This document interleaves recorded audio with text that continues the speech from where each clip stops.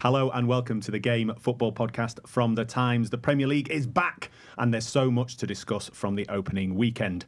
Sunderland's return to the top flight got off to a brilliant and noisy start at the Stadium of Light.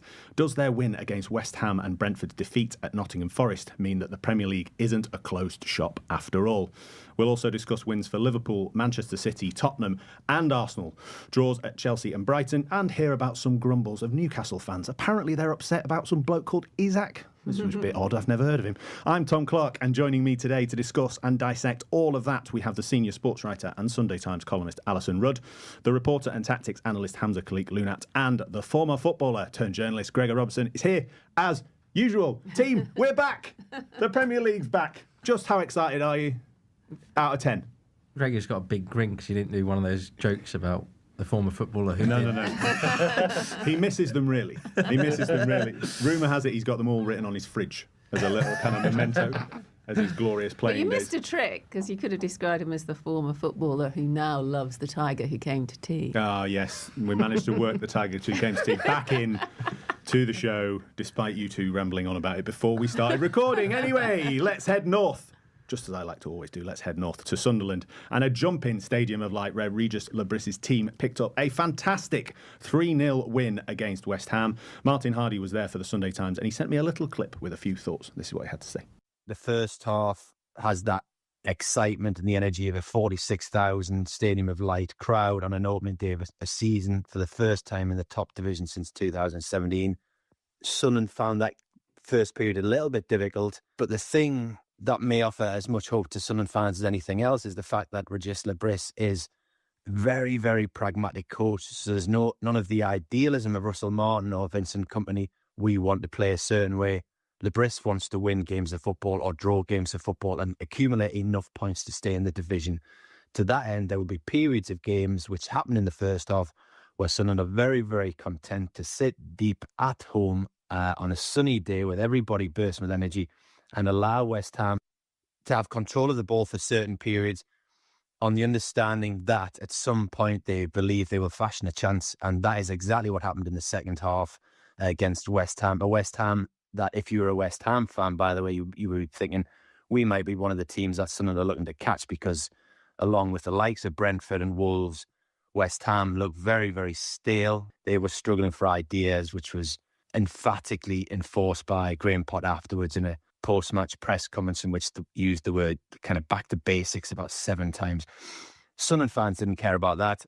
Dan Ballard continues to be this win everything kind of a header and dangerous at set pieces, scores a purer goal than the one he scored against Coventry. Granit Xhaka stands out as being a leader on the pitch. We were told afterwards by Lebris that Granit Xhaka had addressed the celebrating dressing room after the match and said for 30 seconds, be calm, be humble. This is just the start. We have to, the togetherness is so important, fully aware that there are more difficult days ahead. They now have 3 points. Their next game is Burnley away on Saturday. If they win that game and suddenly for a newly promoted team to have 6 points after 2 games will show you why right now Sunderland fans, if you ever bump into them, are walking around with a smile on their face. Martin Hardy there, extolling the virtues of Sunderland being back in the Premier League. We're back. They are back. Gregor, we talked about the Stadium of Light being jumping when the team are good. This was a great example of that. And we talked about them on the EFL show last season, about maybe them being a bit of an unknown quantity this season. But my God, that was good gear, wasn't it? It certainly was, yeah. And they're even more unknown now because of the number of signings. Yeah. Up to 12 now. Couldn't believe it. They're going to blow Nottingham Forest's kind of huge splurge in 2022 out of the water, I think, by the end of the window. Already up to about 130 million. You kind of wonder, like, how can they do this? But it's the kind of same thing. They were starting from such a low base. I think the squad in the playoff final was worth like 10 million. Full of kids. Players that were signed for like 1 or 2 million from all across Europe. They're a very clearly defined model. Now they've just turbocharged it for the Premier League. And they've been quite kind of cleverly run, actually, in the last few years, although it's been quite frugal and they've had the issues we've spoken about, like the decision to get rid of Tony Mowbray, things like that. Yeah. Michael Bealefield experiment. They've got more right than wrong. So that should give Sunderland fans some confidence that a lot of the signings will be a success. And like someone like Simon Adingra, I think, is an absolute no-brainer. Yeah. I think he was a star for Brighton a lot of the time when he came on, and the kind of short periods where he got a run in the team. Mayenda looks like he's got the pace and sort of tenacity as well as the clinical edge. But he was playing out wide, wasn't he, in the Championship last season? So the idea of him playing in that central role is a little bit different, but shows that Lebris is not just like, well, this is the team. Because, I mean, as you say, but just to be exact, there's literally about three players in that starting lineup. 3. Yeah, Hume, Ballard and Mayenda. Is that right? There's only three that started from last season. That's also slightly, there's slight sadness about that too. All these guys achieved something remarkable, and then they're all either sitting on the bench. I know. Well, or Enzo watching from the Lefebvre, who they stands. signed from Roma for 20 million, a huge part of their promotion, on the bench. It's incredible. But it was a deserved win. Some very, very good goals scored, I thought. And as I said earlier, the stadium was well behind the team. It's an absolutely massive cliche to start the first show of the season, but talking about away teams up north with big backings being a tough place to go, Alison. But it could well be true. Yeah, no, I thought, my first thought when I saw the result was that the big question I think is, could this be as significant as when Brentford came up and they won on their opening match against Arsenal, and in just one match you thought, all the things we thought they might suffer from, naivety, just the jitters of being in the Premier League, the fact that it's different from the Championship. I know Sunderland have been in the Premier League before, but it's been a gap, and what that did, that first game that Brentford won against Arsenal, was it just meant people stopped all that fearful talk and spoke about all the good things that they could see, and that must be, in the dressing room and in training, it must mean so much to know that all the things you'd been saying in-house came true, and you've managed. You may or may not have been able to block out the cynicism, but you proved it. And so it's like a complete flip. So not so very long ago, people were just automatically putting Sunderland in they'll probably go straight back down. They just were, and now they're not. And now you've already said, closed shop's broken. It's like, but it can be just one result. It can be, and we shouldn't get carried away as much as Sunderland fans be No, going, but get carried away. No, but I think you can and you should in a sense, because it's setting out that you're not naive. Last season, none of the promoted teams won until October 5th. The season before that, it was September 30th by the time they beat a team that wasn't a fellow promoted team.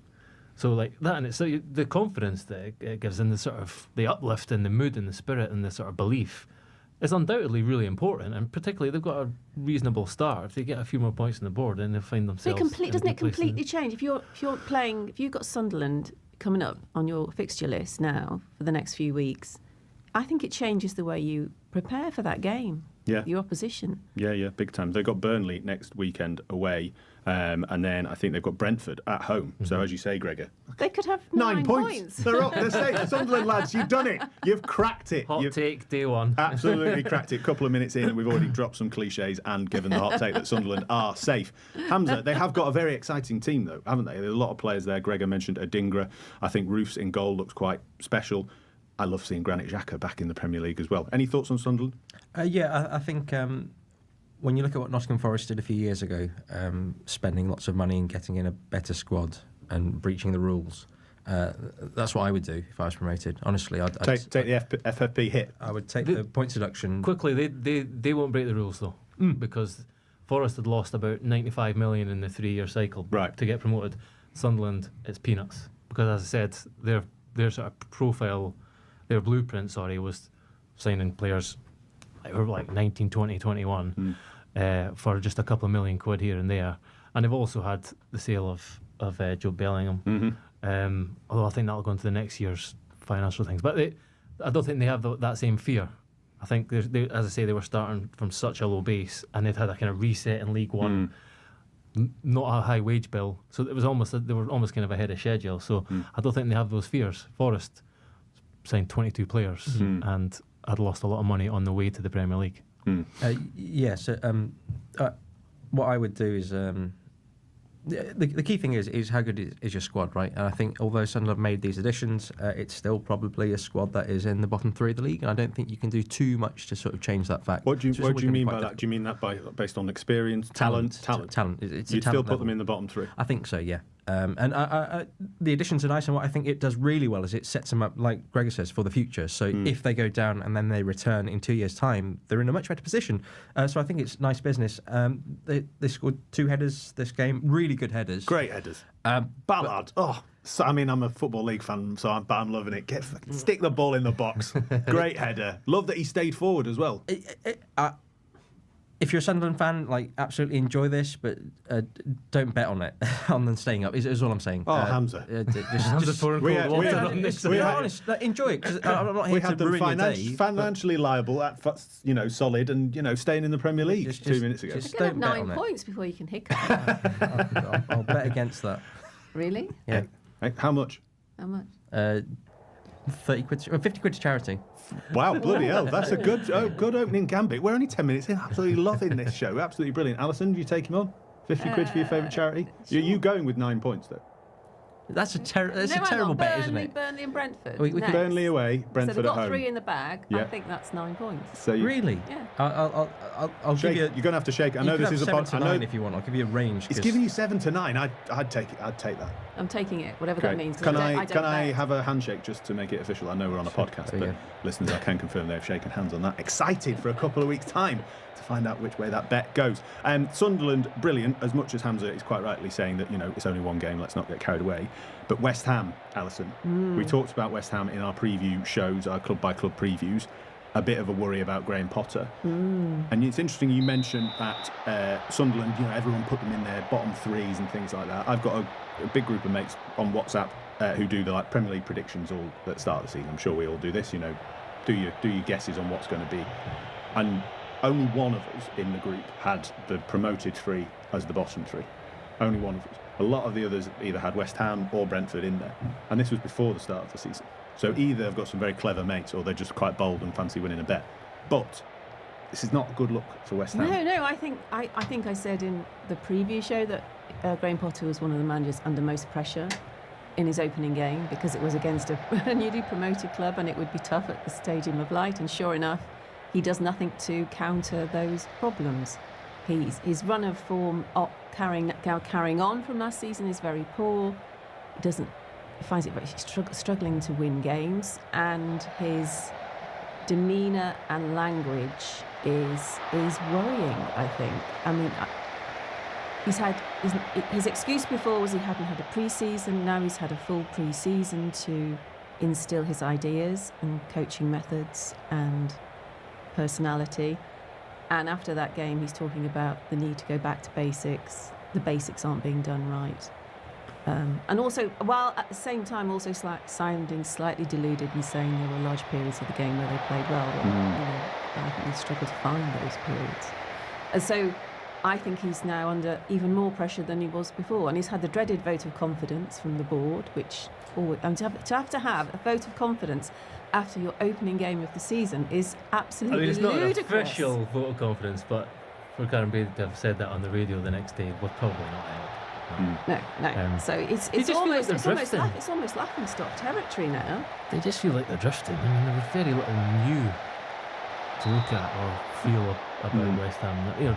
Juice, the left back, almost scored. In fact, Yeah, he looked all right. Ballard with a great clearance off the line. I think he'll be a good sign, and they needed a left Bowen side looked good defender. again, but Bowen always looks good in this West Ham team. Yeah, it's all built around Bowen. The thing I don't really get with to the Potter point, Alison, is that following, you follow these days not just reports and watch it on telly, you see social media, you see fans, you listen to your friends who are fans. Anyone, whether I knew them and they were West Ham fans or people seeing them on social media, all saying the same thing. Why has he picked that midfield? We're never going to win with that midfield. And I know fans all think they're cleverer than the manager, but surely it says something when all of your own fans are saying the same thing. I mean, to your point, Alison, about the pre-season, what's gone on? Does he need more signings, or should he change formation, Gregor? What? I mean, what's the the players, alternative? right? What's the alternative? They've got Edson Alvarez, who has shown flashes of looking like he could cut it in the Premier League, but actually not sure he can. He's not that mobile, and he's a bit of a loose cannon. He's always getting booked. I'm sure some people would like to see George Earthy when he's fit. He was exciting on loan at Bristol City last season. They were just, for a long time, West Ham fans have wanted to see some of the academy players who are very good given a chance. Like, so we've got Oliver Scarles as well. He's come through from his left back. He's come through and got some game time. So Potter does show that he's willing to do it. But in the midfield issue, they don't have many options. I think they just feel like they're drifting. They're not really made any significant signings, I don't think, in the transfer market. Callum Wilson. Not a great debut from Hermanson in goal. I think with some of those goals conceded. So yes, some worries for West Ham. West Ham fans, get in touch with me, tom.clark@thetimes.co.uk. Obviously, Leeds playing Everton tonight on Monday night, and we'll discuss Burnley later. But we've already broached this theme that maybe the closed shop isn't as it is. Gregor, another team giving hope to the promoted teams. Brentford beaten 3-1 by Nottingham Forest. Was 3-1 the accurate score? What should the score have been based on the game? 5-0. 5-0? Yeah. I mean, that's not good for Brentford fans, is it? It's true. I mean, it could have been more than 3-0 at half-time. And Brentford improved marginally in the second half, but Forest still had the better chances. Gibbs White had a sort of acrobatic effort that went narrowly over. And then their goal came from the penalty, from the handball. So the first half they were a shambles. Brentford were a shambles. How so? What, positionally, tactically, confidence-wise, what we talking? Everything. They were architects of their own downfall on a number of occasions. The second goal, was it the second goal? The third goal. Third goal. Sepp van der Berg just had the ball at the back, tried to pass into midfield. It was woefully inaccurate, and Elliot Anderson pounced on it. Like, Forest, actually, I should say, played differently too. They played right on the front foot. They pressed high. These are not things that you expect to see from Forest. They are Nuno well 2.0. Nice. Low, playing on the counter. I think they probably sensed that this is a team that's like in transition, and with a new manager who's never managed a game in his life, let's go for it. And it worked. Great pass from Anderson as well. Oh, what a hit. First Imagine time, how satisfying that must be to ping a ball like that. Yeah, first time, perfectly weighted. So Anderson was outstanding. Like, I think England have a hole in midfield, and he should be given the chance to fill it. Like, he's that Interesting. good. And Gibbs White, after obviously quite an eventful summer, 60 million bid from Spurs, like Forest, sort of making the sort of a legal argument against that, and then the video with Marinakis that was released where people thought it looked like a hostage video. But it wasn't, clearly. It wasn't, yeah, just make that Definitely wasn't a hostage video. Make that point very clearly. All was completely forgotten. He was absolutely dazzling, brilliant, outstanding, like great little pirouette. So he needs to be in the England team as well. Well, he's already in the squad, and it's he's only an August, option. and the Scottish bloke's already starting the England selection dilemma chat. They don't have a hole at number 10. Not even anywhere near the World Cup, and he's gagging for it. Oh, I would leave Foden out. He can't wait. He's absolutely buzzing. Anyway, those two are outstanding. Sangari as well behind them. So they completely bossed it in midfield, and as I say, pressed high at the pitch. And Brentford just did not know what to do. And Forest is the team that only scored one goal. The football. I know, yeah. That shows what Maybe that pre-season shows means. how bad One goal in Brentford 7 are. games, yeah. So, and they were typically ruthless. And Doy got a debut goal. But back to Brentford. Any bright sparks at all? Anything that you're like, oh, I can see what they're trying to do there? Did Sharda look pacey when he came on? Sharda was an improvement. Yeah, he said that he's missed a lot of pre-season. Like, well, let's just remind ourselves of the context here. They lost the manager, they lost their captain Norgard, they've lost Mbeumo, who's the top scorer. They're going to lose Wissa, who is their top scorer in the Premier League, like ever.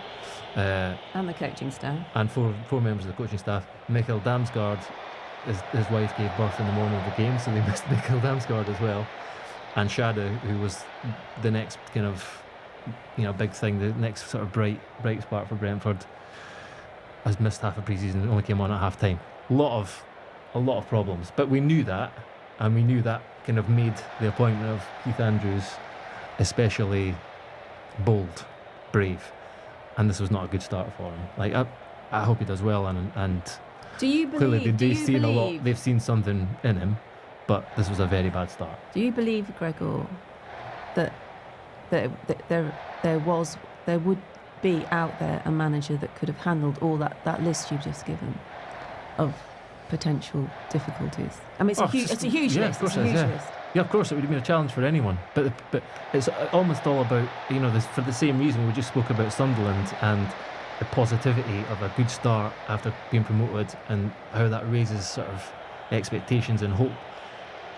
Brentford needed the same thing. They need the same thing still in the first few games. Otherwise, all the kind of pressure and the scrutiny that Andrews was already facing because he's a rookie manager, because he was the set-piece coach last year, because it's like the biggest sort of, I said a thing that was a bit rude to Hams the other day, sort of balls out move by Brentford. it felt that way. It's like, this is us, this is what we do, this is our process. We always hire from within. Who cares what any of you think? They needed a good start, and because otherwise it'll have And the you've opposite effect in the squad. You've been in his presence a few times. What's he like as a He's bloke? hugely confident. Like, Overconfident, you think? I don't know. He's just a very confident guy in front of the cameras. He will present brilliantly. He's like, from everything I've heard, he's very firm, and it exudes the same confidence on the training ground. And was he still like that after the game, though? Yeah, and the other thing that was interesting is that he used the same phrase as Graham Potter. He said basics is seen as a dirty word nowadays in football, but we lack the basics in this game. So two of the managers who are finding themselves under pressure after really bad performances, it's almost a way of slightly shifting any sort of responsibility onto the players. What can I do about the basics? That's the kind of feeling you get from that. And he might be right. In fact, he was, because 3 players bumped into each other, gave Chris Wood a chance to score from a set piece. The irony of all ironies. After 5 minutes, what can you do about that? Like Sepp van der Berg's pass, what can you do about that? There's a lot of things he could do nothing about, and probably Potter feels the same. But it's a bad way to start the season, to say your players need to get back to basics or weren't doing the basics properly. What I found, what Greg had just mentioned a minute ago was particularly fascinating, the style thing, right? Because Forest's game last season was built on counter-attacking. They only had a majority possession, and I mean literally more than 50% on 7 occasions last season, and the most that they had was 55%, so it's never like they had 60, 65, 70%. Of those 7 matches, they won twice, and in this match they had 55%. And I think the majority of those came, 3 of those came in the final month of the season as well. I think against, I've got it here, sorry, against Leicester, Brentford and Chelsea, so towards the end of the season. I think it's so interesting that they're able to shift their style and actually play in such a dominant attacking way. That really speaks well to Nuno and the way that he's been able to adapt. He asked about it afterwards too, and is this the goal of the season to be kind of exude a bit more control? And he sort of, the way Nuno does, smiles and says that's every coach's ambition. So he's kind of, but I think you could read in between the lines. You could say yes, that probably. But it's great if they can do both, season. Right? You just revert back to what they did last season when they need to. Absolutely. And he's been quite pointed this in the kind of week leading up to the kick-off about like they need more signings, they need more depth out in Europe this season. And before the kick-off, Omari Hutchinson, James McAtee, both great signings, aren't they? Presented to the crowd. They've got a striker as well coming in from Rennes, I think. So they've spent 100 million in the space of a few days. So there's no reason. That's, again, big hot takes on the first day, but everyone thinks Forest will fall away now. And there's there's that stat about how the average number of points that teams drop off after, if you're not a Big Six team, after making it into Europe, and it's like 14. It's a lot. Maybe Forest can buck that trend. But that used to be Brentford's thing, didn't it? Changing tactics depending on who they were facing, and I don't think Frank really got enough credit for how varied Brentford's performances were. But how would you sum up what Brentford were trying to do? What were they? You could tell what they were trying to do. You couldn't tell. They didn't have the opportunity to show what they were trying to do. They didn't keep possession long enough. They weren't able to get out. They weren't able to play through Forest press. There was nothing visible in that first half. You can understand them being surprised though, because Forest pressed, right? Because the whole thing that you saw last season was Forest being a super counter-attacking team, and where they struggled was when teams said, all right then, you have the ball, you can't counter-attack us, and that's why I mentioned that bit towards the end of the season. So you imagine you do all your prep, you're like, okay, yeah, we're going to have lots of the ball, we're going to see what Forest do. You got your first goal kick, you're like, why are they like jumping high up? And you play the first pass short, and suddenly they're onto you, and thinking, all the prep that we did has been thrown out the window because Forest have just unveiled a completely new tactic that no one really expected. Okay, yeah, you prepare for different eventualities, but for Forest to play like that is a surprise. Maybe Brentford were just on the wrong end of a surprise, maybe. But to your point about Anderson as well, that quality for him to really sort of dominate possession and be a tempo setter in midfield. I didn't know he had it until I saw the Under-21 European Championship this summer. And I think he'll have the opportunity to show that skill more and more if Forest play a bit like this more often. But the key thing is, right, just mix it up. Some games you dominate possession, just marginally, right? So just 55%. Other games you drop down to 38 and you kill teams on the counter. Being able to mix it up is hugely valuable. Yeah, promising signs for Nottingham Forest, some worries for Brentford. Let's look at the other games that took place on Sunday. Chelsea 0, Crystal Palace 0. This game dominated by the reintroduction of a law that I'd literally never heard of. Honestly, no idea. Maybe that's embarrassing for a sports editor to admit who hosts a football podcast. Not a bloody clue when I read this. Anyone else? No. Come on. Yeah, you played the game. There you go. That makes me feel better. We have a qualified referee here, don't we? Exactly. Come on, Alison. Well, when I Be refereed, honest. it wasn't in the rules. To be fair. Is it a necessary law? Oh, it's just ridiculous, isn't it? I'm sorry. It's a foul. I'm feeling the what? Yeah, the foul, but not the actual thing they got penalised for. It wasn't. No, but it's just it wasn't it's just a disallowed foul. for the foul.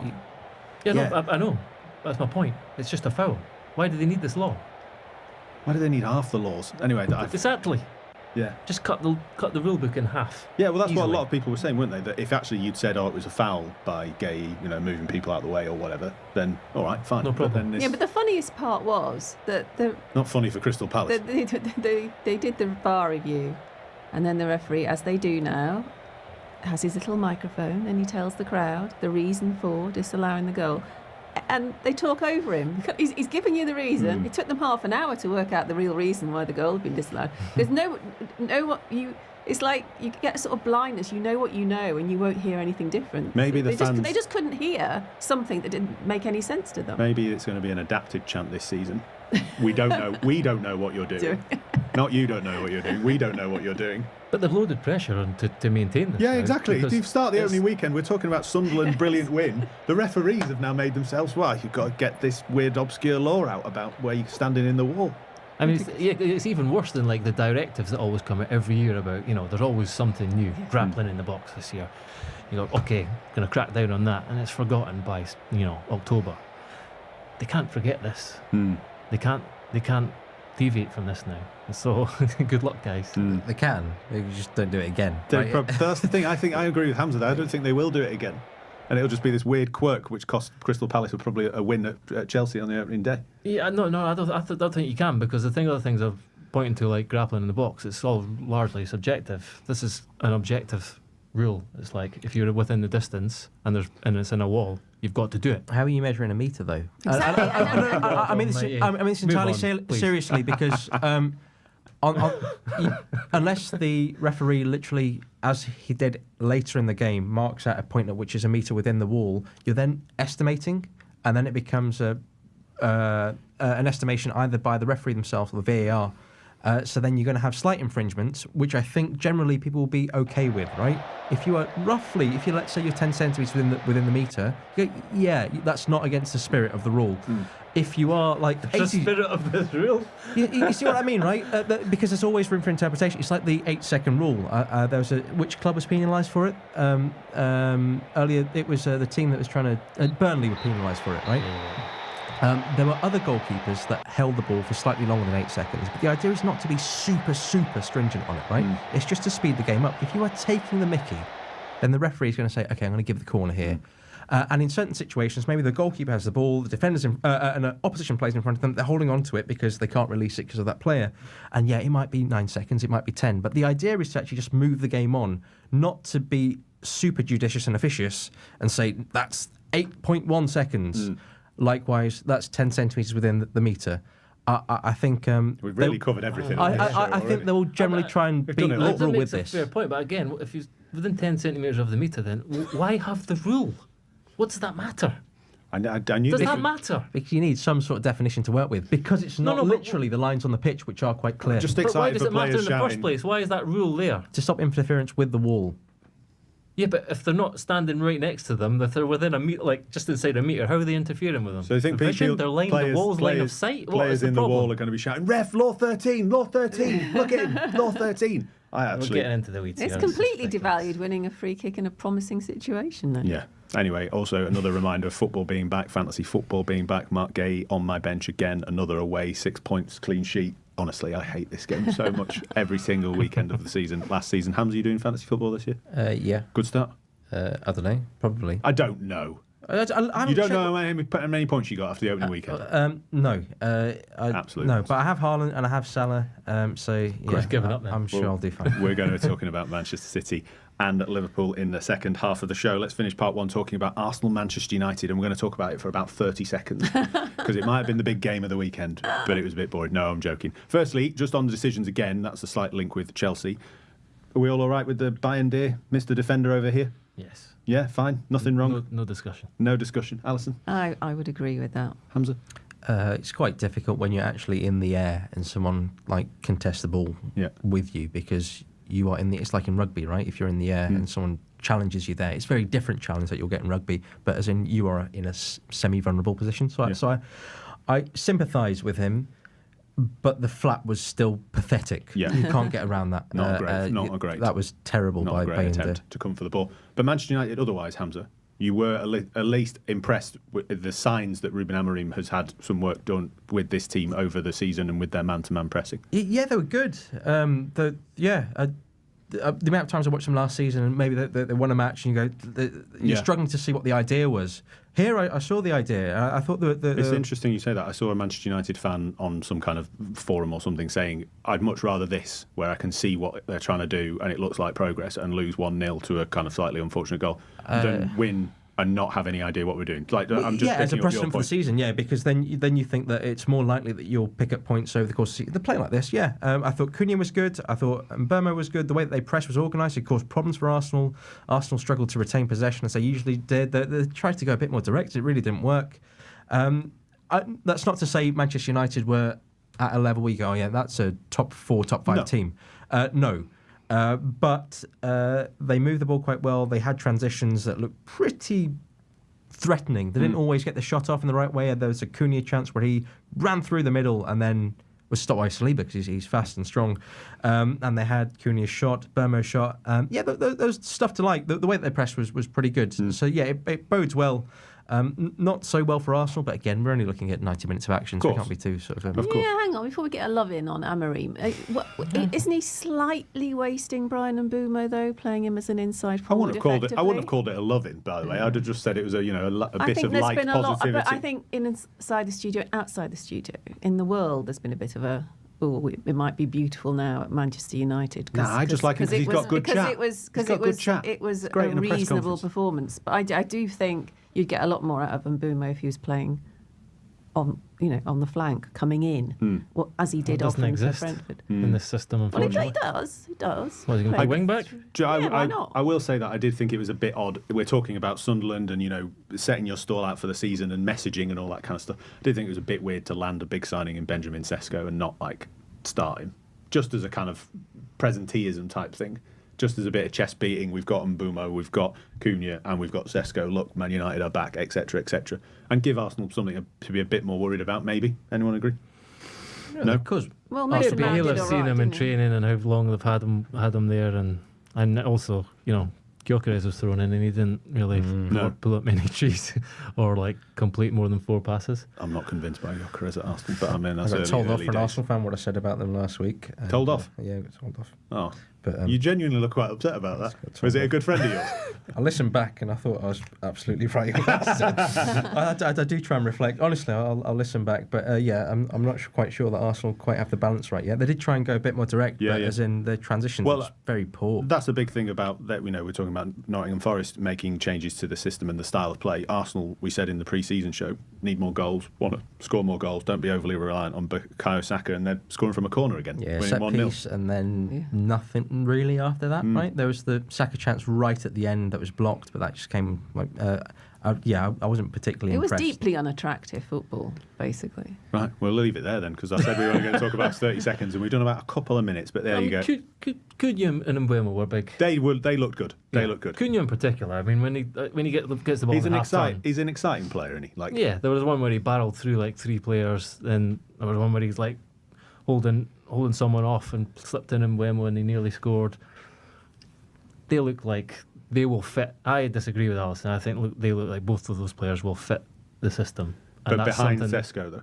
Yes, Yeah, as those two behind Sesko. Absolutely. What does that mean for Fernandes? he's got to play deeper. And can he? He can. It would help if he had someone with legs alongside him. That's the gaping hole. Ugarte came on, and that was really bad. Yeah. You hate Ugarte, don't you? No, I don't. But he was bad. He was, yeah. Things to work on, but some positives. Manchester United and Arsenal fans, if you got some points you want to make, get in touch with me, tom.clark@thetimes.co.uk. Just make sure you're nice to Hamza. We're going to take a little break. We're going to come back. We've still got loads more to talk about. We'll see you in a sec. Welcome back to the Game Football Podcast from The Times. I'm Tom Clark, and I've got Hamza Khaliqlunat, Gregor Robertson and Alison Rudd with me. Alison, you're at Villa Park. We were talking about some boring games before the break. Was this a stinker? Should it have been 0-0? Could it have been anything else other than 0-0? Yeah, it could have been -3, -3. -3. That bad? Yeah. Bad in terms of what the teams offered, or just turgid, or did the red card ruined it? Bad. Okay, bad as in lots of ways, actually. So, first of all, cracking atmosphere, absolutely superb. And it lulled me into thinking, Villa, they haven't been allowed to spend any money, but they have been working hard under a fantastic manager pre-season, and they're going to go for it. This is going to be amazing. And it's like they forgot how to play football. They overhit. In the first half, I think they overhit every pass, every attacking pass they tried to make. It was odd. It was like they'd all taken some sort of fizzy drink that had something in it they weren't expecting to have in it, and it affected their brains and their arms and their legs. It was just weird. Rudd analogy. That may have Tick. been- We've done it. We've completed But it. it was very strange. It was they were much better until they had in the second half until Konsa was sent off. But so that was disappointing. Just how ungainly and couldn't get the passes together. And it was like through, but they'd made through balls assuming they had pace, and they had no pace. So that was weird. Anyway, and then you had the sort of narrative that Newcastle, how would they cope? Is it a distraction having Alexander Isak on strike? He's being fined this week for missing this match. You can't be under contract and refuse to play. It's a pretty standard thing legally, I think, that a club would then fine you for doing that. But that's a huge distraction at a club like Newcastle, who've made it into the Champions League, and their whole summer has been tainted by this, and the fact they've been unable to sign their stated targets, and it's just been awful. So would this mean that the vibe of the team would be slightly lower than it should have been? Would Eddie Howe be bristling with anger? But actually, he did quite a good thing. He turned the negative into a positive. So they gave everything, Newcastle. They were definitely trying. The fans were right behind them. The idea that Isak could be reintegrated, I think, is ludicrous once the fans have started chanting, "You're a greedy bastard," and worse. That felt like the moment It's there's over. no coming It's back over. I mean, afterwards, Eddie Howe said the door's still open for this to be resolved, and Yeah, because he's holding it open. Please, it's like, come back. I need you to stay. and it's up to the player. But you know, whilst they've navigated it reasonably well in terms of morale, this saga, I think if Isak was to start to be integrated back, that might create problems. Then we might then see it affect the team and the support and so on. So I think he's caught in a difficult position there. How did they look playing wise? You know, Bruno, Tonali, Joe Linton, that midfield three. They played. Still strong. I would say they played very well. VG. 8 But out of 10. It's still 7 out of 10. Right. But of course, and I mean, he could not help himself at the end, Eddie Howe, because there was this wry smile. We said basically what we were missing was a striker, and that's, you know, it's like basic Hans Christian Andersen football match. this is what you expect to happen. Your top striker, who's been amazing, he's really good at it, right? He's got all those instincts that a natural striker has, and he's reliable. He's on strike, and you get opportunities, and the players to whom those opportunities fall don't have those natural instinctive striker abilities to put the ball away. So it really, really underlines that either you need to reintegrate Isak or spend a lot of dosh and bring in somebody who can be similar to him. Not sure who that'd be. They've missed out on basically every striker in Europe going this. Oh, and I do think it's a bit weird, psychologically wise, to keep saying that if they signed Wissa, he wouldn't be a replacement for Isak. It's a bit insulting, actually. Or he'd be our second choice striker. But That's why we'd want him. can he be? I don't care whether he can or not. If you want him, don't diss him before you've even bid for him. But They also need two strikers. They've Yeah. said that for a long time. Yeah, but because Wilson's I agree. But I don't know. Callum Wilson really, his impact diminished a great deal as over last season, and just to call Wissa, who was Brentford's top scorer in the Premier League, to call him someone who would replace someone who isn't really that missed, I think is insulting to Wissa. But do you think? I don't think he can Who should play be as a much central hotter striker, property, can he? much hotter Really, in the property. same way? Oh, I think he's a terrific player, but I don't know whether. I think it's more surely in a terms of positional sense, not prestige or. No, but it's confidence. coming across. It's coming across as prestige to me. And if I was Wissa, I'd be thinking, well, I'm better than Callum Wilson. Could be a busy and interesting couple of weeks. It certainly will be, I'm sure, for Newcastle United before the transfer window closes. Alison, I have the pleasure and honour of deciding which matches you lot go to, and I realise I made a massive error with the opening weekend. I should have sent you to Brighton against Fulham, the Alison Rudd derby. What on earth was I doing? Sending you to Aston Villa instead. Brighton 1, Fulham 1. Rodrigo Muniz getting a 97th minute equaliser. This weekend really did have it all, didn't it? Firstly, most importantly, the most important question of the whole podcast, really. Are we on board with Fulham's away kit? Love it. Bright green, absolutely crackers, new badge. Old badge. A new old badge, yeah, the classic retro way. It looks a little bit like something you'd have got in the bargain bin at JJB Sports back in the 90s. Which is why it's amazing. Which is why it's class. Absolutely, I couldn't agree with you more. Could not agree with you more. I thought Brighton looked quite bright. Alison, I was thinking of your preview shoe when you said Rutter was going to have a good season. You know, I did feel that I mean, it's you know, on paper, losing João Pedro feels like, oh, you know, Brighton, they're always going out the door, aren't they? They're good players. I genuinely didn't feel that it would create a vacuum at all, and Rutter, you know, will fill that gap, and he will. I think. I mean, I don't think he was perfect, but I think he'll grow in stature. It feels like his, you know, like some players, you feel like they have. So he initially struggled to adapt to the Premier League, and then he had injuries, and now it feels like his time. There are players who you feel like they go through these little patches of readjustment in their career and maybe get an odd injury, and then the stars align. There's a gap in the team. This is your moment. So I hope he takes it. Brighton need to start seeing games out now. Oh, It was a big yes. theme last season, and if they want to aim any higher, they need to cut this out. Yeah, definitely. Let's talk about one of the big games on Saturday. Hamza, we're going to talk about Wolves against Manchester City very soon. But before that, Thomas Frank's home Premier League debut against Burnley. 3-0 win for his Tottenham side. Gregor, I'm still quite upset about Ange Postecoglou, I'll be honest. But if Thomas Frank can make Richarlison look good, all is forgiven. Because I don't know whether you remember. Do you remember many, many seasons ago, me, you, was it us three and Hugh Rosencroft, our former presenter, and we argued about which striker would be the best impact that season? I think it was like Gabriel Jesus, Erling Haaland, something. And Richarlison was the fourth one. And being the great sport that I am, I said, I'll make the argument for Richarlison.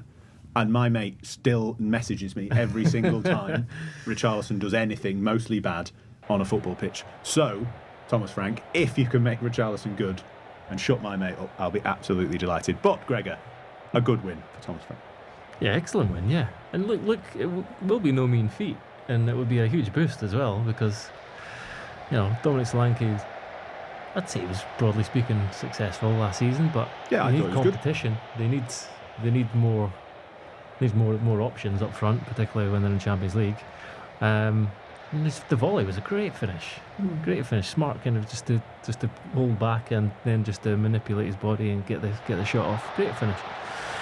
So yeah, I mean, between this and the Super Cup game, I think there's been a lot to be positive about for Kudus as well looks like on maybe the signing of the season already. Again, big hot take from the first weekend, and I know 55 million or whatever it was a lot of money, but well, just instead of like at West Ham, you felt like he always got the ball kind of on the halfway line or even just inside his own half, and it's like, go on, mate, and he just runs at them and he charges. He looks a bit like a headless chicken actually, and there's no one really around him. He's getting the ball higher up the pitch now, and he looks like he can be much more impactful. So. Yeah, he's definitely been positive. And that doesn't bode well for Graham Potter either, does it?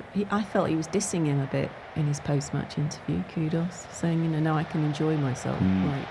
Like where I was, they weren't making the most of me. But now under Super Thomas Frank, I'm happy.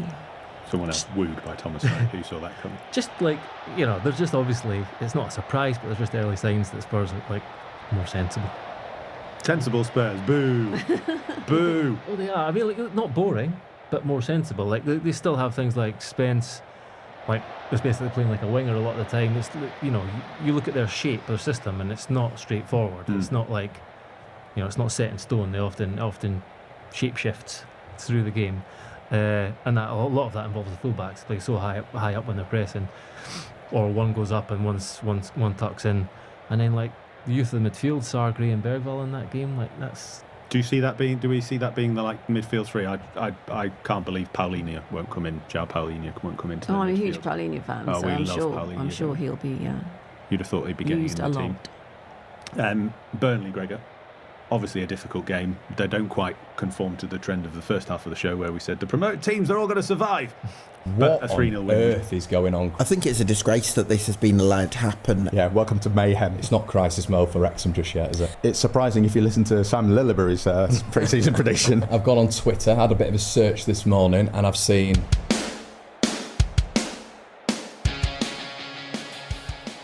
Hello everybody, welcome back to the Sportsman Untitled. No Simon today, unfortunately, after Coventry's big win at the weekend, so you have to suffer with me, Conor McGilligan.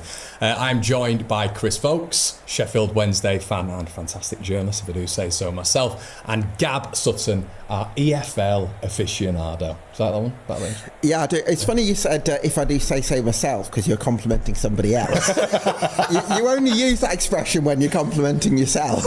Picking you up already? Yeah, nitpicking already. Doesn't like Simon not been here. We're here to discuss the Championship weekend, which was full of goals, full of entertainment and chaos. We're going to be speaking about Chris's team, Sheffield Wednesday, a little bit later on in the programme, but I think it's pretty obvious, isn't it, Gab, where we start for this weekend? An absolute blockbuster at Pride Park. Defending, I don't think was a thing, was it, in the 3-5 result? But what were your thoughts on it overall, mate? I think really impressive from Coventry's point of view. A bit of a surprise after Coventry really struggled going forward, didn't they, on the opening day against Hull City, drawing a blank goalless draw. This time around, the front three, I think, of Haji Wright, Brandon Thomas-Asante, who was coming in for the injured Sakamoto, and of course, Ephraim Mason-Clark on the left. They really combined so well. And then you've got Jack Rodoni in the 10, who brings that energy and that aggression in terms of the press. And then you've got Victor Torp, who really controlled things superbly in midfield and was at his creative best. So really exciting attacking performance from Coventry City, and definitely stands them in good stead for the rest of the season. Yeah, they're an interesting team, aren't they, this season, Chris? Coventry. It feels like they could get very, very close. And I think what Gab said there in terms of Torp, Mason-Clark, getting a bit of form this season, getting towards the back end of the season, firing and potentially in the top six is absolutely unequivocally clear. Needs to happen, doesn't it? Yeah, and they've traditionally had a bad start under Mark Robbins. Simon was joking last week about how it's just our bad start, but putting in a performance like that, particularly after going 3-2 down, I thought they showed real kind of fight, as well as that they've obviously got quality, and that's what normally comes out over the course of the season. But that fight coming from 3-2 down as well, having had 2 leads, they could have just turned over and said, well, it's maybe not our day. They just pummeled Derby over a 7-minute period, scoring 3 goals. Fantastic reaction. Yeah, you kind of felt sorry for Derby in the end, didn't you, Gab? It was 3-2 at one point. They got back into it, and you were thinking, can they edge it out? But Cov just got stronger, didn't they, towards the end, and that was all she wrote, really. Yeah, I think Derby, a little bit disappointing to have conceded 8 goals in their first 2 league games. A bit of a surprise in some ways, because improving the defence is one of the things that we had associated with John Eustace. EFL review time. We're going to look at the Championship and League One's results from this weekend and go over them. And there's no better place to start than Derby 3, Coventry 5. And I can't believe that instead of this, Pub had Aston Villa Newcastle on. Straight off bat, what a win that is for Coventry, by the way. There's a lot going on with them, like rumours-wise, with some of the personnel that they've got. Obviously, Bobby Thomas had an hand in not only first goal, but I'm sure he got an assist for one further down, or he did really well from that end of pitch. But also, your main attributes as a defender are surely to protect what you've got and not be at other end. But Bobby Thomas had saying a lot of goals at either end, really. Poor for penalty that Morris scored for Derby that I think Thomas gave away. But yeah, we're really good going forward. He's quite a threat, isn't he? I've got to be real though, looking at the 2 11s here that are in front of us and the expectations of both these sides. The personnel are just so very different. Derby spent a lot of money. I do think that they're on up, just generally, compared to what they've been like in the last couple of years. But if this into a wake-up call, really, to the fact that you can't challenge these sides, I don't think, just yet at top of this division. I think Coventry are an absolute cert for top 6. You look at the personnel that they've got on pitch.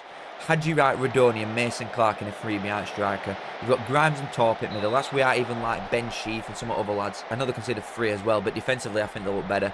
And then Derby, I think he'll do well to finish mid-table. I think that's a realistic aim for him. But anything above that, I can't really see when you look at Coventry, or I don't even think he'd push top 2 really. And just like the most nailed-on playoff side ever looking at it this season. This is 11 that they're rocking. It just looked like such a good game end-to-end on highlights. And stats back it up, really. Obviously, second half, you'd expect Coventry to be going for it a little bit more, with nature of Derby going 3-1 up at time. But Coventry are just a good side. That's what it comes down to. I don't think there's any shame in losing to this team, but it's 2 different clubs in terms of what their expectations can be this season, really, with club level that they've got. Wrexham 2, Baggies 3, and we're off with 2 losses out of 2 for Wrexham in division. They have had a very hard start, in fairness, with Southampton away and then West Brom at home, and West Brom are coming off back of 2 wins. This is a great win, by the way. I know people are looking at like, oh, plucky little Wrexham, thinking they'll be a pushover, and they've come up from League One, they're crap. I'm telling you now, not many teams will come here and win. The defensive side of things, I do think, looked a little bit of an issue for Wrexham, though, it's got to be said. Obviously, Windass went off with Ty Ame. McLean started. And when you look at this team in general, I think straight down middle, they're very strong. But the width is a clear problem with that 11. No eighth decent championship side is starting James McLean, let's be completely real. But it's because that Kakase fella, I think he's pulled his hamstring in training, so it's just a precautionary thing. They might end up going to first international break, maybe with Windass and Kakase fella, both with the same sort of problem. But straight down middle, I don't think it's a problem. A decent side will take advantage of, well, Barnett and McLean starting for you. But it's not going to be the team consistently throughout season, it's just based on injuries. Middle at Park, I still think they look quite good. Obviously, Broadhead I expect to be starting now. I'm assuming he'll just be plopped into Windass's position there. But West Brom look good. Again, West Brom did look good. Like, defensively, slight issues, really. But in middle of Park, I think they're very, very good. I'm not actually sure what this Price's position is, but in his first 2 games so far, in actual league that is, he's got a goal to win game against Blackburn, and then he's got 2 there. He got an assist against Derby and Cup. He's only 21 as well. They got him for Pittinston in January. Oh, well, 2.5 mil to West Brom's Pittons. This is 2 teams that I just expect to be top half, really, at least. Like Wrexham, obviously, have started really slow. West Brom have got 6 for 6. But by the time all this transfer window's done, Wrexham are going to have a lot more to say. But West Brom, good start that. Good start. I'd be excited, me, Farah Baggy. Obviously, you've got Phillips at back who's going to start every time. But when, where is he? Bielik on bench. He, I imagine, will start fairly soon. Madjo on bench who's coming back. Caleb Taylor, you could loan him to Barnes if you want. But that team and squad has got a lot to like, I think, from West Brom. There could be one to keep an eye on. Portsmouth 1, Norwich 2. Another AF12er. These 3 were all on at that time. I'm very surprised. Must be said, I am very surprised with the scoreline. Portsmouth defensively at home are actually normally quite good. Obviously, their own form last season were outstanding. Then they conceded 2 in opening 15 minutes to a Norwich side that lost to Millwall and should have lost by a lot more to Millwall in first game. Darlett, that were a good header, to be fair, and Sargent just doing what you'd expect, really, from him. Stats for match, fairly even, but Norwich obviously dominated first one with goals, and second, as they come out and tried to see a win out. Obviously, Portsmouth started to soak up all possession and all stats and everything. Really, really good goal from this fella, by the way. I saw him linked with him. There were a couple of sides wanting him, weren't there? I am not surprised at all, because that were a great little finish. A goal in first 2 games for him and an assist in Cup in midweek. Yeah, I'll tell you what, Championship has just taken a level up in recent years, because he looks very sharp as well. And I'll tell you what, where is he? If John Swift would have scored that hit bar at the last minute, wowee, that were a great strike. I won't be too disheartened here. Portsmouth, obviously you've changed from last season. I think you had to if you want to like propel yourself at all. They were really good at home and then really, really shockingly weak away. They went to Oxford first game and won obviously, and then they've lost this one. It's just swings and roundabouts. It's teething problems or a new season. It's not to worry about at all. Bishop didn't have a lot to do, but I think the service weren't exactly the best really to him. And just speaking of like last season as well, Norwich defensively were awful. I think they were shocking in first game against Millwall, but you've got new players in here. Give them a bit of time. Once these lads are settled, Norwich are similar to West Brom, where I think they've got an outside shot really at top 6, or they could be in there really. I do think ultimately this is just 2 good Championship sides, it's got to be said. Blackburn and Birmingham. Right, so this is finished 2-1 to Brum. Blackburn were winning through a Cantwell goal. Now, Travis isn't playing, is he? I don't think, because he said that he wants to leave. So Todd Cantwell ended up with armband on. Probably the least captain I've ever seen in my life. He possesses no qualities at all that warrant having an armband on, personally. But tidy finish, nonetheless. That was a great strike. And then first half, I looked at stats of this at half time when I was looking through it, and they were not happening. Yeah, well, there's been 2 shots at half time. No expected goals. It was very scrappy. Second half, it opened up a little bit more. A lot of them expected goals come from penalty. Very late on that Stansfield dealt with. And then Dyche come off bench and ended up scoring winner. The thing is, right, the fitness levels, I think, of Birmingham just stand out. Like, obviously, it's from a corner as well, and it were 98th minute, something like that? 98th minute, a Blackburn corner, and you done it first man, and then you get counter-attacked. Whoever took that corner should be docked wages. That was shocking. But you're then trying to defend against someone that through his entire career has had Premier League level fitness and conditioning, and he just looked like, obviously I've only watched highlights of this game, but it looked like he'd just come on in 98th minute. He's sprinting down that line like there's no tomorrow. It looks like he's fresh legs, and he's played 98 minutes at that point. It was a good finish as well from Dyche, it's got to be said, because I don't rate him at all, but he's a different profile striker, and he's quite an argy-bargy lad. But that was a tidy little finish, that good positioning, good cross from Gray. Everything about that were really well worked. And that's what I mean. Like, Birmingham have not gone there and played well at all. Obviously, stats favour them with the penalty. But by Birmingham standards, this is a poor game, and they've won. That's the most important thing for all of this. They've not had best start at all. They obviously drew to Ipswich first game, which is a very hard game, and they're better side, and ended up losing points. They've gone here and not been that cracking and ended up winning. These will be right at the very top, mate. Very top. And Blackburn are just not wrong side of luck, aren't they, really? Like a 98th minute loss away from there. And then against West Brom, there weren't a lot to shout about, in fairness, from the first game, but it was quite even. Again, they've had a very tough start. West Brom away is no easy place to go, and Birmingham are no mugs either. So they've had a very hard start, Blackburn, in fairness. And I won't, again, I said it last week, I would not be in panic stations just yet. But Birmingham are just not messing about, are they? And people will learn. Oh, God. Any believers? Classic Millwall. This is just textbook, innit? Absolutely god-awful. Such a roller coaster of emotions, this club. First game, yeah, we'll go to Norwich away, where we've not won since chuffing dawn of time, and win. And then lose 3-0 at home to Middlesbrough, who got annihilated by Donny midweek. They were just really, really crap, Millwall, from the highlights. Hackney, a good finish, in fairness, and the very lucky Middlesbrough. That I'm assuming Hackney's a Middlesbrough fan. I think he's been there and only there, isn't he? I'm assuming, yeah, definitely. I'm assuming that's why he turned Ipswich move down, because he's a Middlesbrough boy. Very lucky. I'll tell you what, very lucky that you can keep somebody that's this good. They're looking a bit more somewhat like as days go on, but I still think they need more players in. And to be fair, Middlesbrough's second. Like, they've won their opening 2 games, and I thought they'd start so slow. So I can't tell you how surprised I am with how Middlesbrough performed so far. But like I said, they are looking a little bit more somewhat like. I do think they still need a lot of players in for Rob Edwards to do what he actually wants to do for a full season. But one thing you would say about Millwall is they're very sturdy. They're horrible. They're hard to break down. They're just scrappy, well organised, well drilled side, especially from a defensive point of view. And they looked weak. I expect Millwall to play, maybe not Middlesbrough to an extent, maybe these are a bad example, but I expect Millwall to play someone like Sheffield United, who they've got next week, and bully them. That is what I expect from a Millwall side, and they weren't doing that. They looked so easy to play against. But it's got to be said, that is a fantastic win for Middlesbrough. 2 for 2. I seriously thought they'd have had no points at this stage. So, very good start for Middlesbrough. Millwall, absolute certified classic. It's just, I don't know how I didn't see that coming, to be fair. Not good. But again, it's first game, it's first home game.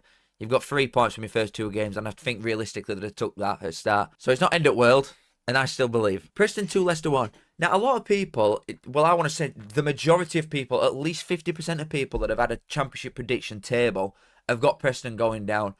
And I've got him staying up marginally, but I just think Ecky's got something about him. Like, he really has. He does not take no nonsense, does he, at all. And I think at home, with the odd bit of quality that Preston have truly got, like Ben White in the middle is very good. This fella, this striker, is just exactly what someone like Preston need. A bully. This Alfred Devine, who they've got from Tottenham, he did really well to get that in from that angle, must be said. And I think defensively at home, Preston will be quite good. Again, a really tough start. QPR away is not an easy game, despite them not having the best start ever. And they've gone there and got a point. You're playing against this team effectively won league comfortably last time they were in it, and Preston have bet them 2-1. That is an outrageous team for this division, and Preston have just made fairly light work of it. Leicester really didn't offer a great deal at all going forward. I do worry for these, you know. Like, speaking about Preston, I don't want to take anything away from them because that's a really good win, but Leicester do worry me slightly. I'm not going to lie. Like, defensively, I think they're okay defensively. Like the shit show that Wednesday are in, for example, in first game. Wednesday were better side in first half. It's only because they had to bring a load of nippers on that they ended up losing game. If you can't dispatch teams, like, even though I've just sung Preston's praises, they are still going to be near bottom and scrapping about, but I think they'll stay up.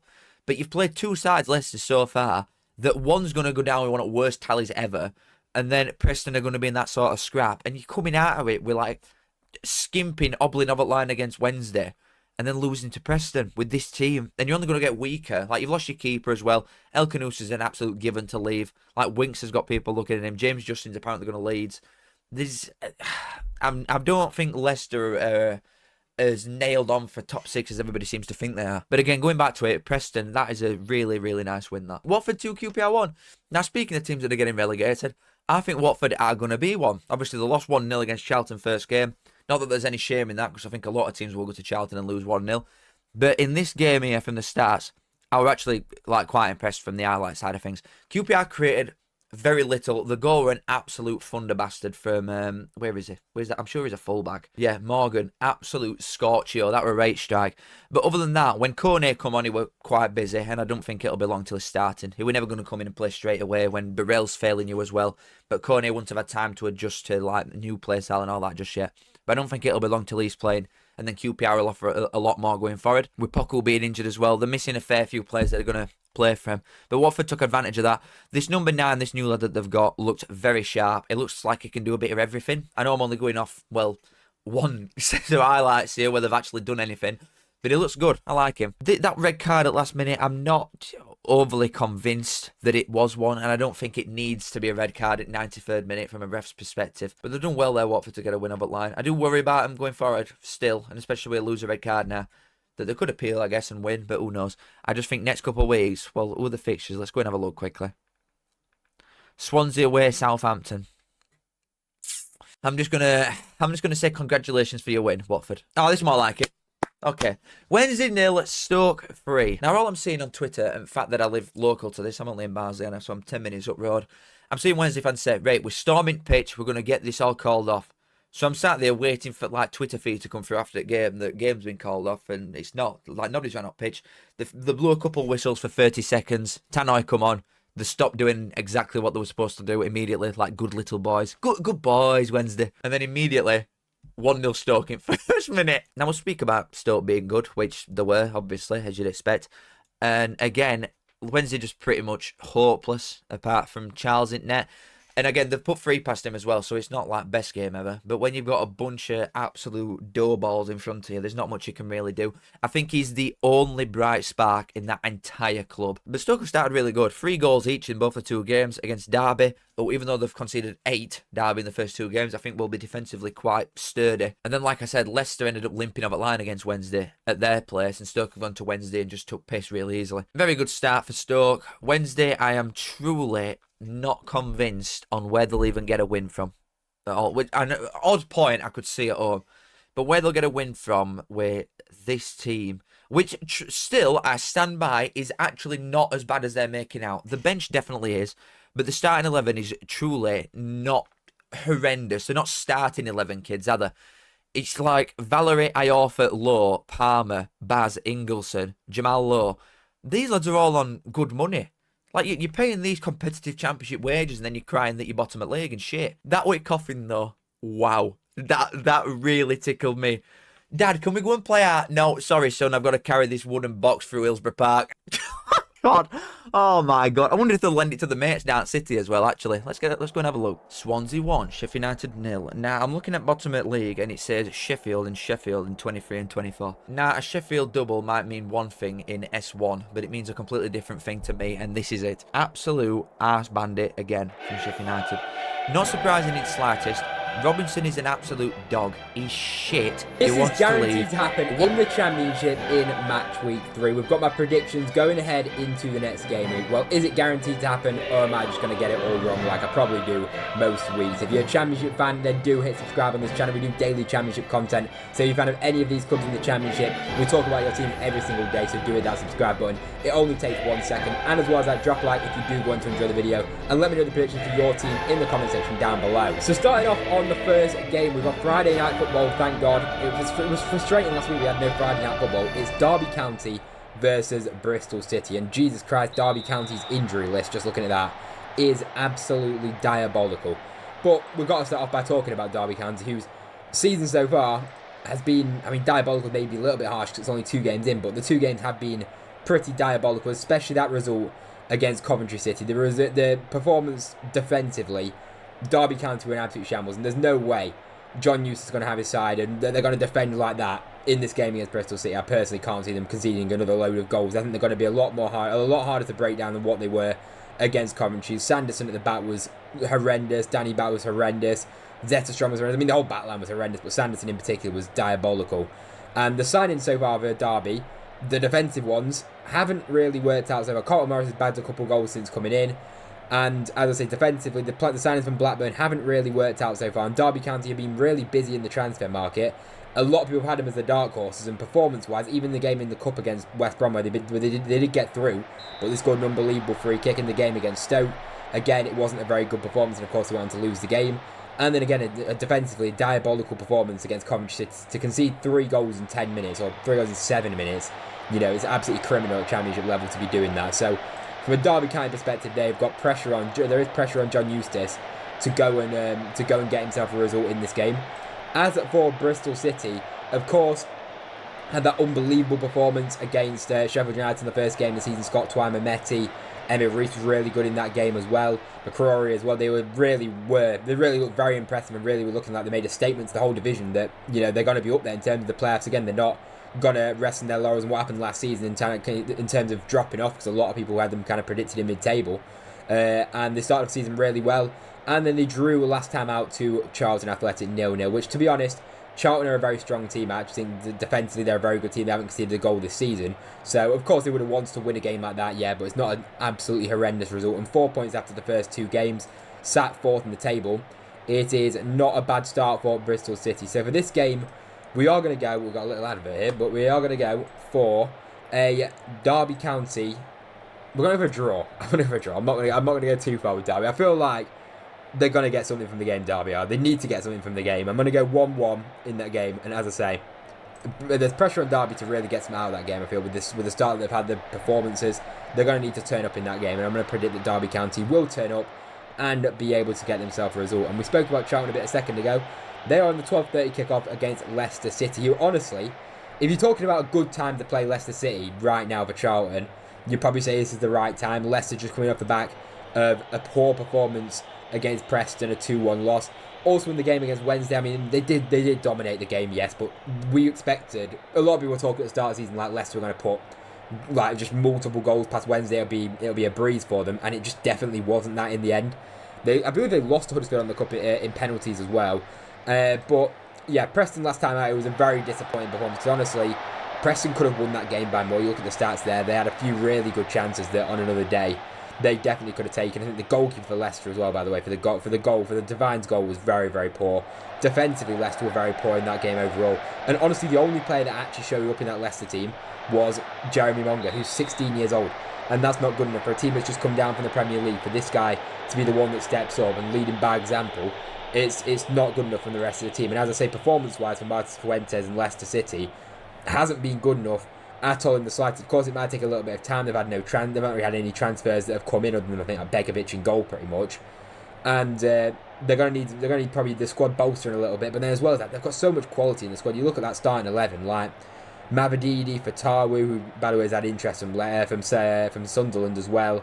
But that team should be absolutely, steamrolling a team like Preston, with all respect to Preston, who did very well and deserved the win. But, Leicester with not the financial situation, but the kind of players they've got on the pitch, they should be absolutely putting away a team like Preston, and they haven't. And I think Charlton will make it really, really difficult for them again. And I'm going to actually predict, I'm going to go for a Charlton. No, we're going to go 1-1. We are going to go 1-1 again. 2 1-1s. I was going to say go for a Charlton win 1-0. I reckon Leicester might get a goal late on and maybe push for a winner. But we're going to go 1-1. I can't be backing Charlton to get 3 clean sheets in a row. If they do, fair play to them. But we're going to go for a draw in that game. Now, Hull City versus Blackburn. I think Hull have actually been decent so far. A lot of people put them in their predictions to go and get relegated. I put them outside the relegation. I think their squad's actually decent. Of course, a lot of people have that kind of perceived outlook on Hull with the transfer embargo that they've got. I think it's been reduced a little bit now that embargo has. But honestly, the signings that Hull have made have actually been pretty decent. And Blackburn, outside that, if you watch my predictions video, I actually put Blackburn in the bottom 3. And I mean, they have started the season very, very poorly. They've had some difficult games, granted. But I looked at their transfer situation in terms of players they've lost. Like, they've lost so many players that have been there for a few years at Blackburn. The players they've brought in, very much unknown quantities in terms of who they've actually brought in. And they've not really got any championship experience or very little championship experience in the teams and the players that they've brought in. And I don't think things are looking great at Blackburn. I feel like things could turn quite quickly. And with it being at Hull's ground, I'm going to have to back Hull City for another win in that. I feel like Hull are looking good right now.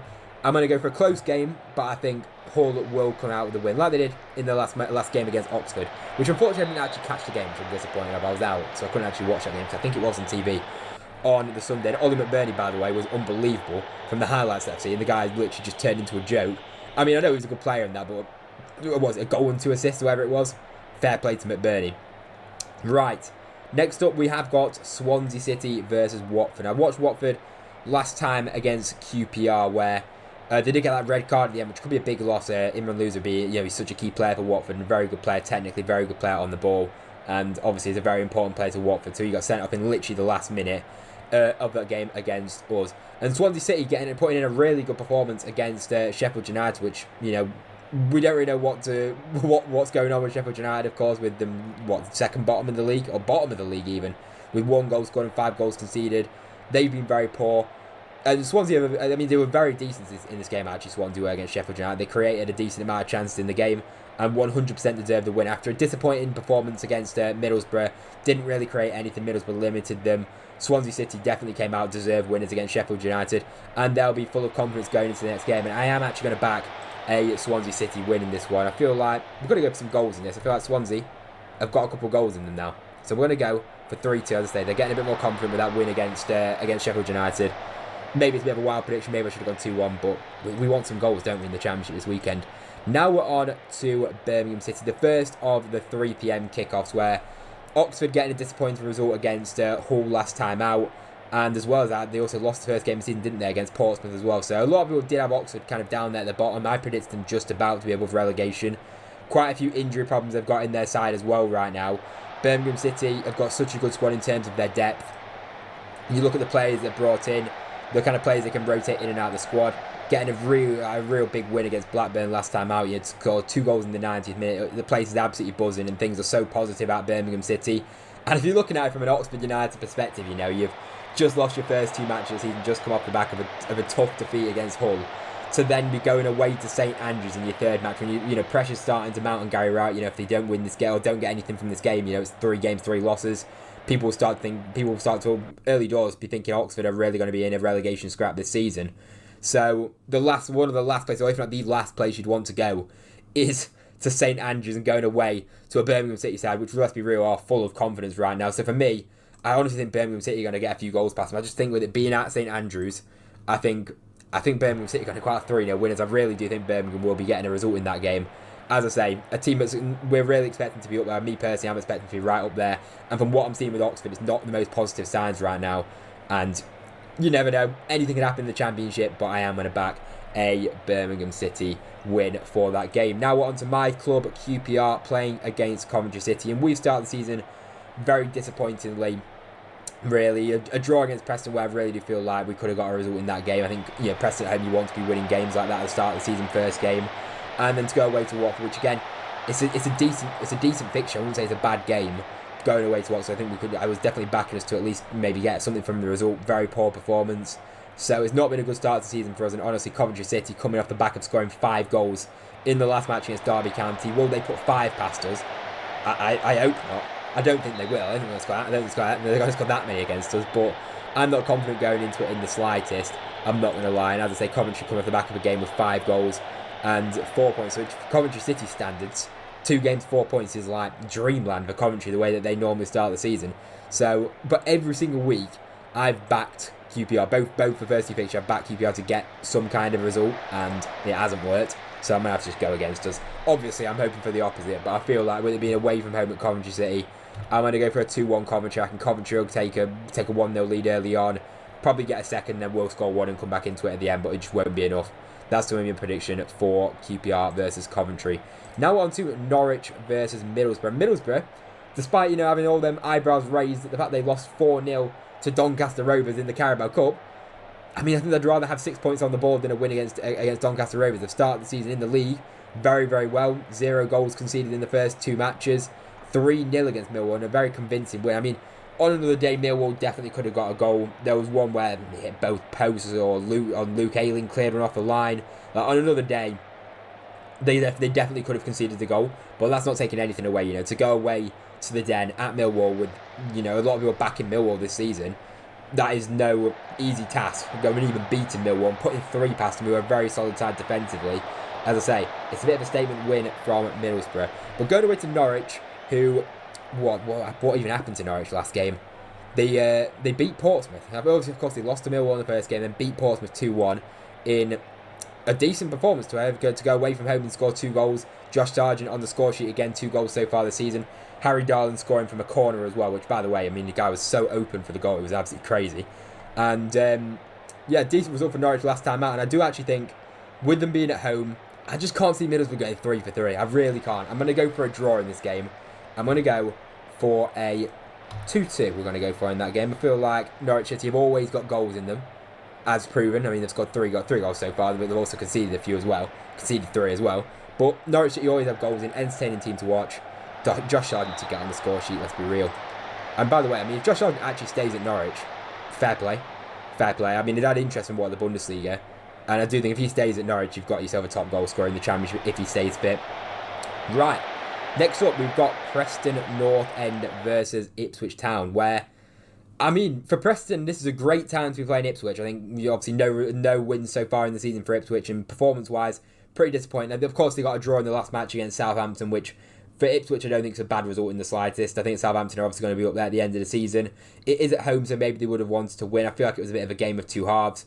I think Ipswich came back into it in the second half, but maybe didn't do enough to win the game. I think a draw probably in that game was a fair reflection of the game. And as I say, the new promoted teams haven't really had it all their own way so far in the Championship. And Preston, of course, literally played Leicester in the last match at home and put in a really good performance against them. And they'll be full of confidence after that going into this game against Ipswich now, feeling like they can really take something from Ipswich. And you know what? I actually am going to back Preston I'm going to back Preston to not lose this match. I feel like I'm going to go for a 0-0. I feel like it's going to be a close one. I'm going to go for a 0-0. I've not put a 0-0 in there yet, so we're going to go for a 0-0 in that game, and I do think it'll be a draw, and Ipswich will continue their difficult start to the season that they've had so far. Now, next up, Sheffield United. This is where it's going to be very difficult. You're playing at home now to a team in Millwall, which obviously conceded 3 last game, but normally are well known for being solid at the back, despite keeping no clean sheets this season. Of course, last season we saw how good they were defensively. And that Sheffield United team, it just is void of talent. Like, you know, for a team that was so good last season, in terms of like creative output. I mean, I know Tyrese Campbell's obviously a very good player, but look at outside of Gustavo Hamer. I like Sidney Peck, but look outside of Gustavo Hamer in terms of creative quality. I'm not so sure it's really there, because Louis Barry, of course, hasn't really done it at championship level yet. Of course, he's only just played a few games. Of course, a few games for Hull and then a few games now for Sheffield United. I'm not so sure. I'm not so confident in this team. And Millwall will go there and they will make it very, very difficult for Sheffield United, which they always do for teams. And I am going to back Millwall for a win here. I feel like it's going to be Millwall are going to concede again. I'm going to go for a 2-1. I think 1-0 Millwall, 1-1, and Millwall end up getting a winner towards the end of the game. I'm just not confident in Sheffield United. The performances have been terrible, and even like as I say, creativity wise, they've been pretty much non-existent for the vast majority. They created a few chances against Bristol City in the opening game, but against Swansea they really did struggle.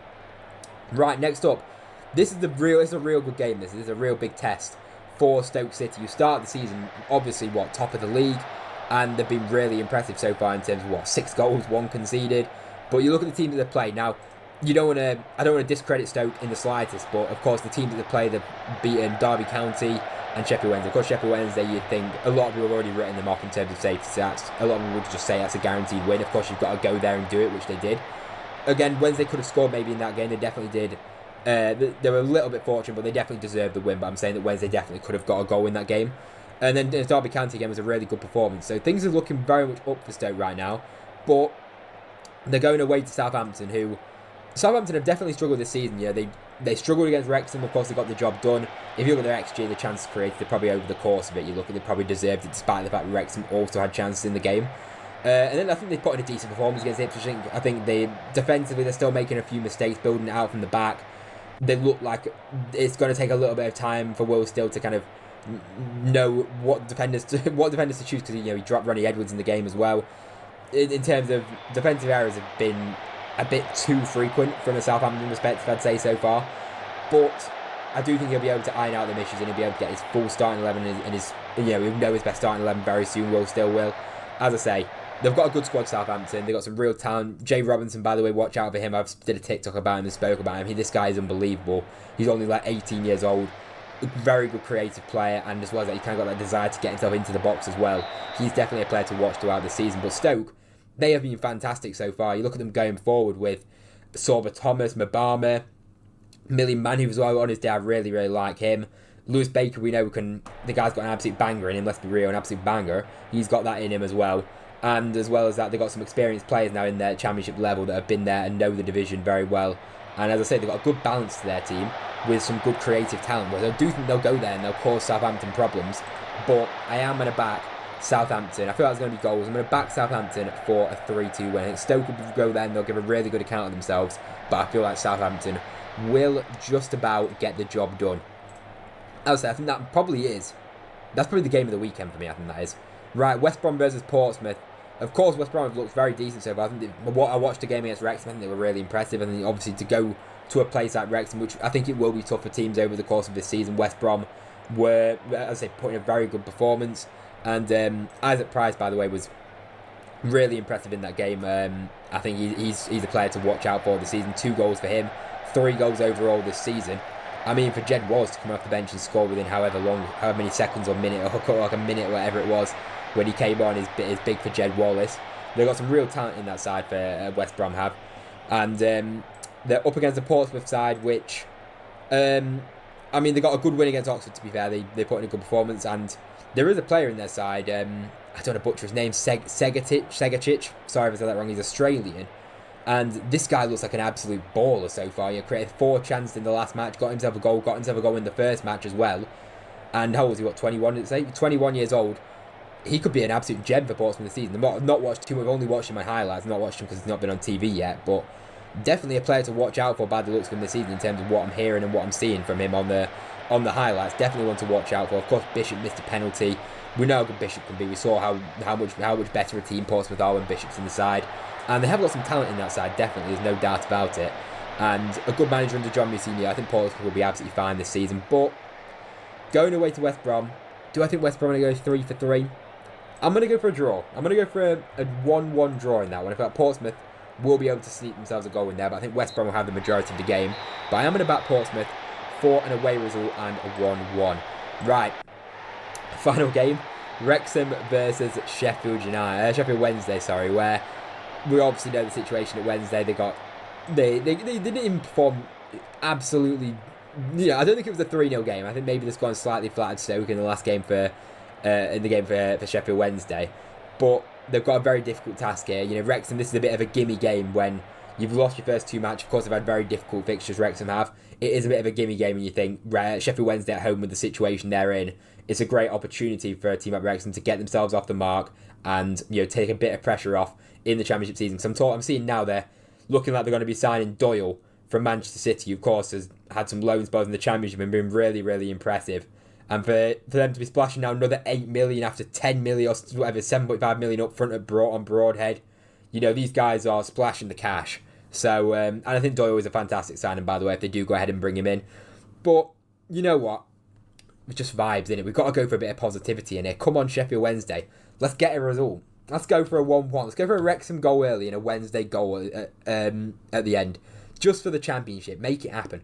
It'll be a beautiful sight. I feel like we've gone for quite a few draws in there this week. But anyway, let me know what you think of my predictions. Let me know what predictions you think for your team. Let me know all your predictions in the comments as well, if you want to as well. I'd be very interested to get your thoughts. If you enjoyed the video, drop a like. It takes 1 second. It'd be very greatly appreciated. And if you're new around here as well, please do hit that subscribe button. It'll be very greatly appreciated. It only takes 1 second. If you're a fan of any team in the Championship, we talk about your teams daily. So if you wouldn't mind hitting that subscribe button, it takes 1 second. It'll be very... Hello and welcome to this week's EFL, our newish Monday podcast where we discuss all things Championship, League One and League Two. Tom and Jimmy with you today to reflect on the action that's taken place across the past few days. If you haven't already, please subscribe to the channel to ensure that you never miss an episode of this or, of course, the main This Week Saka podcast.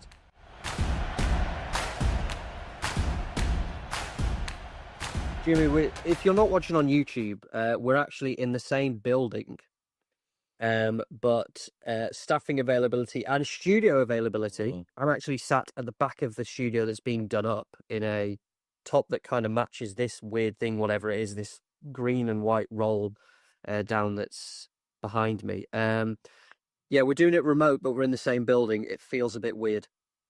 Extremely frustrating, Duffman. Extremely frustrating. Yeah, where's the other two? Where are the other two? That's the question. They've not bothered. Yeah, so we're here to obviously talk through the action from the EFL. The Premier League, of course, returned at the weekend. We don't care. We don't care for that. We're here. I'm just a little bit pissed off at the Premier League because last week we had Thursday action, Friday action in the EFL, Sunday's action took centre stage. So you could watch, like, I didn't even go outside last weekend. From Thursday till Sunday afternoon, couldn't tell you what happened outside, but there were wall-to-wall EFL action, but the Premier League's back and it robbed us of Thursday. Well, I don't know what happened to Thursday football, but there weren't any on telly on Friday night. I couldn't watch any on Saturday morning, so Saturday afternoon even. So yeah, really hard to be across a lot of the football, but we'll try our best. That's all we can do, ain't it? It's a disgrace. The season's back this weekend. No. Where the hell have you been? The season's been back for weeks now. We've had 3 rounds of fixtures. We've had cup games as well. And no, I'm not buying into this at all. Should we start? Where should we start? Should we start with the game of the weekend? I think it's fair to say that I was at Blackpool Huddersfield, which we'll talk about in a little bit, and then want to check the scores afterwards. I mean, it was the old style because for some reason, wherever you go in Blackpool, and if you're watching this, you can see I'm kind of a bit sunburnt, which I think the camera makes it look worse than it actually is. Nowhere in Blackpool has phone signal. What the hell's going on there? If they could address that as a town, that would be great. So as I went down into the concourse and looked up at the screens, I had to double take as I saw Derby 3, Coventry 5. What the hell has happened there? Going on here? Yeah, and this is why I was so furious because I was at the you was at the Blackpool game, I was at the Barnes game this weekend, and usually between where I park my car and walking to the ground, I go past 3 pubs. I went in every single one to try and catch the early kickoff, not the Prem, see if they had the Championship on. None of them even had tellies on. Which is weird. They had them all turned off. There were loads of Bolton fans. I'll get onto it Barnes again, but I think it was because there were loads of away fans. All the pubs were packed. So I thought, no worries, I'll go into the media room in ground. Got in there, that telly was off. No, I know. So and then you've seen it ended 5-3, 8 goals. I've got a note. First goal, second goal, third goal. All the goals to 3-3 were free kicks. 2 were from free kicks, 2 were from long throw-ins, and 2 were penalties, which I thought was interesting. Although there was a worldly free kick scored, my favourite goal was Bobby Thomas's. We were watching it just before we started recording. It's a wonderful free kick. I'd call it, well, lots of people call it quality street. That gap in between the keeper's 6-yard box and the penalty spot, where if it's the corridor of uncertainty, to give it its correct term. What's quality street then? Is that the line down the channel when you whip it behind the defence? You know what? I'm not familiar with Quality Street. Have I just made it up? In football terms? I saw Quality Street when I went through Halifax on the train. That's the Quality Street I'm familiar with. I might have just made it up then. I don't. Maybe it might not be the corridor of uncertainty. Quality Street might be. You know when you whip it in behind the defence? That's the area. The Quality Street. You know when you Quality Street. I'm gonna do some comical typing for the camera. Quality Street football. I don't know. Is it a thing? I'm going to coin it then. Quality Street's not the corridor of uncertainty. I'll change it. It's the channel when you whip a ball behind the line of a high line and you strike latches onto it. That's Quality Street. Okay, right. Okay, but anyway, more to the point. Yeah, Bobby Thomas's goal. That free kick was whipped down the corridor of uncertainty. Keeper's got something on it. He's ricocheted into Bobby Thomas's face from point blank, nestled into the stanchion. But I loved how he just wheeled away like he intended it, milking it. I loved that. But my main takeaway from that game, having not watched anything but the extended highlights, was it was just Frank Lampard doing Frank Lampard things. You've pointed out in your 24-1, tactically he's inept. He's not quite good enough as a manager for the Prem. But in the Championship, he's got unbelievable pulling power in terms of attracting players. They want to play for him. Matt Grimes been the standout for me since he joined Coventry, prying him away from Swansea, where he seemed very happy. And Frank Lampard's, I'm reluctant to use the phrase vibes, but his attacking style doesn't seem to get caught out as much in the Championship, does it?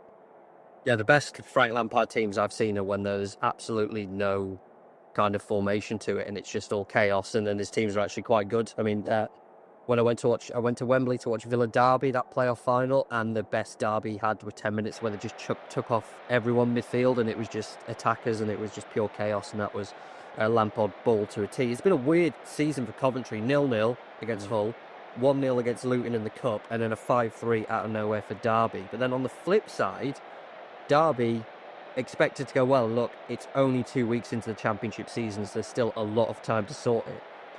But I don't think the thing we'd associate or expect from them is to concede 8 goals in those first 2 weeks. Yeah. That is significant, and early doors, that's a worry, because 2 games in, you're looking at obviously the average per game, and it won't carry on like that. But if they are to do anything this season, it's got to be far more organised than that to allow that many goals. Yeah, I've got the exact same down, and I've got a suspicion this is why Joe's shirked us this morning, because Derby are his dark horses for the season, and they've started terribly.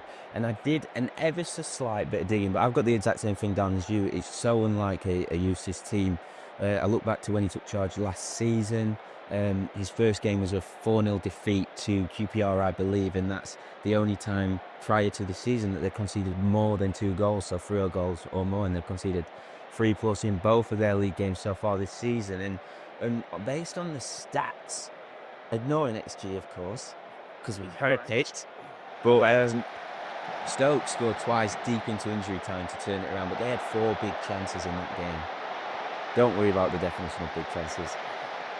And I was looking at Coventry, they had 10 shots on target and they scored half of them. But again, Derby only had 4 shots on target on Saturday and they scored 3. So the most worrying thing, obviously conceding 8 is bad, losing your opening 2 games is bad, but it feels, based on the statistics, the extended highlights, very much deserved to concede the amount that they have, although those numbers will be skewed by the fact that they was leading both games, so take it with a pinch of salt. But to concede 3 goals in 7 minutes, that screams chaos, it screams a lack of control, and it is a slight cause for concern for Eustace's Derby. Of course, Eustace, a manager notoriously good at grinding out results, setting a real solid base up and picking up points that way. So long term, I haven't got major concerns. He's such a good coach, isn't he? But yeah, it's definitely worth taking note of Derby's start to the campaign.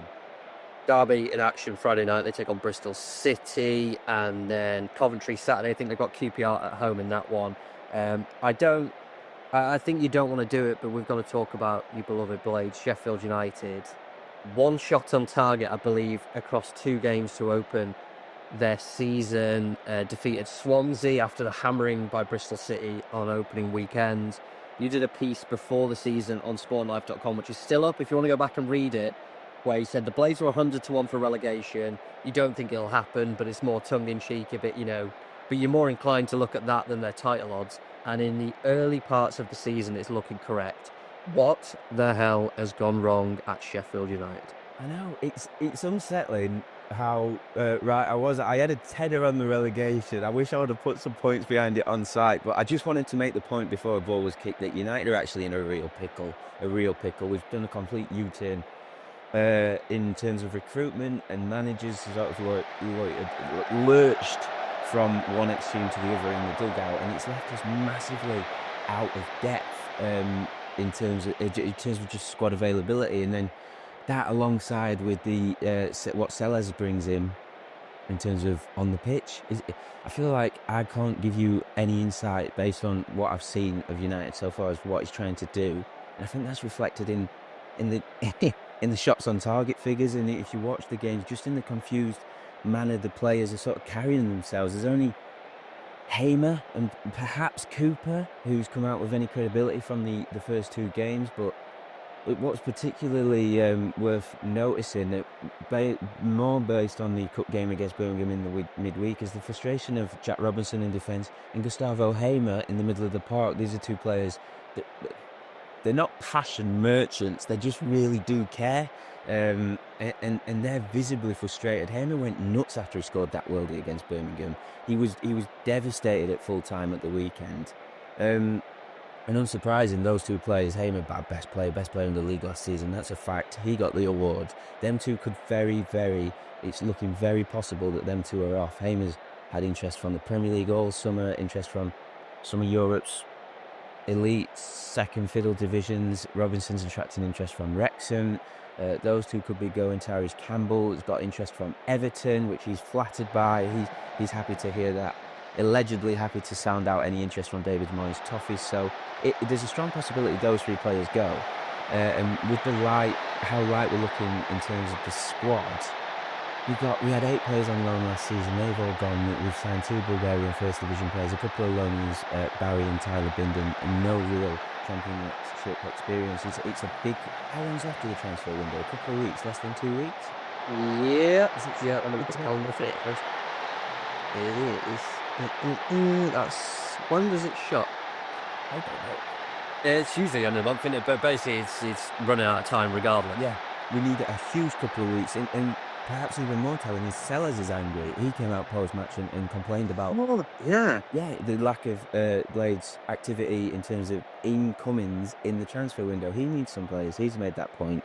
And if United lose a couple more, we need to make some serious moves in the transfer window if we're gonna improve.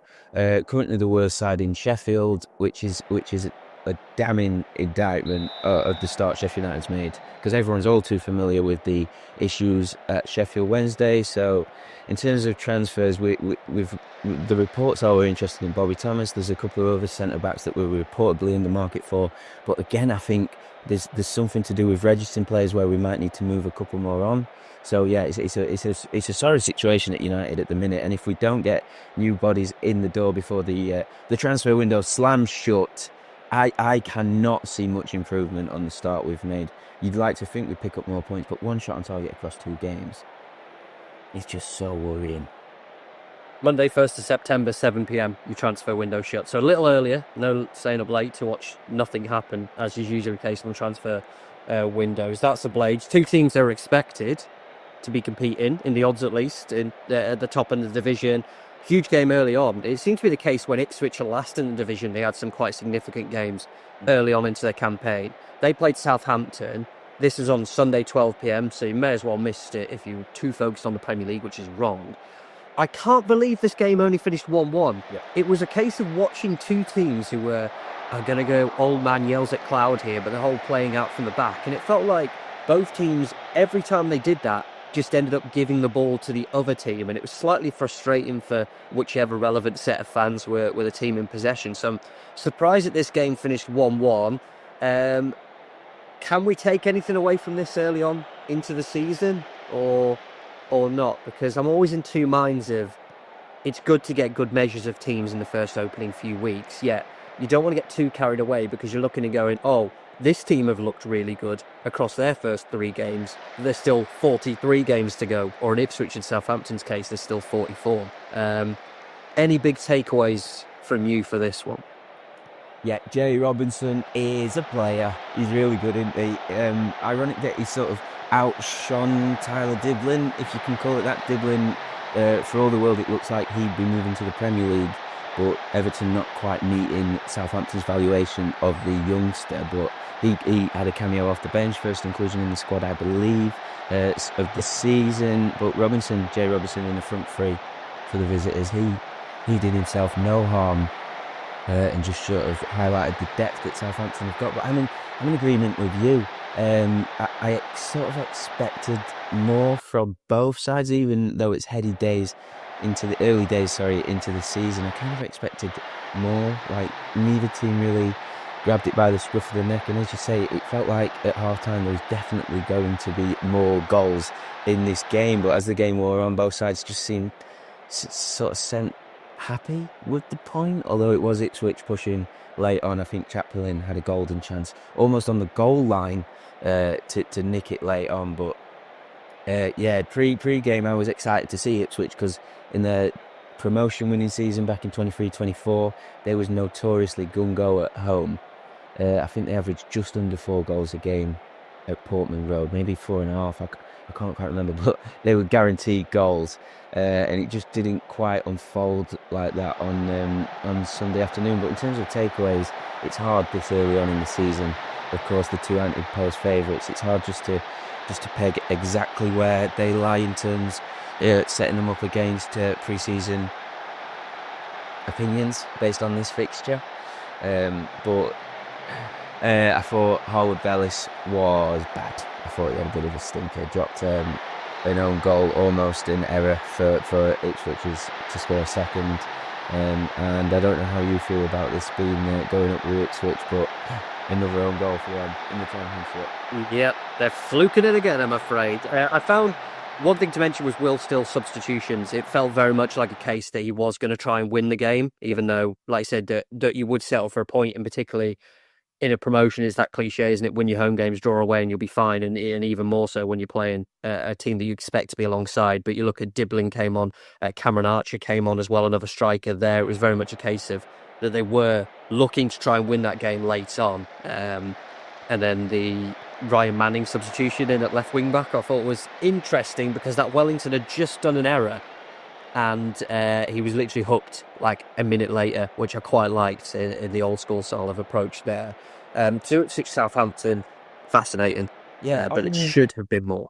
On that Will Still point you just made, that it's good because Joe made the same point last week, that he seems like he's a manager actively trying to figure out game by game, in game, how to win each individual game. It came off against Wrexham, a completely different challenge last week, having to break down an unbelievably well-drilled, containing counter-approaching team. Again, like you said, the substitutions were good, and it's exciting in terms of a manager highly regarded, doesn't look wedded to one system, and actively trying to win games.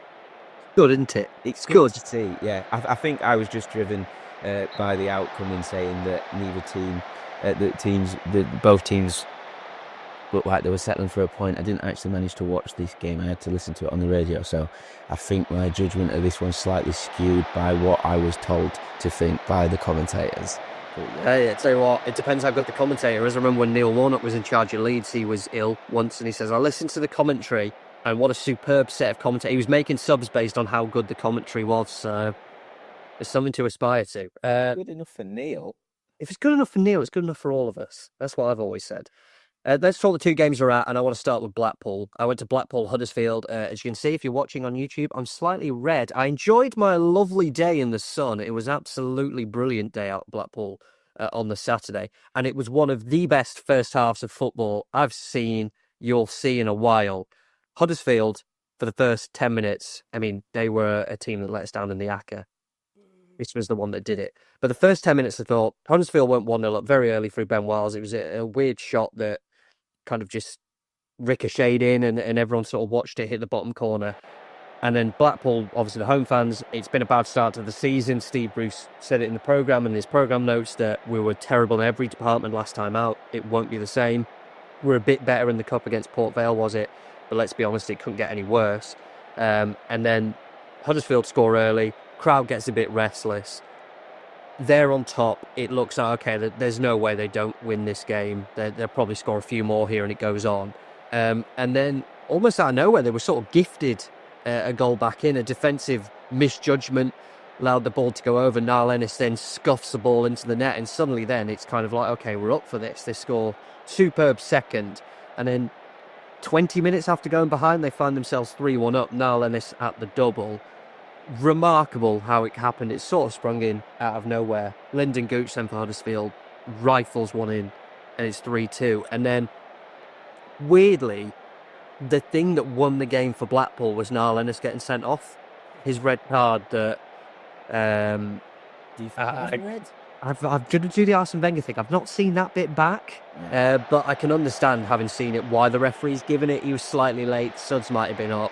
It's a red card. The reaction from players suggests that they've seen it much closer. But then what that did was Ashley Fletcher also got bought off. They moved Tom Bloxon up front, and it was basically, okay, we're going to hold on to this, and we're going to try and hold on to this for as long as we could. Half-time, I thought that they're not going to be able to do this because of the talent that Huddersfield have within the squad. But then you had a combination of Huddersfield couldn't deal with a low block. This is something that we're going to have to consider this season. Steve Bruce has been around the game for a long time. He's been in this situation. He knows what he's doing. They packed their own box out, packed their own half out, and looked to hit them on the counter. Couldn't really get a good chance going. But Huddersfield didn't know how to deal with it. They really then struggled to find a way through. They were a bit too patient, a bit too many passes here and there. There were some good shooting opportunities just outside the box that they turned down. And even then, there were so many bodies in the way. They were then going to struggle to find a way through. And then the crowd start to believe a bit more. They're chanting away. The atmosphere was just so good because of it. They were like willing their team over the line. And the longer time goes on, it just felt more and more obvious that Huddersfield weren't going to find the net. And in a weird way, it's like the perfect situation. It's not like Blackpool have turned up and just won the game 2-1 and it's been an okay that they've got the job done. It was the circumstances of which they've done it. 10 men against arguably the best team in the league. We don't know how the season's going to transpire, but in terms of the squad that they've got, one of the best in the league, they have managed to hold on for over an hour with the added time, with 10 men. It's kind of that real boost to get the season going, and in a weird way, it's the exact sort of style of win that they needed, given the way that they've started. To Blackpool now, who I put them up as a dark horse for this season, and based on the results that we've seen, and then the first 10 minutes of that game at the weekend, I was sat there going, I've got this horrendously wrong. I can't believe how wrong I've got this. I feel quite confident on them now. It feels like this is the kick into life that they need. And yeah, it was just sort of the perfect afternoon for them in a weird way, and it feels like the sort of result that really kicks you going and gets your season going after a slow start. Yeah.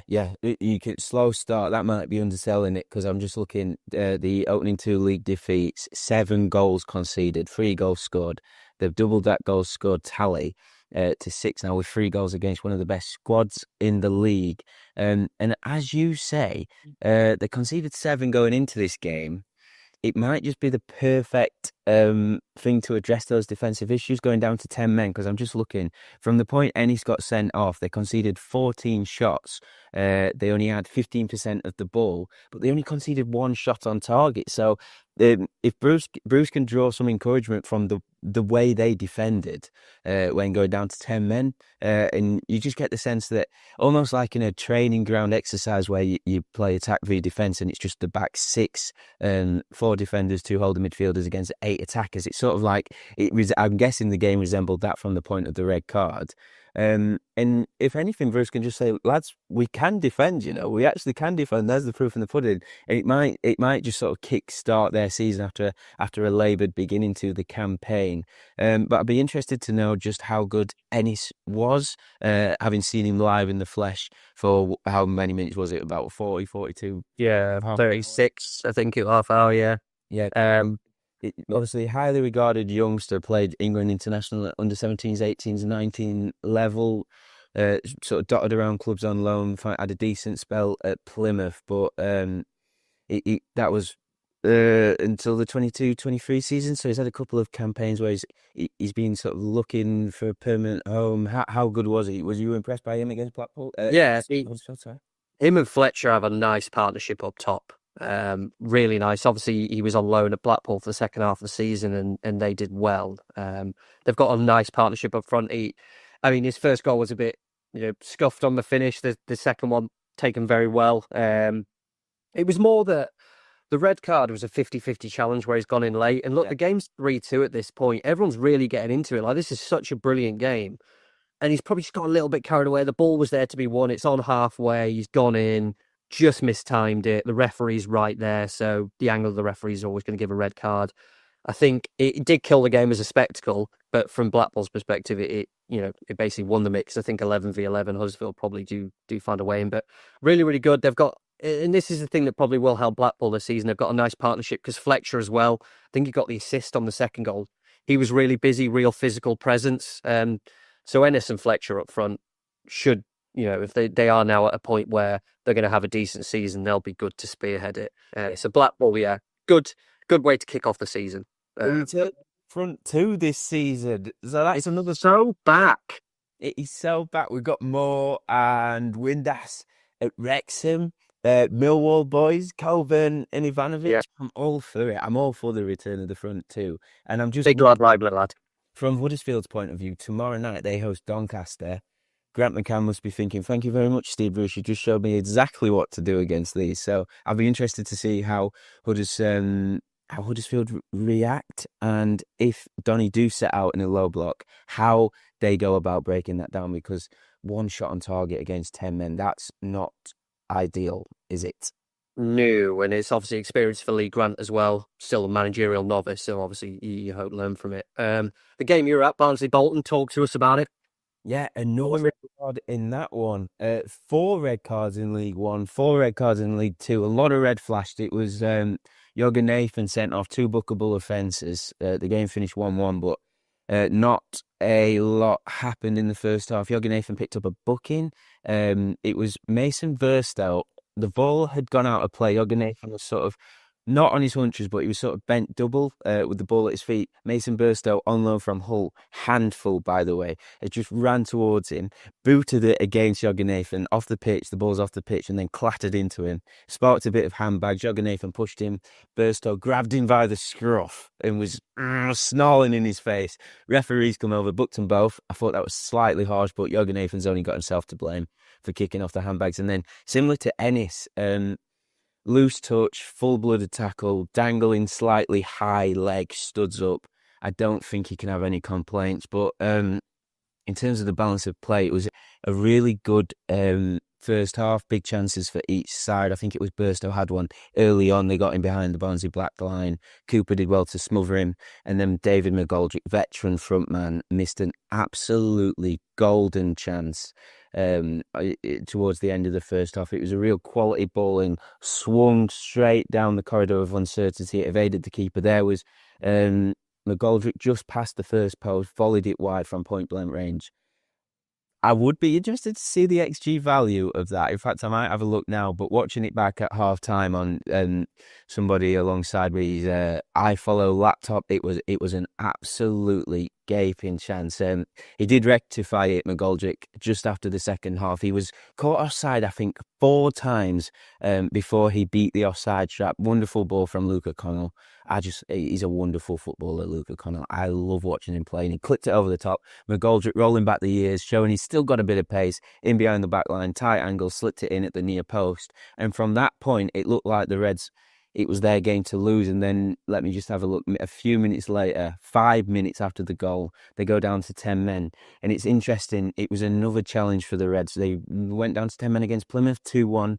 Up on opening game day weekend in League One and League Two. They actually made proactive substitutions. Hurahan did in that game. They went on to score a third against Plymouth and see the game out quite comfortably. And again, his substitutions in this game was quite attacking. He brought on Patrick Kelly for David McGoldrick, but he stuck with a 4-2-3 formation. You'd think he'd go down to 1 up front and load the midfield, but he didn't. And we were saying it because I was commentating for the next sort of half an hour since Jorgen Nathan got sent off and Barnsley were down to 10 men. It was easy to forget that this was 10v11 because it was a very, very even game. It wasn't until Schumacher rolled the dice quite late on, around 25 minutes from time, he brought on Sissoko, Morley, McAtee, made attacking substitutions, tinkered with the formation slightly, and Bolton started to have chances. It was just, I felt slightly frustrated from Barnsley's point of view. The manner in which they conceded, slightly ironic that Hurahan, former set-piece coach, that his side conceded from a corner kick, I believe it was McAtee. Frustrating. Owen Toyle, Bolton's captain, got the header at the back stick, just nodded it back into the 6-yard box. McAtee was surrounded by the keeper and 2 Barnsley defenders, so it was just frustrating that he got there first and poked it into the goal to equalise. Former Red, of course, that didn't make it any easier for Barnsley fans. But in terms of Bolton, I was really surprised just how comfortable and how happy they was when it was 11v11, even in stages when it was 10v11. How happy they were just to let Barnsley have the ball. Not that there was pressing either, not that they were sat off in a low block. They just had a real rigid shape. And they was really comfortable out of possession for large parts of that game. So I was surprised by that. They only had 40% possession in the game before. Who did they beat? I can't remember off the top of my head. Bolton. Plymouth, yes. Yeah, happy just not to have the ball, which I was quite surprised at. But I was really impressed with them. They had to... perhaps they didn't do as much as I thought they was going to do with the man advantage, but 1-1 I think was a fair result. But yeah, the main takeaways for me was Barnsley are good. Hurahan might be a good manager for all his inexperience, and Bolton was surprisingly good out of possession. I've just remembered as well, Shepherd, highly regarded Bradford loanee last season. He looked slightly uneasy at the back, just in terms of how comfortable he was on the ball. Gave a couple of really silly passes away. Do you know, when he's not under any real pressure, tries to play it to Luca Connell and hold in midfield, give the ball away, conceded a couple of good chances. So, given Barnes' shortcomings in defence, I'm just not quite sure he's up to the level yet. Be a big learning curve for him this season. It was easy to say because he got sent off, but Jorgen Nathan, even before he got sent off, looked he's a ball of energy, but he didn't quite look as comfortable as you'd hope on the ball. And up until his goal, David McGoldrick was having a slight off day, so suddenly that's the sign of Barnsley's team. But again, they've got real depth. Cleary looks like a hell of a signing on loan at Hartlepool, I believe, last season. He was unbelievable in the cup against Fleetwood. So yeah, and Patrick Kelly signed from West Ham on a permanent deal. Again, he had a good loan spell in League Two. He looked like a really impressive acquisition. So we were sort of on the fence with Barnsley pre-season, depending on the business they did in the summer, if they managed to keep hold of Kilo Dunn in attack. But it looks like they've done that, and they've made some really impressive acquisitions. So I wouldn't be surprised at all to see them improve from last season and potentially break into the top 6 based on what I've seen so far of them this season. So positives for both, but game ultimately decided on a red card, as yours was. There you go. Decisive moments. We'll touch on League Two before we round off. And welcome to the Athletic FC there's podcast a number of with places me, we could Ayo go. Akinwolere. At Old Trafford, all the talk pre-match was about the new strikers on show, but it was, in the end, a set piece that made the difference.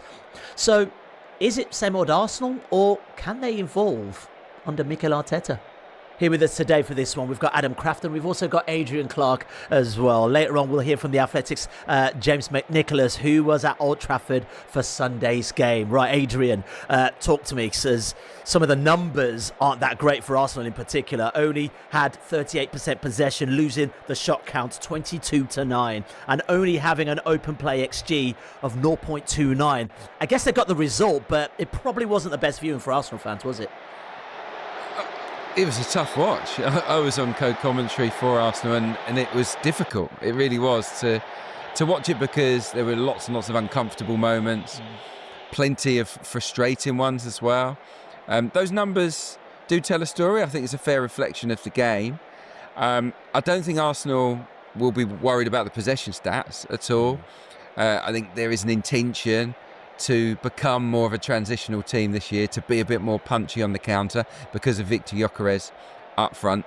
And if you look back at the game, so often Arsenal did play through Manchester United on the break, getting Ødegaard into good positions, and it was then that it fell down. Just the runs and the choice of pass were poor. So I take some positives from the performance, even though the attacking numbers were pretty dreadful.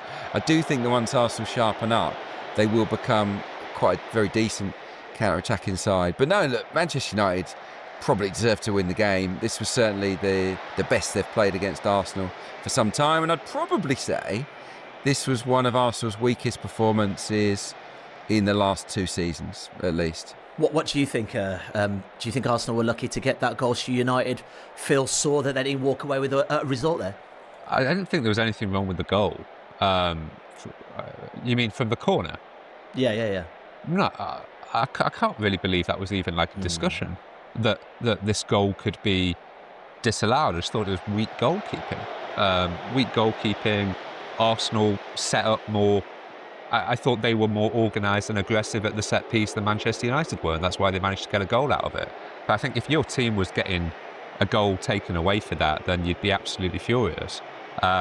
In a way, whereas you probably have to watch 15 replays to find something that you think was maybe wrong to rule the goal out, which don't get me wrong, we've seen that before with VAR, where it feels like they're looking to find a way to rule goals out. But no, I really don't think that's the kind of goal that should be taken away.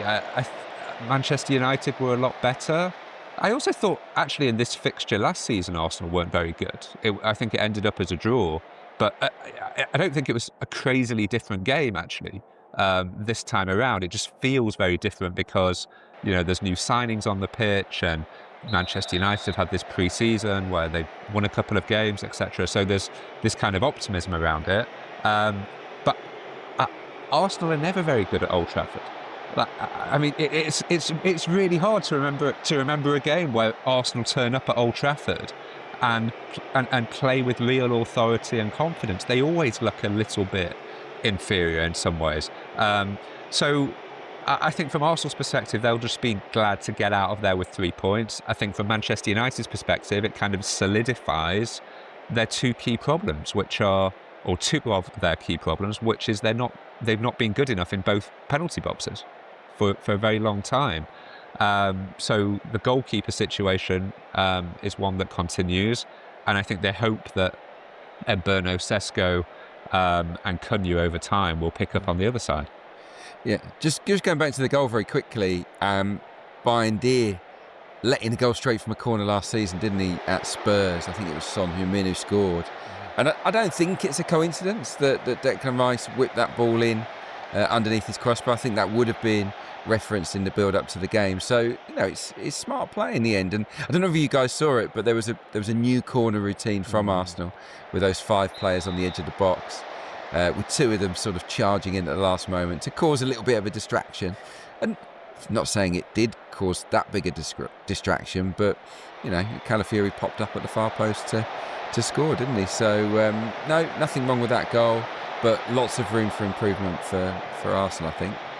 Is this the kind of luck that Arsenal might need, Adrian, moving forward? Because I was listening to you on Handbrake Off, and last season there were definitely moments where a lot of Arsenal fans might have felt hard done by either referee decisions or unlucky decisions that might have gone their way. If you're going to win the league, you might need some of this to go your way, right? Surely.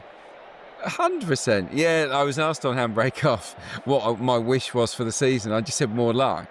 So, I mean, hopefully we've not used it all up in one game. But it was, I wouldn't say it was a lucky win, because United ultimately didn't create a big chance. Yeah. They didn't create a single big chance for all of the promise that they showed. And they did show promise with Mount as this sort of floating false nine, dragging Saliba or Gabriel out of position.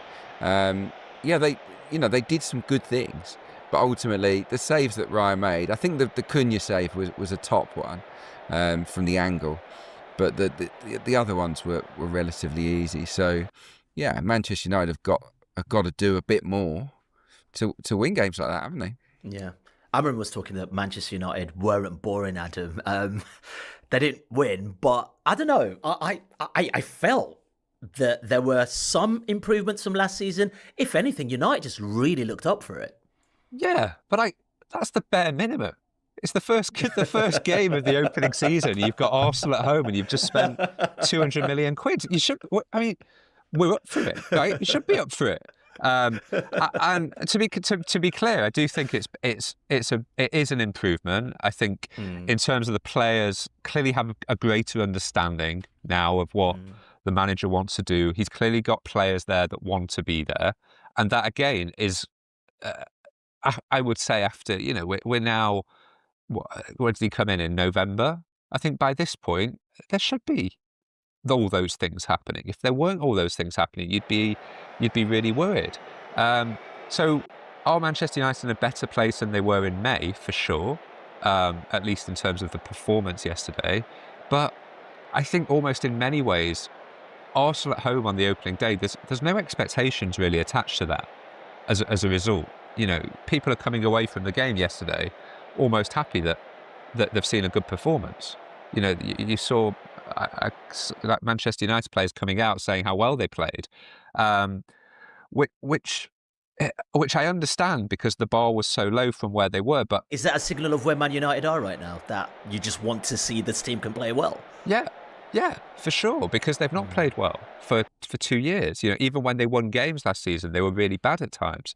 So I don't think that should be sniffed at, or that United fans should be made to feel, in some way weak for being encouraged by that. That's the place Arsenal were 3 or 4 years ago, where what you wanted to see was a set of players who were working for each other, who had an idea of what the coach wanted to do. But in many ways, I almost want to see Manchester United more next week when they play Fulham away than Arsenal at home on the opening day, because Arsenal at home, it's like, if you win, fantastic. If you lose, no one's really going to have a go at you. Fulham away next week, all of a sudden is, well, if you lose that, then it's a really bad start to the season again. But if you win that, then it's a continuation of performances. So that's going to be the bigger test in some ways of their new mentality. Yeah, I mean, Adrian, in the flip side, if Adam's talking about first games, City won, Liverpool won, Arsenal had to play on the Sunday. There are moments where I know those are the kind of games that Arsenal start to feel the pressure. Even though they didn't play that well, winning that game, surely, it is a really good start for them in the season.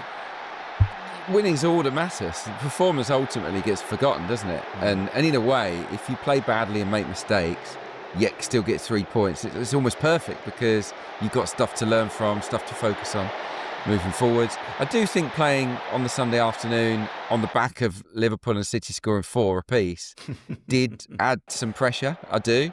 And I'm not saying that impacted the performance, but it definitely cranked it up a little bit. I just think Arsenal got a little bit flustered. For whatever reason, they didn't handle Manchester United's slightly increased hostility particularly well. Passing was poor. But yeah, look, got away with it. And ultimately you move on. You take the 3 points. You forget about that match, really. And you look ahead to the next one. Leeds at home on Saturday. Did you say at the start there, Arsenal had to play on a Sunday? No, I didn't say it as a bad thing. I was just like, you're waiting to watch. You've watched your potential rivals win, and then you're playing on the Sunday evening, and you have to get a result. Come on. Genuinely, Adrian, do you think on the opening weekend, players are even thinking about what Liverpool are doing or what Man City are doing? You've been in this position. Good point. Obviously, we've not. Is that something you're even looking at on the opening weekend? They would have watched the games, definitely. They would have watched it and thought, City look good. Or Liverpool, what about their attack? They'll obviously have been encouraged by how open they were. But no, they would have watched it. And obviously they've got those 3 points in the bag. And it's like you can't afford to drop too many points in a Premier League season. So because neither side dropped points, because both look pretty good, I just think, I'm only talking small percentages, but like a little bit more pressure was added because they did well. So then it was like, can we do well? But it's a completely different type of match, isn't it? Like you say, and Arsenal have been annually terrible at Old Trafford. I don't know what it is about that place. Never ever bring our A game. Yet I think we've won 3 of the last 6 now at Old Trafford. So that's definitely a positive. So much of Arsenal's summer has been dominated by their search for a new centre-forward. Having gone for Victor Gyökeres, he lasted an hour on his debut. Adam, Adrian, I want to hear your thoughts in just a bit. But before that, here's James McNicholas, who was at Old Trafford for The Athletic, on Arsenal's new frontman. What did I think of Victor Gyökeres on his Premier League debut? Maybe a little bit underwhelming, I have to say. I think he made a decent start, but Mikel Arteta's point in his press conference after the game was simply that Arsenal didn't really play to Gyökeres' strengths. And I think this is going to be an ongoing discussion, really, over the next few months as Arsenal adapt to Gyökeres and he adapts to them. Arteta felt that, particularly in the first half, when the game was quite transitional, quite end-to-end, there were several moments where Arsenal had the opportunity to play someone through on goal, and they failed to execute. And that's certainly true. Arsenal were lacking fluency in attack. Their execution of the final ball wasn't good enough on the day. Had it been, perhaps we would have seen a bit more of Gyökeres. I think we've got to remember as well, he's still settling in. He's still getting up to speed. He joined Arsenal relatively late in the window. He hadn't had any sort of pre-season prior to that. So I think there's a bit of sharpness there missing too. But I think the main theme is this adaptation. And we've seen this before when Manchester City signed Erling Haaland and they had to make, changes and adjustments to be accustomed to playing with a conventional number 9. The difference between Havertz and Gyökeres is stark. Havertz wants to drop in, wants to get involved in the midfield. Gyökeres doesn't want to do that. He's playing on the shoulder. He's playing on the last line. And that requires something different from Arsenal. They didn't show it today. And I'm sure in the video sessions and coaching sessions that follow, that will be a big focus for Mikel Arteta in the coming days before their next outing. Yeah, Adrian, talk to me. Victor Gyökeres on his debut away at Manchester United. What do you think? I felt a bit sorry for him, really. He's feeding off scraps, wasn't he? Mm-hmm. No service. I mean, look along Arsenal's forward line. Who did play well? Saka didn't play well. Martinelli didn't play well. Gyökeres, I wouldn't say he didn't play well. I just think he didn't really get much of a sniff. There's a couple of moments where he made good runs down the channels, sort of held it up nicely. There's one good cross, wasn't there, for Martinelli that he tried to overhead kick into the net. I think the telling moment, the bit we'll all remember, is when he makes that run down the left channel, which is kind of his domain, from an Ødegaard pass in the second half, and you think, right, here we go, we're rubbing our hands together, he's going to cut inside, and he's going to smash this in the top corner, and he trips over the ball. And that, unfortunately, is the moment that probably will linger in the minds of supporters. So, yeah, it was not the dream debut that he wanted, but I completely concur with James there. There were a couple of occasions, there was one Martinelli break down the middle. It's a relatively simple pass. Just slip it in behind, and he was there. He was in, and it didn't come. And there were one or two other little moments as well. So, yeah, they've just got to get on the same wavelength, haven't they? The attacking midfielders with Gyökeres, because he's a completely different type of striker. Adam, 21 touches, 0 shots. I mean, it's not the greatest debut, but I don't think Arsenal were particularly at the races yesterday either. No, and it's also not the easiest game to make your debut in. You're playing against 3 centre-halves and a team that's not really played with a conventional centre-forward for quite a long time now. And, I was even looking at the differences just in terms of just some very basic kind of possession differences between this fixture last season and this fixture this season. And I think Arsenal had what was it, 69% of the ball in the game in May where it was 1-1, and yesterday it was about 38% that Arsenal had. Now that's partly because Arsenal scored early, and I think this is less about Gyökeres, and I think this is something about Arteta. And as Arsenal have this kind of increased desperation to win the league, where I think when they go 1-0 up away from home this season, and I think we saw a bit of it at times last season as well, because they know that they can't afford to drop points. I think they sometimes play with a bit of fear, or a bit of, we have to protect these points more than we have to go and win these points by scoring more goals. And I think that's a balance that Arteta is constantly, understandably wrestling with. The extent to which he can set this team free, and even the back four, where you've got like basically 4 centre backs, it feels like at times across that back four. It's a bit. I know Calafiori is like, he can play as a fullback, but I don't feel like that balance is conducive at times to really going after games. It's more about protecting games. But Adrian, you see a lot more of them. So is that a fair assessment? I can see where you're coming from. Definitely, the game management side is a big deal because Arsenal gave up so many points last season. What I'd actually say in this game was that Arsenal's fullbacks were pretty too bold. We saw at times Calafiori playing as number 10. And of course, if you lose the ball, or if in the case of one of the attacks, Ødegaard doesn't give it to Calafiori, gets intercepted, of course they go bang and pick out Mbeumo. There was a couple of moments where White charges infield to go and support Saka, and he leaves Dorgu. Dorgu cheats over on the wing. Arsenal lose it. They go and give it to him. So in a way, Arsenal were a bit too cavalier at times in the game. But I do think there will be a focus on protecting leads this season. But the best way to protect it, in my view, is to look after the ball better. To go back to, if you're 1-0 up, have 70% of possession.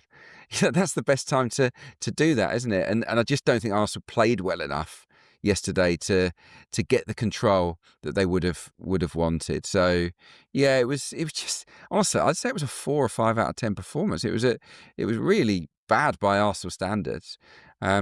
Yet they win at Old Trafford. So honestly, it has to go down as a massive win. Actually, it has to go down as a brilliant win because of those circumstances. Yeah, I want to talk about Arteta a little later on, Adam, because you just got me thinking about it. But let's just focus on strikers for now. Ekitike scored for Liverpool on his debut, brand new striker for Liverpool. João Pedro, Liam Delap obviously coming to Chelsea. Benjamin Šeško comes to Manchester United, and I guess Gyökeres for Arsenal. I want to focus on United and Arsenal for this time being. Gyökeres has been brought in to fix a lot of problems. Šeško has also been brought into Manchester United to, I guess, fix one of quite a few problems. How much of the success of both these teams rests on whether or not they can settle these strikers in?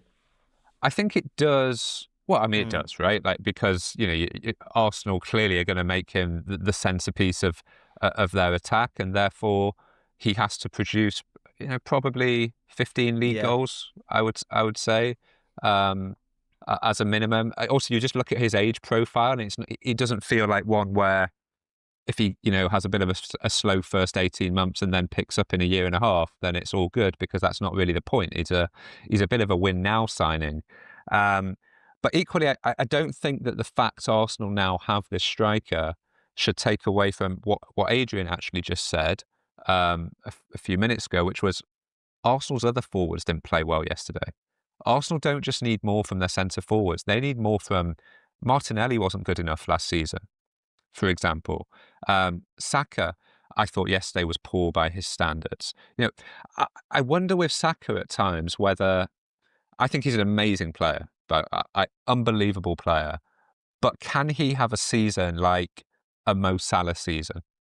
Can he take his game and his output to that level? He may not be able to. He may just be a different player that... I was going to say he creates more, but Salah creates so much as well that actually he does all of it.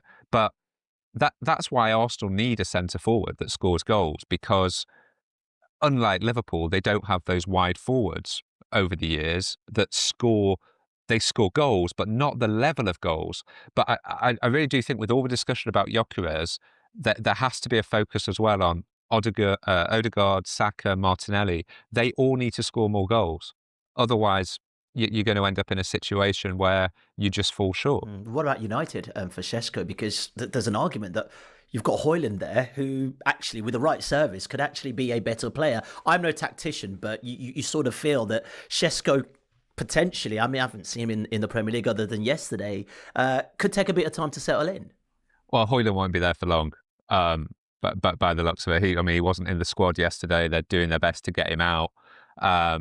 I think he will eventually come to the realization that he probably has to leave in this window. I think it's getting a little bit unpleasant, to be honest. He's someone who's, I think, for all the limitations and difficulties he's had, that he's never been one that you could throw accusations at in terms of attitude or character. It's just not worked for him. Probably because he was brought in far too young for too much money and too much expectation on him. Šeško, I can't say that I've seen enough of him, playing in Germany, that I can sit here and say he's this, he's that, and everything. I think with him, because you look at his goals record in Germany, they're not at the level that it was with Gyökeres, where he's scoring 40 odd a season in Portugal. With Šeško, it was like 12, 13 last season in the league.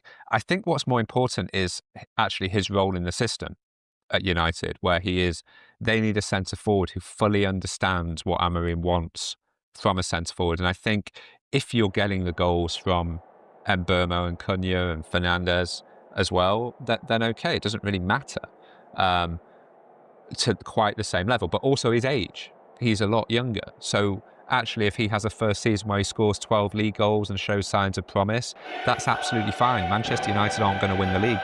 If they finish 5th, that's great. If he comes in and scores 3 goals and Man United finish 12th, that is a problem.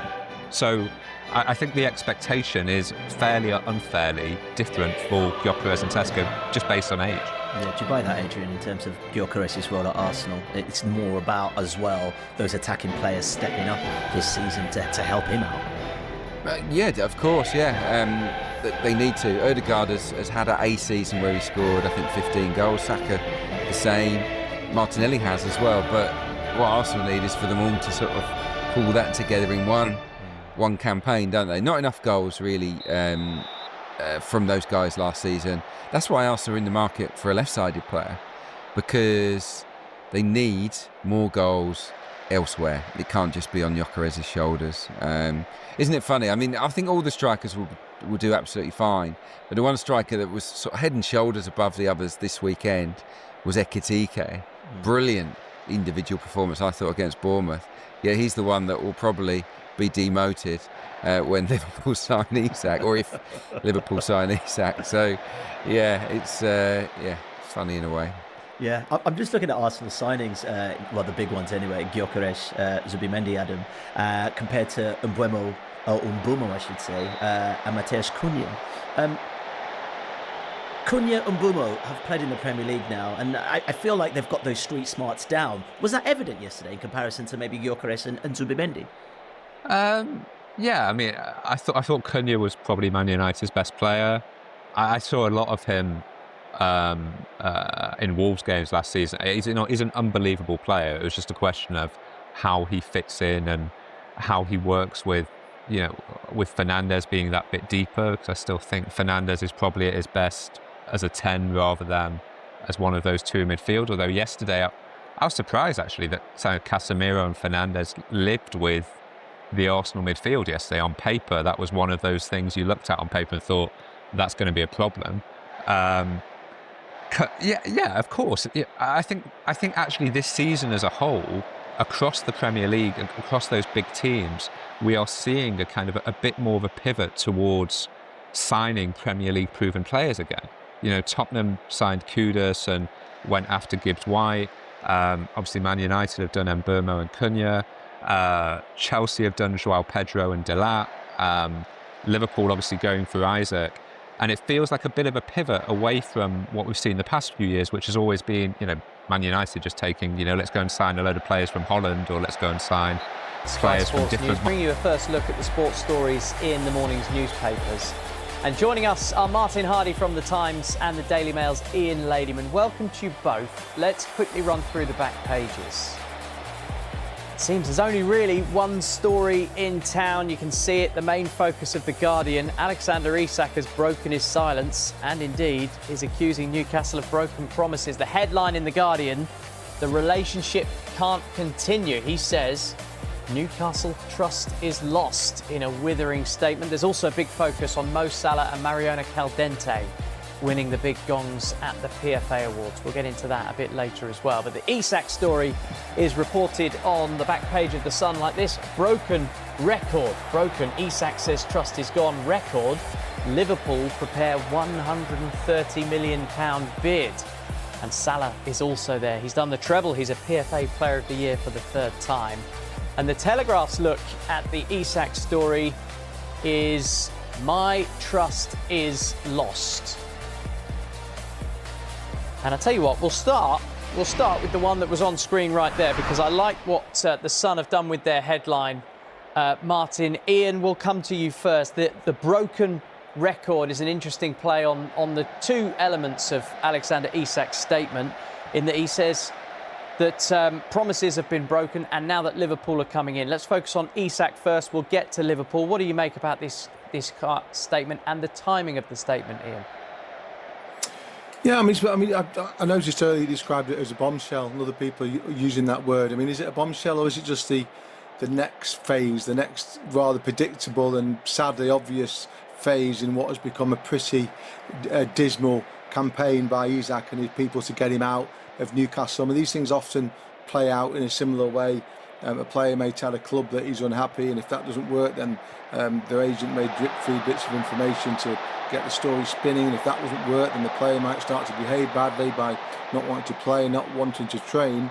And if that doesn't work, then occasionally you get to this nuclear option, and this is a nuclear option that Isak has taken tonight to press the button, tell the world exactly what he feels.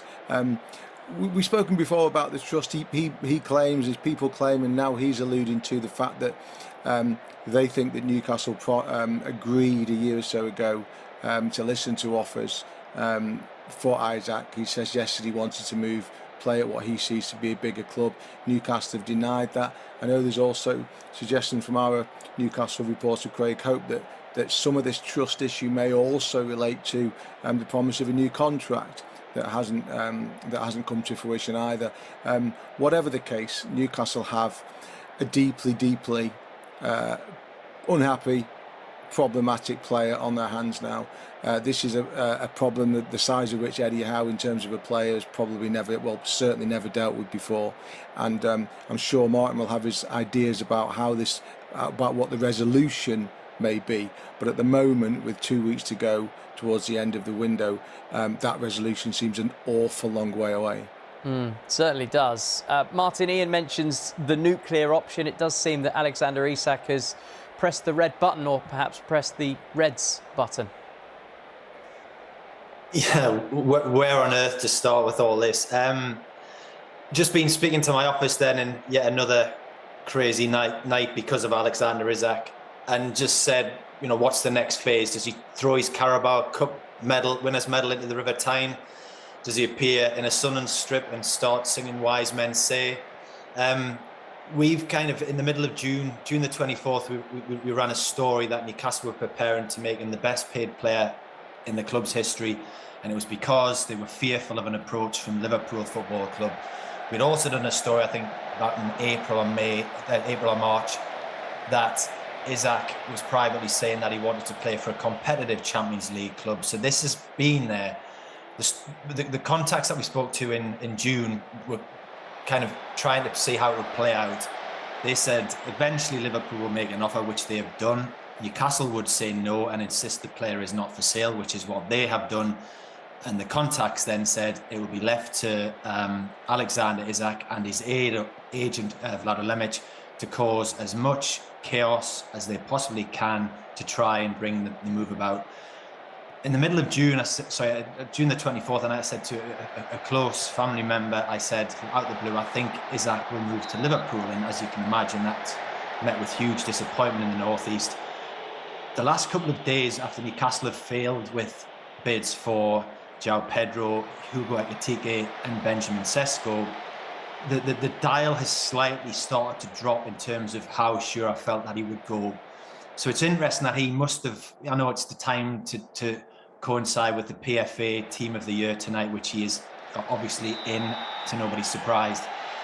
But he may have felt also that the power in that situation for him was starting to drop. The chances of him getting that move started to drop because Liverpool are insisting that they will not be held to ransom on this deal, and they are particularly proud of their transfer and recruitment record. Therefore, they do not want to be seen, I think, to jump from 110 million to 130 million, which is a significant percentage jump. They also will then have the rest of that deal, which we assume is going to be the figures that he wanted from Newcastle, but which Newcastle cannot afford, of around £300,000 a week. You put that across 5 years, that's hitting you for over £75 million before you talk about Champions League bonuses, everything else, signing on fees, all the other elements that go inside that deal. So that's a deal that could be worth over £200 million to Liverpool. And that's not to be sniffed at. Yes, they want the player, but they're still going to try and play hardball. And we may have another 10 or 11 days of this to play out. The irony of the situation is that every time Alex Isak doesn't travel to Asia like he didn't, or didn't play in a friendly at Celtic, or didn't stay with the squad, or doesn't train with the squad, or says he won't play against Aston Villa, or looks increasingly unlikely to play against, of all teams, Liverpool on Monday night, he puts the price up of the players that could possibly replace him and help him to get his move. Because Brentford are sitting there now going, right, Newcastle really need reset. They needed him more than they needed him yesterday even. Other players in consideration, like Larson at Wolves, their price will be going up. So he is, in a sense, making his move harder. The contract issue Ian mentioned there, that I think there was the possibility of talks last summer. Some people inside Newcastle say they were limited because of PSR problems of what they could do at the time. I would also say if Alexander Isak had signed a new contract last year, it would mean absolutely nothing in terms of stopping him to want this move to Liverpool now. A game of two halves featuring myself and Mark Goldbridge. How you doing, Mark? How's things? Not well. I'm happy to have the Premier League back, but obviously it wasn't the result I wanted yesterday. I went with a draw. Obviously, you went with a win, but it's a weird one. You know, it is a weird one. I think it's a weird opening weekend, really. There's teams that had bad results that can have positives, and there's teams that had good results where they probably go, are we ready yet? But it's opening weekend, and I think it's just about winning. And unfortunately, you lot did. Yeah, of course, we're talking about the game yesterday. It was Manchester United 0, Arsenal 1. I was at the game. And yeah, you are right, Mark. Arsenal, I didn't think we were at our best, especially in an attacking sense, especially. We looked very, very flat up front. Wasn't the greatest day for new boy Victor Gyökeres. He couldn't get into the game. I thought Saka was very, very quiet, and Martinelli. But defensively, that thing that's been holding up Arsenal for a long time, or there's been the bedrock of Arsenal for a long time, that combination of Gabriel Saliba at the back, and of course Raya in goal, who's probably, for me, the man in the match for us. And contrasting with your goalkeeper, who had an absolute nightmare for that goal. I mean, Mark, I was saying this to a couple of your fans yesterday. It's all well and good going out and signing, your Cunhas and Mbeuemos, who, by the way, I thought they played well and are going to be very good signings for United. And I'm sure we'll get to the encouraging signs that they showed. But how comes Manchester United have not signed a goalkeeper? It was a problem for United last season and the season before. And it looks like if they don't sort out something before the end of the window, it's going to be a problem this season as well. Yeah, I mean, I did my reaction on That's Football after I'd done all the United Stand stuff, and I said, lucky Arsenal, because, you're looking to talk about the game from an Arsenal point of view, and obviously, you've got AFTV as well, but, DR is about general football. And what I meant by that was I was very complimentary of Arsenal. They were lucky to catch a Man United side that wasn't ready for the start of the season, because I think being away opening game of the season is always difficult. Arsenal weren't at their best. They had to rely on a brilliant defence. And Liverpool, Arsenal, Chelsea, Man City, they're ready for the start of the season. They'll probably do a little bit more business, but they're ready. Man United aren't ready. They're putting that goalie in goal. That's not ready. And although some United fans want to call it unlucky, I don't think we're unlucky. I said I was fuming that the board haven't got a key player in for the start of the season that everybody knows starts in the middle of August. So I don't know why. I mean, you can argue about the midfield, but I don't think the midfield was that much of a problem yesterday that we couldn't have got a draw. But the goalkeeper, there's a cross into Rayo, exactly the same. He's being pushed by De Ligt, comes and he punches it clear. He comes out and pats it into his own goal. So it's just, United played well yesterday, but when I said lucky Arsenal, I just mean that I think if they'd been playing a better prepared team, maybe a Spurs or someone like that, that would have been a more difficult afternoon for them, because United gifted a goal and then Arsenal just got to go, you know what, opening day of the season, let's rely on our defence. We don't really need to go mad. Their midfield did an immense amount of running. The defence was working really hard. Yeah, there were, Saka was quiet, Gyökeres was quiet, but you think at 1-1 Arsenal have got gears as well. So I was okay about United's performance. It was better than I thought. I don't read anything into Arsenal's. It's opening day of the season. You win if you're bad, whatever, doesn't matter. But you're right, the goalkeeper situation that's on United. It's not unlucky that you put a goalkeeper in that's not very good. Yeah, I thought that, I thought that even before the game. I've thought that this summer. I was like, why have United not brought in a keeper? When I saw Trafford going to City and various different goalkeepers being sort of up. I just found that strange, both them and Chelsea, that they haven't sort of moved in for a goalkeeper. But yeah, on the game, I think you've described it pretty well there. I think Arsenal. I was driving up to the game and I was thinking, because when this fixture first came out, I was like, oh my God, Man United away, first game of the season. That's hard enough any time in the season, let alone the first game. But when I was driving up, I was thinking, yeah, but you know what? Maybe this ain't bad for Arsenal, because, all right, the atmosphere is going to be unbelievable, and the first game of the season, which it was. But I was thinking to myself, Sesko ain't going to be ready. They've just signed him. And Mbeumo, he hasn't really played all the games. He's been, obviously playing pre-season, but he's not played full games. Nor as, these guys are still getting used to each other, a bit like our players are still getting used to each other. Maybe it's not the worst time to play them either, rather than you play them 10 games in and all these guys are up to speed. So it wasn't a greatest of games, I thought, especially from our side. I thought, yeah, like you said there, we got the 1-0 and it's kind of just dug in after that. And we were pretty wasteful with a couple of the counter-attacking chances that we had. But yeah, maybe it was a decent time to catch United. What else do you think United need then before, the end of the transfer window? A goalkeeper, 100%. I mean, Raya yesterday made a couple of big saves. Nothing I wouldn't expect. He's a good goalkeeper, but that's the difference when you're in the top sort of four. So United need a goalkeeper, 100%. And I think yesterday, that's probably a draw.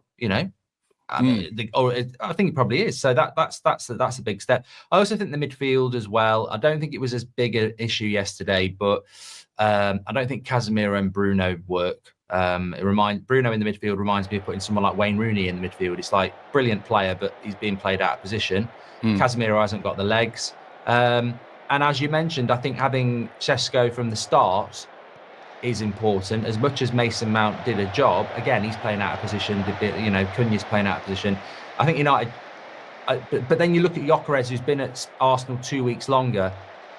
And I was saying on my watch along, I just know United fans are going to be doing little compilations, and he was in De Ligt's pocket, etc. But that didn't surprise me either, Robbie, because I'm like, he's not match fit. You can see he's rusty. I picked him for Golden Boot. I think he will score a lot of goals. I'm looking forward to watching Arsenal next week, because I couldn't enjoy it yesterday because it's like against my team. But from a purely football point of view, I looked at the Arsenal team, I looked at the bench, and I went, you know what? It's not really any excuses, as we've said, for Arteta now. It's like it's a good squad. It's got everything he needs. And I think you'd be over the moon, wouldn't you, with that result, really? Winning when you're not that great. I'm absolutely over the moon to go away to Old Trafford. Remember, we didn't win there last year, right? And to go away to Old Trafford and come away with the 3 points when you're looking at a really difficult start that Arsenal got, that is a great 3 points for yesterday. Forget the performance, forget all of that. Yes, there are lots of things that need sorting out, but that, it was a great 3 points for Arsenal. Make no mistake about it. And when you consider the start with Liverpool coming up at Anfield in 2 games, time as well. That was a great start. It weren't such a great start for Chelsea. There was lots of expectations around them, and lots of people talking up Chelsea. Listen, it's still, as we say, it's the first game of the season, but they would have been very disappointed not to get off to a winning start. 0-0 against Palace, and maybe a bit fortunate as well. The Palace goal disallowed. Eze with a great strike from that free kick. What did you make of that one? I mean, to be honest, I had both games were on Sky, weren't they? So it was quite good. But I was watching the Forest game more, not because I'm a Forest fan or anything like that. It was just a better game. It was a better game because there was goals in it. So I just wanted to have a quick look at the Chelsea lineup, and looking at it, Palmer, Neto, Gittins, Pedro, they're all in there. Fernandez, they're all there. So I think again, it's sort of like when you look at the game statistically, yeah, they had more of possession. You know that's going to happen, but they didn't do enough, Robbie. You know, looking at that, and I saw the highlights of it. But I think for Chelsea, I mean, they've had such a great end to the season, and obviously they won the Club World Cup, and they've had a good transfer window, and they have bought in Delap and Pedro. But that is a classic Chelsea result. You know, look at Spurs against Burnley, and we'll talk about them. Classic Spurs would have been to draw or lose that. Obviously, they didn't. That's a classic Chelsea result against a team where if you want to go from fourth to a title race, you've got to win those games. You know, when Bournemouth and Liverpool are 2-2, Liverpool know what they've got to do. Chelsea got to find a way to win that yesterday. So, look, I am very aware it's opening day. I was going to add that to the Arsenal-Man United game. It's like Arsenal fans are a bit concerned about it. We're long enough in the tooth to know that I remember United under Sir Alex, sometimes we'd have like 4 from 9. You know, you can have a slow start. Pre-season doesn't really prep you for match sharpness, but maybe that's a fair point. Palace are a good side. They played Liverpool the week before, which was a competitive game, but yeah, they'll be disappointed with Chelsea. Chelsea will be that, because you see Man City, Arsenal, Liverpool winning, and you're dropping 2 points at home. But same old problems putting the ball in the back of the net, isn't it? Yeah, and especially no goals. I think that would be the thing that would have disappointed them a lot. But as you said, opening day, and like you just touched on there, Liverpool 2-0 up, and I think this again sums up the rustiness of some of the teams, and also the fact that not even just so much rustiness, but teams need to get used to systems and stuff like that. They've got 2 new fullbacks in. It showed in that game. 2-0 up, and then Semenya with a double had them in trouble for a while. But the thing that's really last season got them out of trouble a lot of times is the firepower, and again it came to the fore. Yeah, I don't think there's a lot of difference between Liverpool and Arsenal with the bookies, and I don't think there was a lot of difference in the opening weekend. You know, not perfect performances. We will see Arsenal and Liverpool play way better than they did, but they've both got 3 points. I think from Liverpool's point of view, probably one of the rare times I'd look at Slot and say he got it wrong. I thought that he made that double fullback substitution at 60 minutes, and within 15 minutes it's 2-2.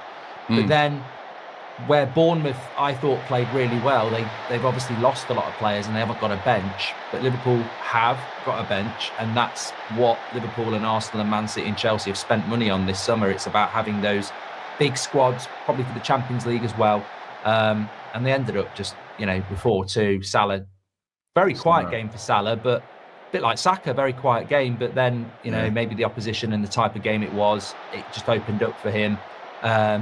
But yeah, I think Liverpool, a bit like Arsenal. I think Arsenal would have probably got the same result against Bournemouth. They would have overpowered them. Arsenal with a tougher game, let's be honest.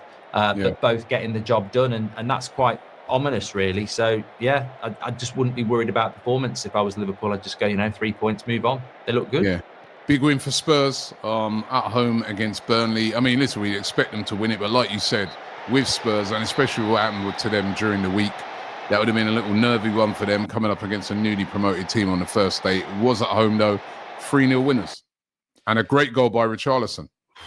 Yeah, I mean, it's early days with Spurs, but I watched them play PSG. And I know PSG have only just come off the beach, etc. But, it is Spurs. A lot of people thought they'd get hammered. And they've took that into the Premier League. And you can already see the contrast between Thomas Frank and Ange in the fact that Thomas Frank is just well organised. But what I like about him is that, you get that job from Brentford to Spurs, you get given the money and what you're going to do with it. And he wants to bring flair players in, like Kudus. They want to bring in Eze. They want to bring in that Savinho. So, it might not be this counter-attacking, boring football. I think Spurs fans definitely want to be entertained. Man City next week. I mean, the Premier League's just really exciting. You know, you've got Arsenal in a couple of weeks with Liverpool. So I'm looking forward to that the Man City game, because I think that's where you really understand what Spurs are about early in the season. And Man City were back to being Man City, 4-0 winners away at Wolves. That was very, very impressive. Haaland, of course, scoring, who I think is going to get the golden boot. He weren't even on form last year, and he still comes second in the rating.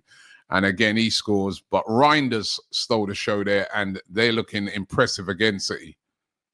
Yeah, I didn't watch it. I knew this is the only game of the weekend I didn't watch. It's and Man City fans can take the win on that. I watch them play Spurs, but when they're playing against teams like this, I just think it's normally a formality. And you know, I thought they were Wolves were in it for a little bit, but they're a team that's going to be down near the bottom, and Man City are going to be a team near the top. And with, you know, Man City for me are the unknown. I don't put them with Liverpool and Arsenal, but I do. Pep in charge. Yeah, you do. So I think that they've got some good new players coming in. That Reinders looked good. Haaland scored goals. Cherky scored as well. Yeah, he didn't start, did he? He came off the bench, but yeah, he's a good player. Goal on his debut as well. Let me run through. Keep an eye on them. I was saying, let me run through quickly some of the other games. Villa, Newcastle 0-0. But Newcastle did play well, despite, of course, they got no, striker now. Isak's still doing it. What have you made of this Isak thing, by the way? What have you made of Isak's behaviour with this? I'm okay with it, really. I think. What, a player going on strike like that? What if that was one of your players that, say you bring in, Sesko, and then, in 2 years' time he's been on fire at United, and then Real Madrid comes and he just downs tools when he's got 3 years left on his deal. We have got 3 players on strike, really: Garnacho, Anthony, and Sancho. It's just that they're all crap, so I'm not that bothered. But no, I think with Isak, it's I'd be okay. I mean, look, really, you're right. He probably should be playing until he moves, like Eze and Guehi are. But that would be disappointing. But when I hear people like Shearer and that having a pop at him, I'm sort of like, well, hold on a minute. Like, he's obviously told Newcastle he wants to go. If Newcastle had got Šeško, Ekitike, Pedro, whatever, he would have gone. That's not, Newcastle are trying to get replacements, and Liverpool are sat there with a check that's going to be a British transfer record. So I just think it's timing. It should have already happened. And also, Wiz is doing it. Wiz is doing exactly the same, and Newcastle fans ain't moaning about that. So yeah, that's true. That's true. But still, it doesn't. It don't look good, man. You've got 3 years left, right? And you've just basically just gone on strike. I don't like things like that. You are contracted to the club. I'd be worried. You know what? I will admit, because I said this about Belabor and Man United. People were saying, "Oh, he needs to go on strike to force the price down." I went, "No, I don't want that. I don't want players that do that, because in 3 years' time, he's doing it to us to go to Real Madrid. I don't want players who are going to go on strike." And maybe that is a fair point if you're a Liverpool fan. Does he do that to you in 2 or 3 years to go to Barcelona or Real Madrid? Because apparently he has done it before. But in honesty, I don't think Newcastle are that desperate to keep him either. I just think it will get resolved. I mean, I think he'll end up at Liverpool, Robbie. I don't know about you. And to be fair, Liverpool fans were losing it with Trent, who didn't go on strike. His contract was running out because he didn't want to sign a new one. So he was too busy learning Spanish, though, wasn't he, really? We are very fickle as football fans with short memories. All right. Running through some of it. So that was 0-0. Brighton 1, Fulham 1. That's a good one for my win, lose, or draw, Yeah, that was a draw. Because I was like, Robbie's got that one. Then I saw the late equaliser. I was like, that's at least 1 point. I mean, I don't know how we're doing. But I haven't even looked back over. I know we didn't get. None of us had that Chelsea game. That's for sure. Forest 3, Brentford 1, and Forest looked really, really good in that game. They still look good exciting in the transfer window, don't they? As well, they're doing good deals. Yeah. Brentford, by the way, is a team that everyone thinks are going to be in trouble this year. They look like a team that's going to be in trouble as well. They didn't look good at all. You'd be a bit worried if you're a Brentford fan right now. And of course, Sunderland beating West Ham 3-0. That was very impressive on their opening day. I watched that on, I think I watched the highlights of that. And I was like, I don't know, because I didn't watch 90 minutes, so I put my hands up. But on the highlights, it looked like a really good game at 0-0. Yeah. West Ham had chances and a brilliant opening day win for a newly promoted. I really hope one of the newly promoted teams can push it. I really hope one of them can stay up, or even two. But Sunderland have spent really well. We spoke about it on Friday. Xhaka going in there with a bit of experience. Yeah.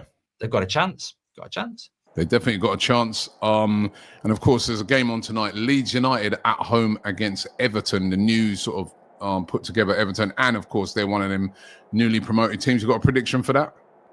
I can't remember what I predicted, but after the weekend, I can change it a little bit. I think it might be a draw, score draw. 2-2. Yeah. I think it's gonna be an exciting game. Yeah, I'll go draw as well. I can see that being a draw. Let's run through our team of the week.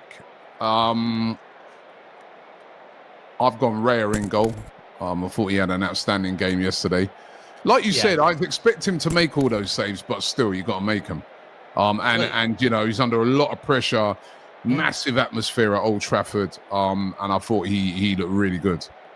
I think being a good goalkeeper is about making the saves you make and not making the mistakes, especially in the opening day. So good performance. I put Raya down as well. I mean, there might have been a goalkeeper in a game I didn't watch 90 minutes of, but I think from what I saw, Raya, I've gone left back, right. As I said, I'm a bit like you. I didn't study enough of a lot of other left backs, or might have been possibly put in a better performance. And this guy was strictly a left back, but I thought Dorgu at United, I was very impressed with him.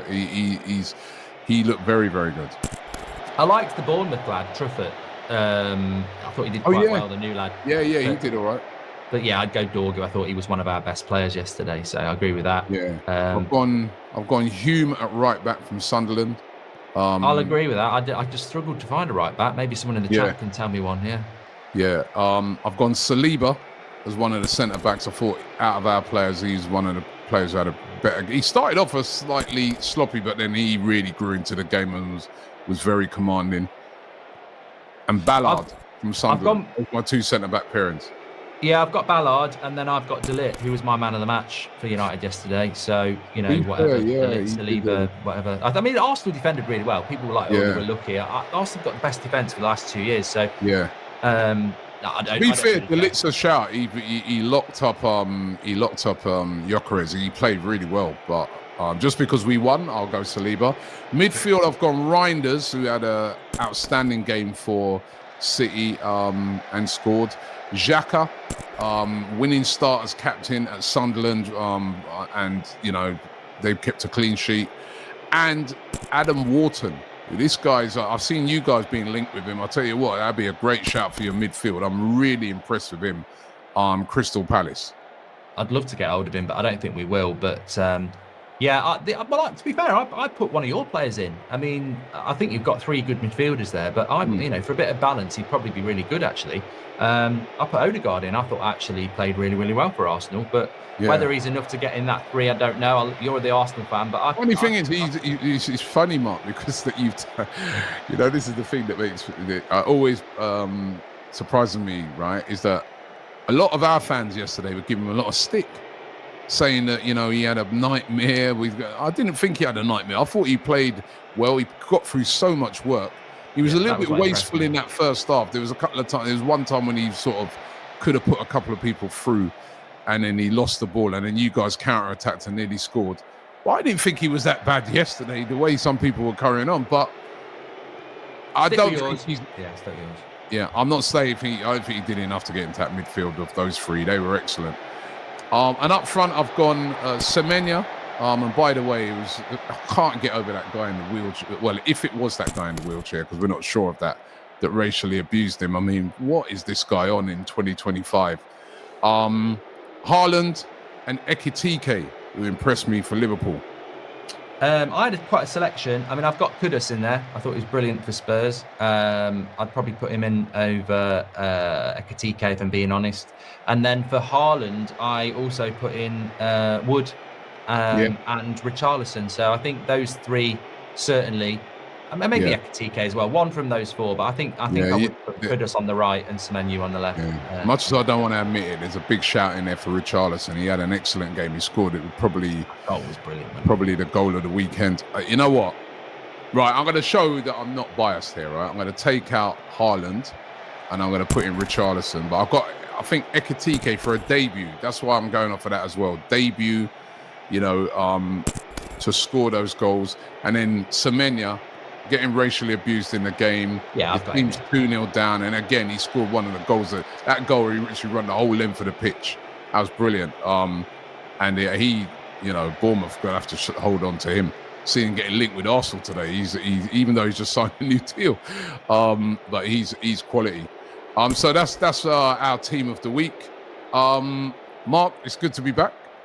It is. I thoroughly enjoyed the Premier League. I think the first weekend, look at Villa Newcastle. I thought it was going to be a great game. It was crap. It was rusty. We had a few VAR moments. I mean, some people were saying, just on that, some people were saying, why are you not talking about United should have got a penalty for a foul for Saliba and Cunha? And I'm like, I thought there was a foul on Newcastle as well. I thought, Bournemouth should have got a man sent off. I ain't getting involved VAR this year. I'm trying to be calm about it. I don't think there's nothing wrong with that goal. And then if you actually look at it that way, then right, you could see in the build-up, right, Zubimendi's trying to run and he just gets completely, stopped from making his run by, No, I mean the tackle Saliba and Cunha in the second half. You've seen it.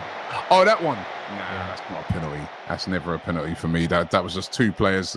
I've seen him given, but I don't get him. Look, at the end of the day, those sort of decisions, when you're moaning for that and your keeper's made an error, look, like I said, Newcastle could have had a penalty at Villa Park. Liverpool, Bournemouth man should have been sent off. VAR is what it is. Are we really going to say in 2025 VAR? We all know what it is. Yeah, that Bournemouth one. That Bournemouth one. Come on. He played volleyball, isn't he? It's got to be sent off. I mean, sorry. I'm glad he wasn't for the game, but it's bad, isn't it? Yeah. No, I enjoyed it. I think it'll get better and better as well. I think teams are going to get sharper now. So yeah, really looking forward definitely. to it. Back on Friday, That's Football. You'll be able to find out the football show on Off the Ball. Brought to you by William Hill. Download the app and play today. 18 plus gamblingcare.ie. This is News Talk. Welcome along to Tuesday night's football show. We're still very much picking over some of the storylines from weekend one of the Premier League season. And one of the more interesting themes from the early kickoff on Saturday between Aston Villa and Newcastle was a shared sense of discontent between both supporters. So come kickoff, Jacob Ramsey was on the verge of moving from Aston Villa to Newcastle, and a move that has since been confirmed. Ramsey spent 18 years at Aston Villa. He came through the academy there, which meant that the player could be sold for pure profit in the profit and sustainability rules that obviously every Premier League club has to comply with. Aston Villa have been in a spot of bother with that, or close to the line in recent seasons, so really important that they managed to make that sale happen. A similar situation happened last summer when Newcastle United were forced to sell their academy product, Elliot Anderson, to Nottingham Forest. So their fans know the feeling, and we had the situation where both fans were chanting against the Premier League throughout the match on Saturday. We will be joined a little bit later this hour by Kieran Maguire of The Price of Football for a wider chat about this. But just to dig down into the Aston Villa specifics of it, Dan Bardell of the 1874 podcast is with us on the line. Dan, how are you doing? Except for PSR, I'm pretty good. How are you? All good. So talk to us about the scene at Villa Park on Saturday. I know you were there, and we often see football fans very much being on opposite sides of the page when it comes to matters regarding anything really, but this was quite unusual where Villa fans and Newcastle fans seem to be in strong agreement about a fairly important subject. Yeah, look, it was probably the most interesting moment in what wasn't a very interesting game. I think that those that tuned in at Saturday lunchtime were probably expecting a really good game. It never quite materialised, but I think it's two sets of fans that are just completely fed up, and Villa Park was pretty flat, I've got to say. But I understand why it's flat, because you've gone into the start of the season where usually you're feeling quite buoyant, but on the eve of it, you've pretty much found out that one of your homegrown players is going to go, and that money isn't going to get reinvested. So I was okay with him going, thinking that money would be reinvested. But it sounds like it's already been spent in the form of Evan Gasson coming in a few weeks prior. So it's just, for me, it's everything football shouldn't be. You know, the dream is always watching academy players come through and make it into your first team, and they're almost living out your dream that you've all wanted to do, but you've never been good enough to do. Now, anytime you get a promising homegrown player come through, all the talk's about pure profit and PSR, and that just isn't the way that football should be. Yeah, they are the ultimate cash cow now in modern football. It's an unintended consequence, I would venture, of what football has decided to do with itself. The Newcastle United fans, I'm not sure where you're chatting to them, but their view on things, I presume, just goes straight back to Elliot Anderson last summer. Yeah, 12 months ago, pretty much exactly the same thing happened to them. They've had a few porous transfer windows, haven't they, Newcastle, where they've not done much business of any note. But the big one that stands out for them is Elliot Anderson, who they were hoping was going to live their dream, and he did play for the club. Jacob Ramsey's probably further along in his career than Elliot Anderson was. But they've watched probably someone who's going to be playing for England in the World Cup go to Nottingham Forest again, because they're forced into a situation where to comply, the best and easiest thing for them to do is to sell someone who's come through the academy. What were the chants? I don't know whether I'd be able to repeat them. I mean, I tread the line of losing my self-work every single week when I talk about the Premier League, but let's just say it wasn't too flattering towards the Premier League and the way they operate. And I think these rules have got to change, because it stops teams like Villa and Newcastle. And I'm not saying either of those clubs hasn't spent money, because they have. But when Chelsea got rich owners, when Manchester City got rich owners, they came in and they could spend what they wanted, and that enabled them to get to the level that they're at today, to be these superpowers, to be those super clubs, because previously they've been able to spend what they want, and it's easier for them to kind of bypass the restrictions because of the global giants that they are. Villa and Newcastle almost get to where they want to be, and to stay there, you have to spend money. But they're not allowed to spend the money because they're breaking rules that have been made to almost hurt them and stop them getting towards and challenging that traditional Big Six. So it's really, really tough at the moment. Like I say, Villa Park was pretty flat on Saturday for an opening game of the season, and it's never right. That's not the way it should be. The reaction from inside the dressing room has also been quite telling, and from players specifically. Tyrone Mings, for example, put up a post that was, quote tweeting, or on his Instagram story rather, thank you, JJ. And he said, I don't want to hear any bad words or anything negative on his name. You don't know the half. Then you had John McGinn on Instagram as well, describing it as a perfect example of how an academy player should handle the transition to the first team. Always humble, respectful and willing to learn. It's been a privilege to share the dressing room with you and enjoy some special moments together on the pitch. A sad day losing a top player in person and one of our own, but it seems to be the way football is set up these days. All the best, JJ. Demoralising not only for the fans, but also for the players, it seems.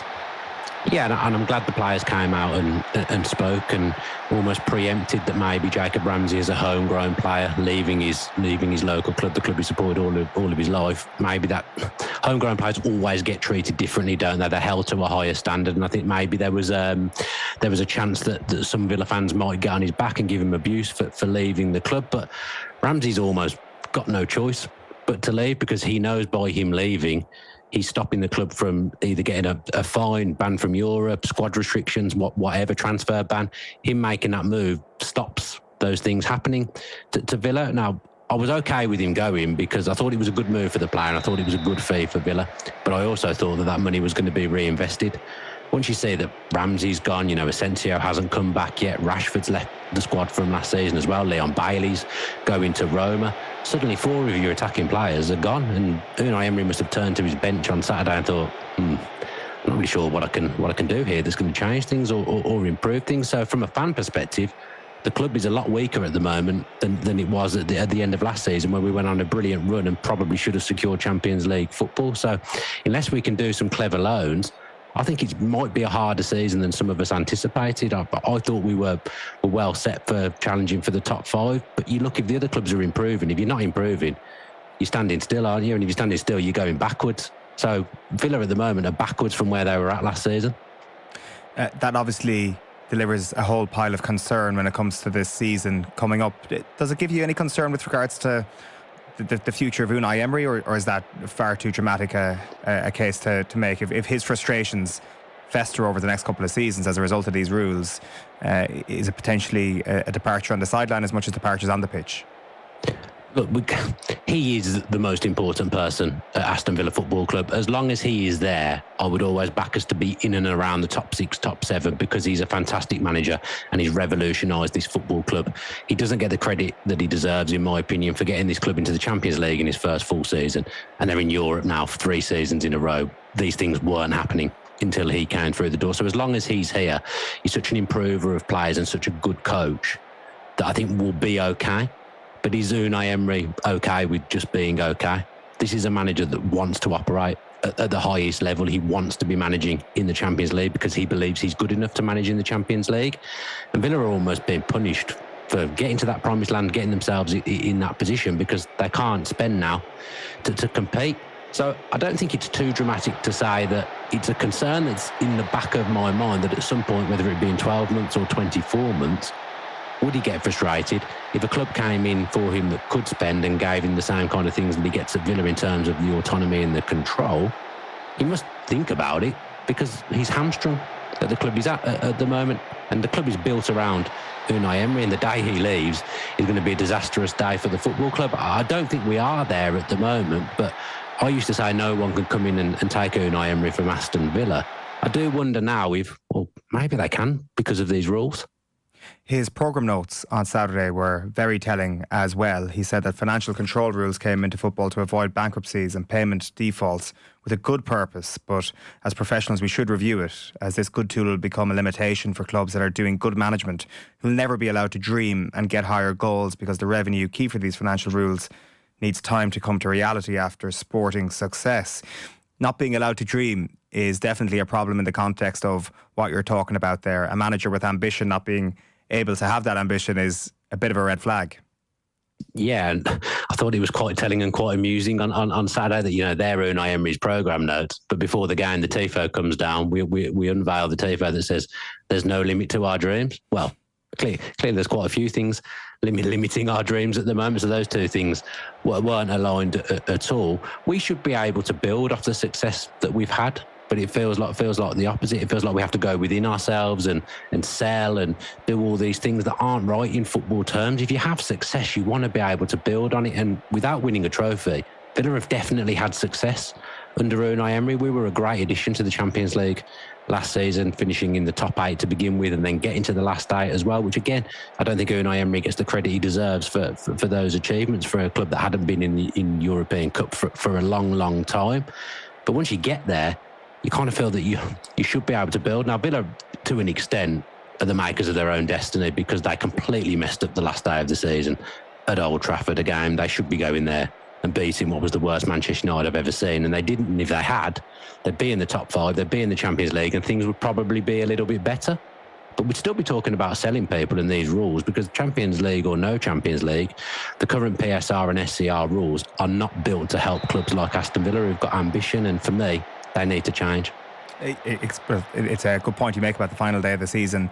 Last year, it was Newcastle who ends up nabbing that final spot. Any slight hope to be gained from what Newcastle did end up doing last season? Because Eddie Howe was unbelievably frustrated going into last year's campaign, and it did end up, maybe fortunately so, Aston Villa fans would argue, with them finishing in the top 5 on the final day of the season, despite all the limitations that they had. So it is possible. Yeah, look, Villa have still got some very good players and have still got a very good team. I think the year before, Newcastle had massive injury problems and were trying to take part in the Champions League for the first time, so that hurt them. They bounced back. They had a season with no European football at all, which I think was probably helpful for them. Last time round, they won a cup, they qualified for the Champions League. That's the perfect season. That's a season I'd absolutely love to replicate with Villa. At the moment, I do think much will depend on injuries. We'll be able to rotate because we won't have to play our best 11 in the Europa League Thursday to Sunday. We've got 6 home games after the Thursday fixtures, I think, in the first 8 fixtures. So that's good. That's a positive, because Villa haven't lost at home for 12 months in the Premier League. But any form of injury to Ollie Watkins, Youri Tielemans, Morgan Rogers, you're suddenly looking like you're a little bit short. So I'd probably be able to answer that question a little bit better at the end of the window, hoping that we've managed to get a couple of clever loans in like we did in January. Just one last thing on the Newcastle game on Saturday, just a curiosity. What is the relationship between Villa and Newcastle fans ordinarily prior to Saturday? Because they do strike me as two clubs on a very similar trajectory. They want the same things. They were separated by goal difference at the end of last season, and that familiarity can often breed a bit of contempt, even though you're both coming from very different parts of the country. I think there's been quite a comical rivalry over the last 10 to 15 years. Newcastle have been relegated to the Championship twice at Villa Park, and I don't think they were particularly happy with some of the banners that the Villa fans came up with on those 2 days. I think they were a little bit offended by that, which is fine. That's their right to do. So there's almost been this kind of comical hatred, and Villa haven't won at St James's Park since the day that Lee Bowyer and Kieran Dyer decided to have a scrap in 2005. So Villa have been awful at St James's Park. So whoever's been playing at home seems to have been able to batter the other one, because we've beat them well a couple of times when they've come to Villa Park under Eddie Howe, when they've had a good team and been going really well. So there's been this little bit of competition and a little bit of rivalry. But I think both fan bases just can relate to each other now. They're both absolutely sick to the back teeth of feeling restricted, wanting to have success. And Newcastle have had success, as you said, in the last 12 months. What they did last season was absolutely brilliant. And, I'd kill for that season, this season. But it just feels like it's getting harder and harder for those things to happen. And unless Villa can get kind of a siege mentality this season, off the back of everything that's happened this summer, I do think there'll be times when it's tough if we get injuries. But I think both teams now have got a respect for each other because they've both achieved things with these restrictions. Is there a case to be made that there's also a bit of patience required here? Like, I don't disagree with the notion that it is faintly ridiculous that you have to sell your academy products now. I really don't think that's a consequence that football should be happy with. At the same time, Aston Villa, it seems, are a little bit a victim of their own success, where the rise has been remarkable. As you say, themselves and Newcastle both share living memories, recent memories of being in the Championship. So to go from the Championship to the Champions League very quickly is a brilliant inflation of expectation. But that also comes with the revenue streams maybe not matching the amount that you're actually needing to spend year in, year out as you chase the European dream. Yeah, and ultimately, I think it's the fans that end up the wrong end of it, and the fans that end up getting hurt, because prices go up every year because the club almost feel like they have to do it. They use PSR as an excuse when they do it, or a reason for things. I'm going to Villa Park on Saturday, and I'm not really seeing anyone new. Obviously, we had a new backup goalkeeper who performed well and a new signing on the bench. But essentially, I'm watching the same players I was watching under Dean Smith, and don't get me wrong, I love those players. They've been brilliant for Villa. But with these rules comes changes for fans that fans don't need and fans don't want. The club are trying to compete with clubs that are in London, traditional Big Six clubs, and Villa fans don't live in London. They don't get London salaries. So the whole thing just feels like, essentially, it alienates the fans. If you think of some of the sports in your country, it's all about where you come from, who you're playing for, playing for your local team, what that means. For us, the players that are local and want to play for the club can't, because they've got to be sold. And us as fans, we're seeing those players go, and we're having to up prices every year to see less, essentially. So it's a really, really difficult one. But I think at the moment it is harming the fans, I would say, because I felt flat coming away from Villa Park on Saturday, and I'm as positive as they come as a Villa fan. It's going to be fascinating to see where that anger is directed to as the season goes on. Maybe it'll be truly consistent and it'll be totally directed towards the Premier League, a little bit directed towards UEFA as the months go by. But is there a chance, Dan, that actually the owners of the club and the people running the club start to bear the brunt of this? Like, as you mentioned there, prices for tickets getting ratcheted up. The club says it's because of PSR. Like, I was also thinking, and look, this might be an unreasonable point to make, when it comes to the UEFA squad cost rules, the fact that Aston Villa were one of the worst offenders of that, or well above the 70%, they were up at 90%. Yeah. Is there any question from the fans towards the club? How have you managed to overshoot the runway on that front to such a degree?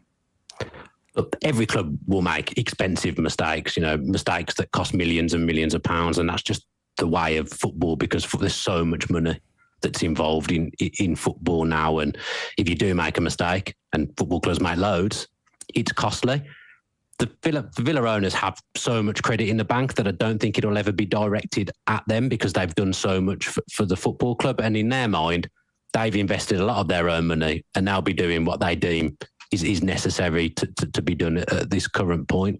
But if Villa did start to fall away and not be challenging for the top 6, top 7, fans aren't going to pay those prices. They almost got away with it a little bit last season because it was Champions League and everyone wanted to go. It might never happen again. We haven't seen it for so long. So every fan wanted to be at those games. I do think the Europa League now, once you've experienced Champions League, and the prices are less than the Champions League, but I'd say they're probably a little bit on the high side when you factor in everything else around the club, but the expenses at the moment as well. I do think you'll see less people coming through the ground on a Thursday night, and then that costs money to the club because they're not selling out. So it's kind of like this vicious cycle that's probably hurts everyone that's involved, but it ultimately probably all comes down to the rules the way they are. Is the Villa Academy full of other cash cows that are going to be traded in over the next couple of years? Is Ramsey one that kind of stands out above all the rest, or can you see this being a recurring theme over the next little while? Well, Villa aren't the only club that it's happened to. We've spoken about other clubs, and Chelsea, in fairness, have used that market really, really well, of loaning academy players out to the Championship and then selling them on for pure profit, knowing they're probably not going to make it at Chelsea, but they'll be very good Premier League players later down the line. And if they become good enough for Chelsea, we can just buy them back anyway. I think Villa are almost trying to copy that model to a lesser extent, but it's harder for us to do. Probably the only blot on Emery's copybook so far is that no one's really come through the academy and found a place in the squad in the match day 20 on a regular basis. Ramsey was already relatively established when Emery walked through the door, and he's left as a 24-year-old that I think at some point will get capped by England. And he's a very good player and was good for Villa despite having a difficult few years. There's a couple of murmurs about them getting in and around the 20 on a match day, but at the moment it doesn't look like there's anyone that's consistently going to be knocking on the door to playing in the first team. And those that have gone on loan are probably deemed not good enough anyway, and that they're hoping they do well in the EFL. And again, that they can shift them for profit. That's the way of football right now.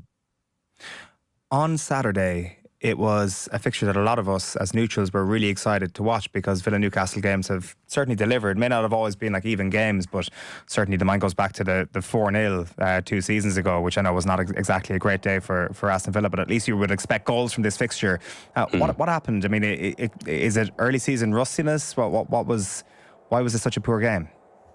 I think it was two teams that maybe don't know where they're at the moment. Obviously, when there's things going on in the background, which there is for both clubs at the moment, that are pretty high profile. I do think that transmits into the players on the pitch and transmits into the dressing room. So I think both teams didn't really want to lose. Newcastle were the better team. If they'd have won, I don't think I could have sat here and had too many complaints.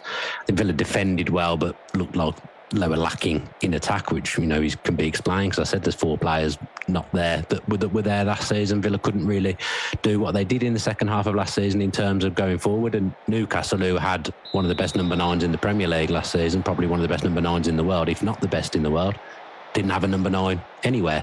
So I think it was two teams who were kind of still feeling themselves out, feeling each other out.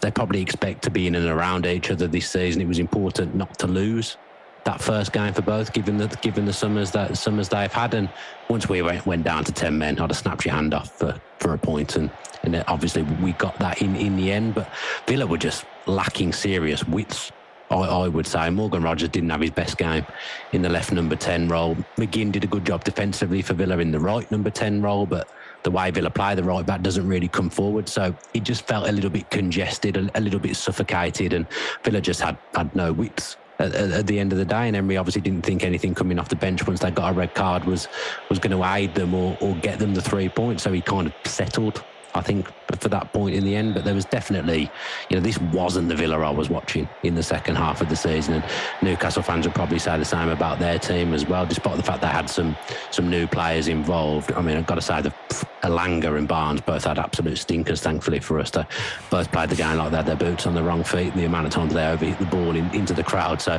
I think if either of them had their shooting boots on, we might have been in a little bit of trouble. But I think it's just two teams who had turbulent summers, quite simpler.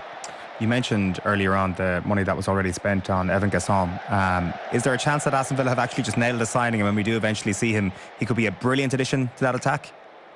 Yeah, it'd be interesting to see where he plays. He has been referenced in terms of being able to play where Ramsey was playing, in that left number 10 position. But I've got to admit, when we signed him, I was looking at him as being maybe Leon Bailey's replacement and playing high and wide on the right. But I don't think that's really his game. He wants to operate in more central areas. So maybe one of these loans that we go on to do will be a player that can play wide on the right-hand side. But we just look a little bit unbalanced at the moment. It's not massively clear where Gasson is going to fit in, although he looks like he's a really good player. Did really well in Ligue 1 last season. I should apologise for my French accent that I just did there as well.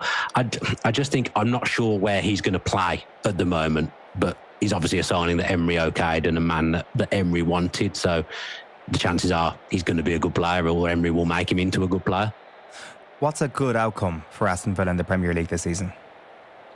I think Premier League, just being in and around the top 7, top 8 is fine, but that would be dependent on whether we win the Europa League or not, because that, to me, is Villa's dream ticket this season. It gives you, we've got 2 avenues into the Champions League, whether it be by the league or by winning the Europa League. If we win the Europa League, it kills 2 huge birds with 1 stone for the club. We haven't won anything since 1996. We haven't won anything since I was 10. I just thought that was normal that we win a cup every few years when I was 10, because we won the League Cup in 94 and 96. And then absolutely nothing has happened since, and I can't remember what it feels like to win something. But to win the Europa League would be huge for this club. The manager's won it 4 times already with various teams that he's been in charge of. So, he's a serial winner in that competition. And you think the way the competition was last season, Spurs and Manchester United ending up in the final despite stinking out the Premier League every week, you'd think we've got a huge chance of being able to do that. But to do that, we definitely need 1 or 2 more through the door, because I don't think we'll be able to do it with the squad that we've got at the moment. But that would represent a brilliant season, because you've won a trophy and you're back in the Champions League. One last one for you. I see that you're recording for YouTube, going along to games with your dad this season. Yeah. That's a pretty special thing to be capturing. Yeah, I've gone with my dad my whole life. I'm 40 in a month's time, and I've been going with my dad since I was 7 every week to Villa Park, and I'm aware it's not going to happen forever. So I just thought, I'm going to try and document it in some way, and it seems to have actually gone down pretty well. I wasn't sure what it was going to be or how it was going to turn out. I think he actually enjoyed being on YouTube as well. I was with him yesterday, and he was just sat reading the YouTube comments for 15 minutes. I mean, it wasn't really the time to be doing it, because he was at a family function, but he was sat there reading all the kind words that everyone had said about him. And I think next game he might be getting people coming up and asking him for photos. But I think it's a special thing, a parent and a child going to the football. As I say, his mobility's not brilliant. He's not going to be able to do this forever. He tried to not go this season, but I managed to persuade him that it was a good idea to keep going, and he's here, so I'm gonna record it. Brilliant. Well, best of luck to you and your dad throughout the season, and good luck to your dad navigating the world of being Birmingham wide and famous. I think that's going to be something he'll handle pretty well. Dan Bardell of the 1874 podcast, as you've been listening to for the last little while. Thanks, Dan. Thanks, mate. Anytime. On Off the Ball. Brought to you by William Hill. Download the app and play today. 18 plus gamblingcare.ie. This is News Talk. Welcome back to Tuesday night's football show. If you've just joined us, we've been speaking to Dan Bardell about Aston Villa and Newcastle and their shared sense of unease and anger and everything else with regards to PSR rules and the Premier League, as was displayed on Saturday. To chat a little bit more about this, I'm delighted to say that Kieran Maguire of the Price of Football podcast is with us on the line. Kieran, how are you doing? I'm grand. The crazy people in football have made it a busy summer for the likes of me. It's unbelievable. It must be a constant case of educating people and reminding people about what is actually at play here, because it does feel that new wrinkles develop every summer, every window, and somebody like you is a very important voice in football fans remaining rational and understanding exactly what's at play here, and who exactly should I be angry with as a football fan? Yes, there's a lot of angry fans out there. There's a lot of frustration. I think we live through our football clubs at times too much, which isn't necessarily healthy, but that's never going to change. So trying to get across what the rules are, who's impacting you as an individual club, as a fan base, because sometimes it can be the owner who's using smoke screens, sometimes it can be the Premier League, sometimes it can be UEFA, sometimes it could be because you bought a load of turkeys 2 years ago and you can't get them off the book. So there's a variety of reasons on a club-to-club basis. It does feel that the Jacob Ramsey story is one that is particularly angering for people, and Newcastle United fans are really on the same page as Villa fans on Saturday as well. The idea of you having a homegrown talent, somebody who is inextricably ours, being a cash cow for, avoiding punishment from the powers that be, you can see how that rankles with a football fan. Yes, because there's always a slightly stronger bond between a player who has developed through the youth ranks. Even though we rarely go to watch the youth team, we always claim we did. It's a bit like I know 10,000 people who claim the Sex Pistols gig in Manchester in 1977, which where 200 people attended. So we like to feel that the club is good at development. We like to feel that the player is one of our own because we've got that geographical and historical link to the club ourselves as fans, and to see this young person being treated as a piece of inventory, and that's what they are. I had a meeting with a fairly senior club in the Premier League, and we were talking through the issues relating to academy development, and they said, off record, can't name the club clearly, I came into this game to help young people become better, and I'm now running a profit centre. And that's what they are. They are profit centres as far as the clubs are concerned, or as far as the club owners are concerned, because we now have these sets of rules from the UEFA, from the Premier League, from the EFL. It doesn't matter what the league is. They tend to be fairly common. And because an academy player didn't physically cost you a transfer fee, if you sell Jacob Ramsey for £40 million, that's £40 million of profit. Whereas if you bought a player, let's say you bought him for £50 million 2 years ago on a 5-year contract, you say, well, we're going to reduce the value of the contract by 1/5 each year, so his value after 2 years goes down to 50 to 40 and 30. You sell that player for £40 million, you've only made a £10 million profit, and those players could be of equal stature, equal talent. So the accountants have a lot to blame for here. Which I feel slightly embarrassed about as an accountant. To what extent does this concern the Premier League, do you think? Or maybe to what extent should it concern the Premier League to the point where the rules might actually change? Like, I'm far from qualified enough to be able to suggest what it could change to or what an outcome might be. But surely those that run the organisation are looking at these sorts of situations thinking to themselves, this cannot be the way in which you balance the books. I think there are potential solutions, but none of them will get past the 14 votes. In order to change the manifesto, in order to change the rule book of the Premier League, you need a 2/3 majority. How many clubs are going to vote for it to change the rules to such a way that it reduces their profits? Because some clubs are reliant upon the player trading model, either from their academy. If you take Chelsea, for example, who are absolutely brilliant at it, they've sold Mason Mount, they've sold Conor Gallagher, they've sold Tomori, they've sold Tammy Abrahams. You look at them, and they've generated hundreds upon hundreds of millions. Why vote to make things worse for yourself? And a lot of the clubs will be saying, well, I've not used the academy for the past 3 or 4 years, but if we do get a couple of good lads coming through, that's our get out of jail free card.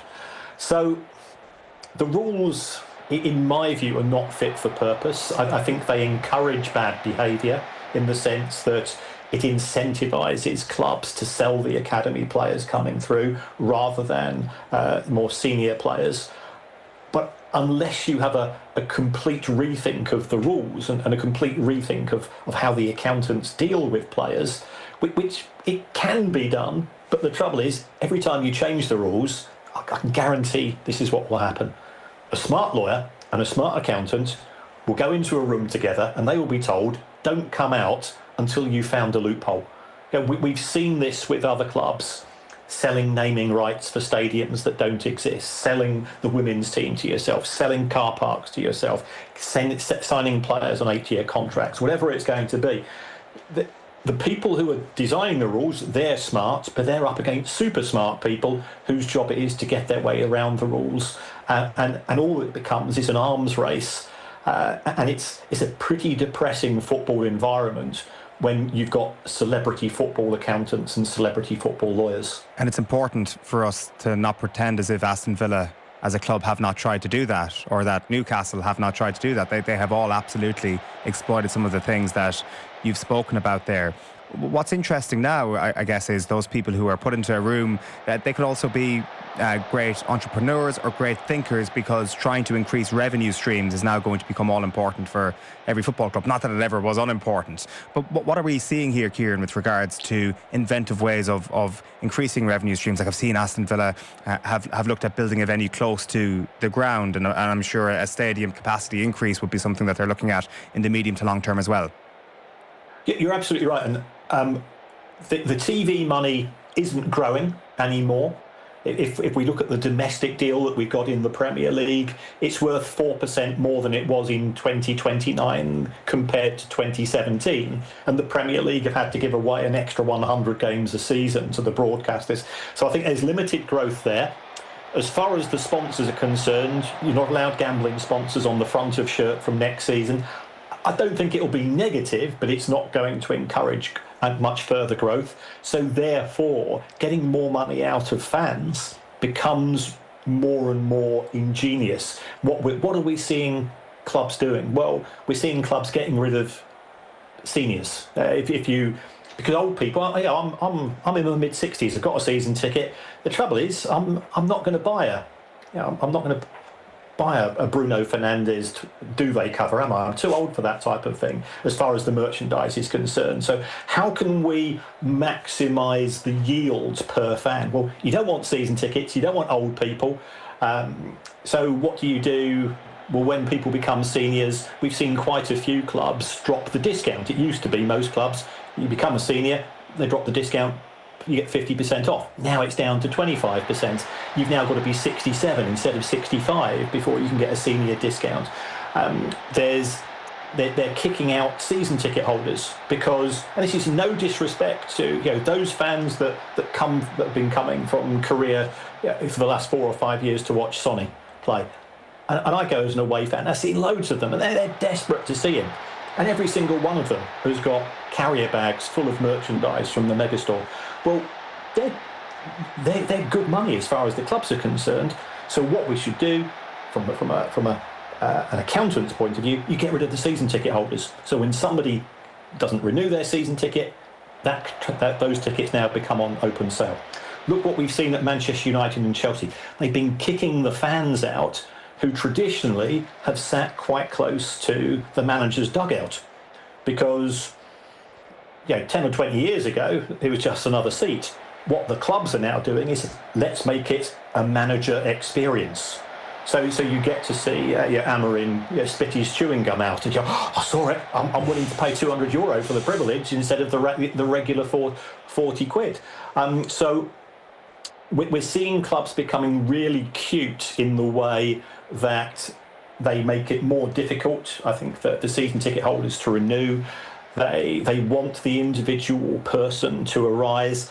They're very keen on alternative forms of broadcasting. They think that within the next 4 or 5 years, you'll be able to wear one of these headsets and you'll be able to turn to your right and it's Mickey, your mate, who you normally go to matches with. Well, you can now turn in your lounge and do that. Instead of paying your normal TV subscription, it'll be done on a pay-per-view basis for the immersive experience. So the clubs want to convert the traditional way we watch football into an experience because they know that we as punters will pay for that privilege.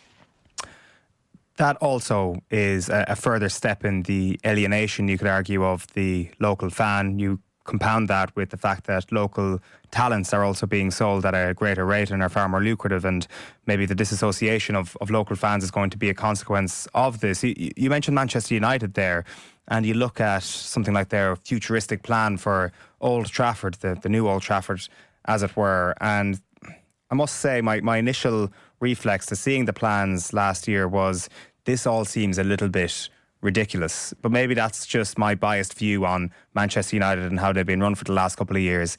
The way you talk about that and the way in which your bricks and mortar assets are being utilised, maybe the Manchester United model of creating a little town basically around your stadium is actually the way in which revenue streams are going to become manipulated and utilised for sporting success. I think that's a fair observation. Football clubs, when they do relocate, they will try to become the lightning rod. They will trying to become the central hub. I'm going to Everton's new stadium at Bramley-Moore Dock on Sunday to see their first match. And the aim is you're going to have that as your football ground, but you'll have a cinema nearby, you'll have a bowling green nearby, you'll have shops nearby. They want it to be something which is going to drive traffic. We've seen Spurs, in terms of their negotiations with their local government, Spurs can now host more non-football games at White Hart Lane, which I still call it that, than football games. So they've now got a licence to do 30 events where you can get 60,000 people attend. So that's going to be NFL, that's going to be boxing, that's going to be, for heavens, Coldplay. Why one person would want to go and watch Coldplay is beyond me. But 60,000 people will turn up for 7 days.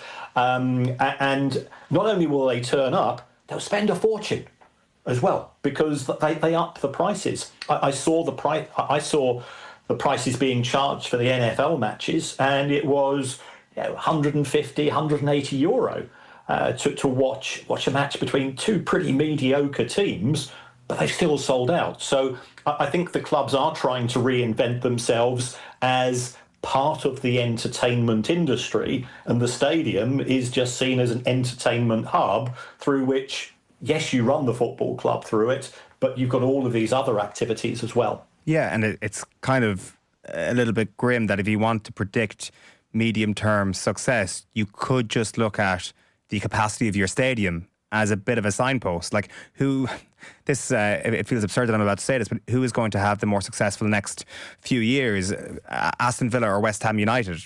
It obviously seems like it's Aston Villa given the players that they have, but West Ham have a bigger stadium, and they therefore have more of an ability to tap into revenue streams than a club like Aston Villa does. Same with Newcastle United versus Aston Villa. Newcastle United with a much bigger stadium.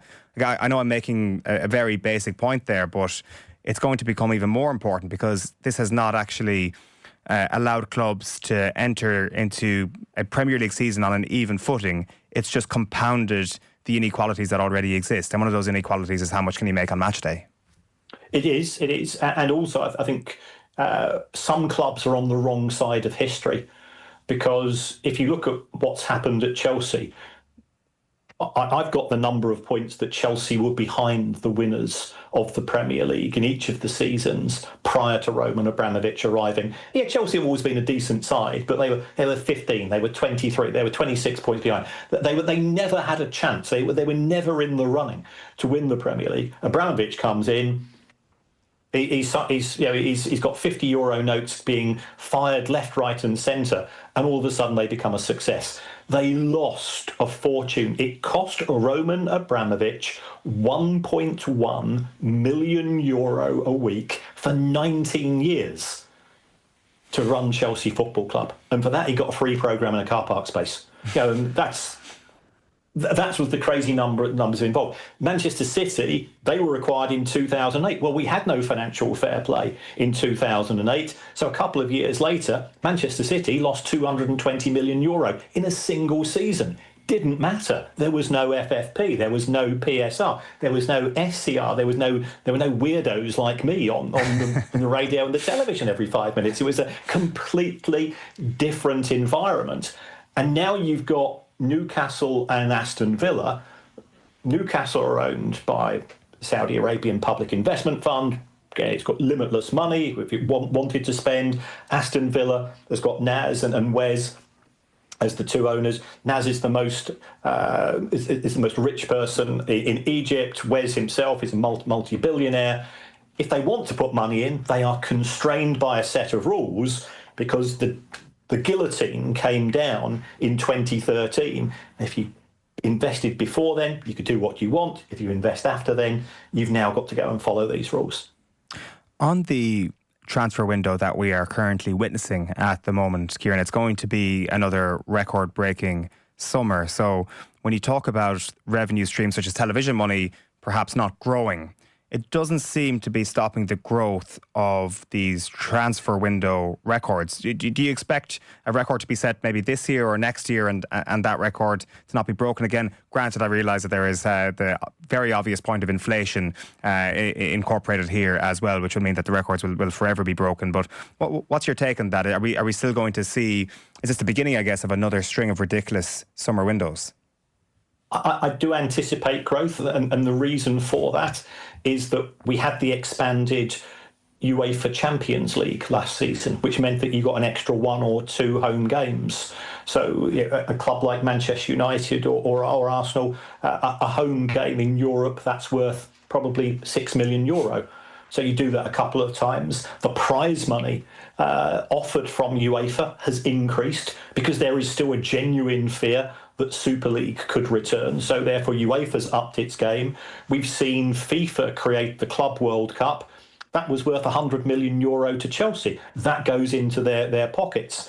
We still have the Saudi Pro League. I know it's not signing huge numbers of players, but if you do manage to shift a player, they tend to pay fairly high fees, and money circulates. If you get an extra 60 million or 70 million euro from a club in the Saudi Pro League, that allows you to spend 60 or 70 million yourself, and the club you receive that you've bought from, they've now got money, and we get into this circularity. If we look at what happened in 2024, we had 6 clubs in genuine danger of failing the Premier League rules. It was Everton, Villa, Leicester, Forest, Chelsea and Newcastle. So those clubs didn't tend to do much dealings apart from some unusual transactions among themselves. That put the brakes on.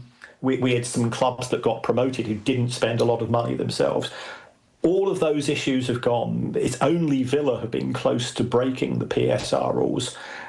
You sell a couple of players, or you've sold a couple of players in the past couple of years. So it's Sunderland have spent well over, 150 million euro. Leeds have spent broadly the same. We've got clubs like Brighton and Brentford spending 100 million because they've sold players in the last couple of years. All of this is increasing, and you create that virtuous circle of spending. It doesn't necessarily increase the overall quality of the product, but it certainly increases the numbers. Kieran, I'm sure it's a question you get asked more than any other, but given the lack of Champions League revenue this season and given the outrageous summer of spending that they have put down, how come Manchester United are nowhere close to failing these financial rules or actually falling foul of them? Well, they're Manchester United. They've got the biggest capacity ground in the country. They've got the biggest fan base globally of any Premier League club. What did Manchester United do at the end of the season? Well, they went on a post-season tour and they picked up €10 million. They just spent a couple of weeks in the United States. They picked up another 10 to 15 million euro there. Manchester United has got no problems whatsoever when it comes to PSR because they're only spending probably around about €55 on wages for every €100 that comes through the door, and actually they're in a fairly strong position. I think a lot of people got fooled because when Jim Ratcliffe says, I've got to go and make 400 or 500 members of staff redundant because we're going to go bust by Christmas, people believed him. But anybody that looked at the numbers said, he's not right, he's winding people up. He's just trying to justify making people redundant because that's what his company Ineos does. Whenever they go anywhere, they make lots of people redundant. He was surprised at the backlash that he got as far as the club was concerned from the fan base. So they brought out this story. It's a myth. Manchester United's finances were never as bad as people made out. So the net losses figure that comes out comes with a massive health warning.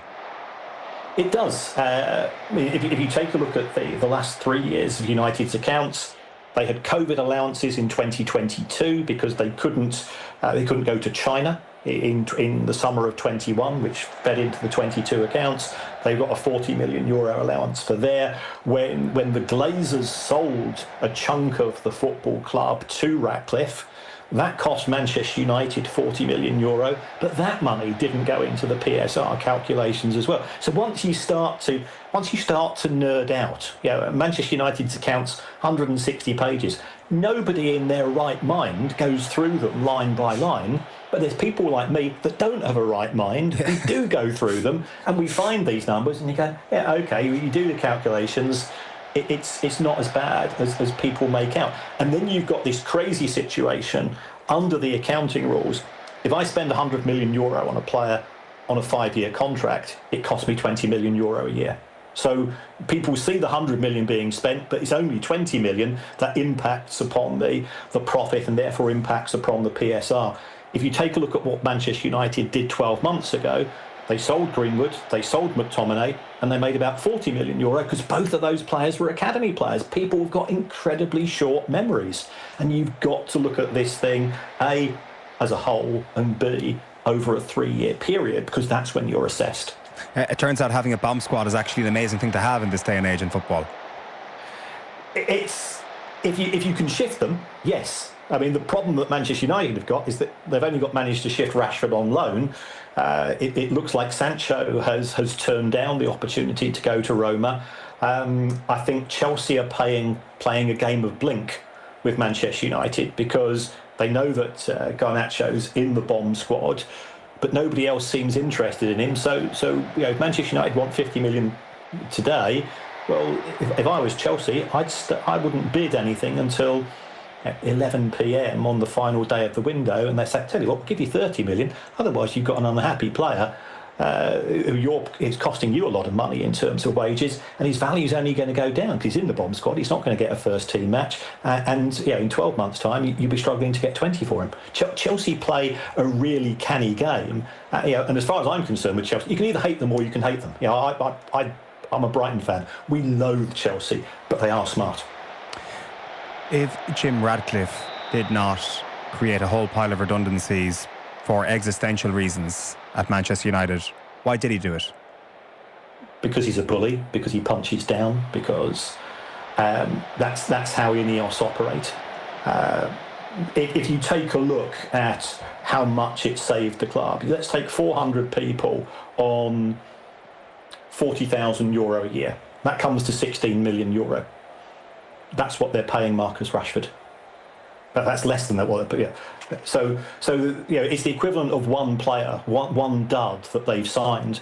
And if you take a look at Manchester United since Sir Alex retired, with the exception of Bruno Fernandes, which of those players can you honestly say has been good value for money in terms of what they've delivered on the pitch, and therefore in terms of the wages that they've been paid? It's just the way that Ineos operate. They're an unpleasant bunch. Pure margins, and in other kind of ways of framing that, it is the amount of revenue that they'd get from a couple of weeks in the United States or a post-season tour, as is the case. I think sometimes we're maybe a little bit blinded by what's actually happening on the pitch, that we maybe think that everything is a little bit of a clown show behind the scenes, but actually it's a very cynical, very surgical approach to running a business. That seems to be what Ineos is doing to Manchester United. That's right. They're treating it in exactly the same way that they run the petrochemicals companies within Ineos, and they run them very well.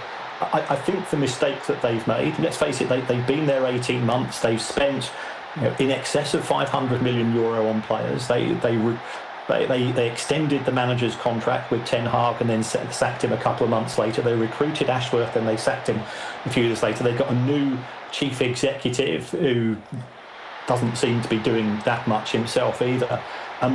It works if you're trying to sell the cheapest product going. Football's a completely different business. The penalty, no penalty. To make matters easier, I would just say any ball that hits the arm, just give a penalty. Even if it's accidental? Yeah, for people who hadn't seen it, Leeds beat Everton 1-0 last night with a penalty. James Tarkowski is penalised. A shot from distance from Leeds, and he basically had his arms down by his side, but he used his arm to block the ball. And then he gave a very honest post-match interview, saying how ridiculous the whole situation was. Gary Neville and Jamie Carragher had an argument about the legitimacy of the award. Gary said yes, Jamie said no. Right. Jamie is an Everton fan growing up, obviously. Yeah, Not openly. Not that he brings his bias to bear in his comments. I think that's gone now, isn't it? I don't think has he returned to be an Everton fan in retirement? Oh, I don't think so. I don't think so. No, I don't think so. So, look, we talked about this last season. It's like the tedium of talking about refereeing decisions from games. But what's actually interesting to me is the Tarkowski interview afterwards. I wonder are we seeing slightly different post-match or in-game musings this year, which I might get to in a second. Well, you get to it now if you want. I don't think it's that unusual for somebody who's been penalised to be angry about it afterwards. Do you think that's a new development? I like the questioning of the rules and the system.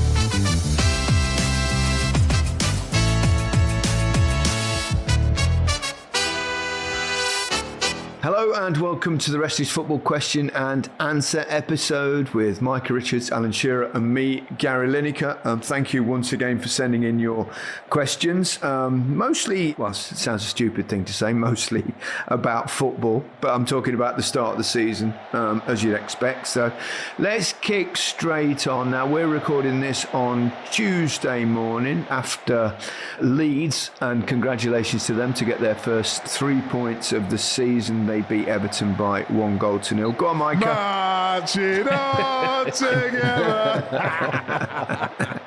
Perfectly timed. And I got a question from Chris, and I think you'll know what it is. What did you guys make of the Tarkowski handball last night? Now, I think Alan wants to rant. I just think, I thought Tarkowski was really articulate after the game in what he said. What did he say, Al? He actually said, if that ball is struck and I don't move and it hits me on the arm, as it did do, and I didn't move, it's not going to be given a penalty because my arm is in a natural position and I can't do anything about it. But he said, because I leaned, and I leant because it's taken a deflection, he said, since when has there been a law in the game that you can't lean towards the ball? So the ball hits him in exactly the same position, but he's leaning. And he said, since when has leaning been a punishable offence? I suppose playing devil's advocate here, because I agree it was very, very harsh. But if you are leaning towards the ball, the first thing that goes is your arm. But then it's but he's still in a natural position. It's still down by his side. It's still down by his side, and it's taking a deflection. I just think the handball law is an absolute shit show. It's a shambles. That is definitely true. It is. They have tried so many things that have just not worked. And how many times are we seeing it? The handball law, to me, just needs to be really simple. Is it deliberate handball or not? What's wrong with that? That's exactly how it used to be. And you'll still have arguments, and that may have been given under those circumstances, probably not.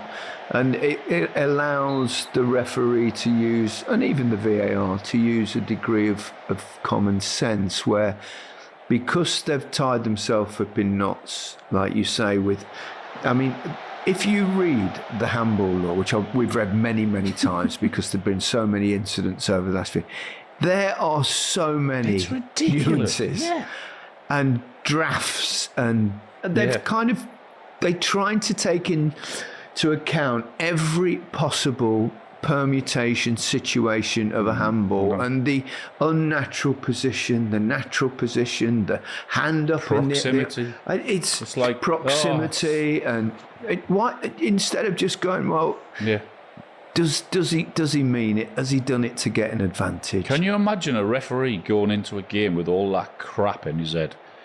Proximity. I feel for the referees with this. I don't blame them under these circumstances. I don't blame VAR. I blame the lawmakers, who we know now are referees, and IFAB. So it's just got a bit silly. I need simplifying. Nonsense. I agree with everything that you've said, Alan. I listened to the interview after the game with Tarkowski too. It's not a penalty. If you give a penalty for that, you're giving penalties every single week. It's as simple as that. When you've been in that position and you lean into it, of course. So if the ball's coming to you and say it's going there and he leans and it comes off his chest, that's what he has to do. His arm is in a natural position. He's actually tried to get it behind his back. Exactly. I don't understand. And I agree with you, Gaz. It's really difficult for the referees. And the referee took I say a fraction longer than normal because he was thinking about it. I don't know if the crowd had something to do with it, but he's in a difficult position, so I don't blame the referee. But that cannot be a handball. Do you think if he hadn't have given it, they'd have turned it over? No, not a chance. Not a chance. It's one of those... Well, there is a chance. Honestly, it's 50-50, isn't it? But I just think that can't be a handball. The handball, I mean, we said it really is pathetic. There's so many different moving... But you know what?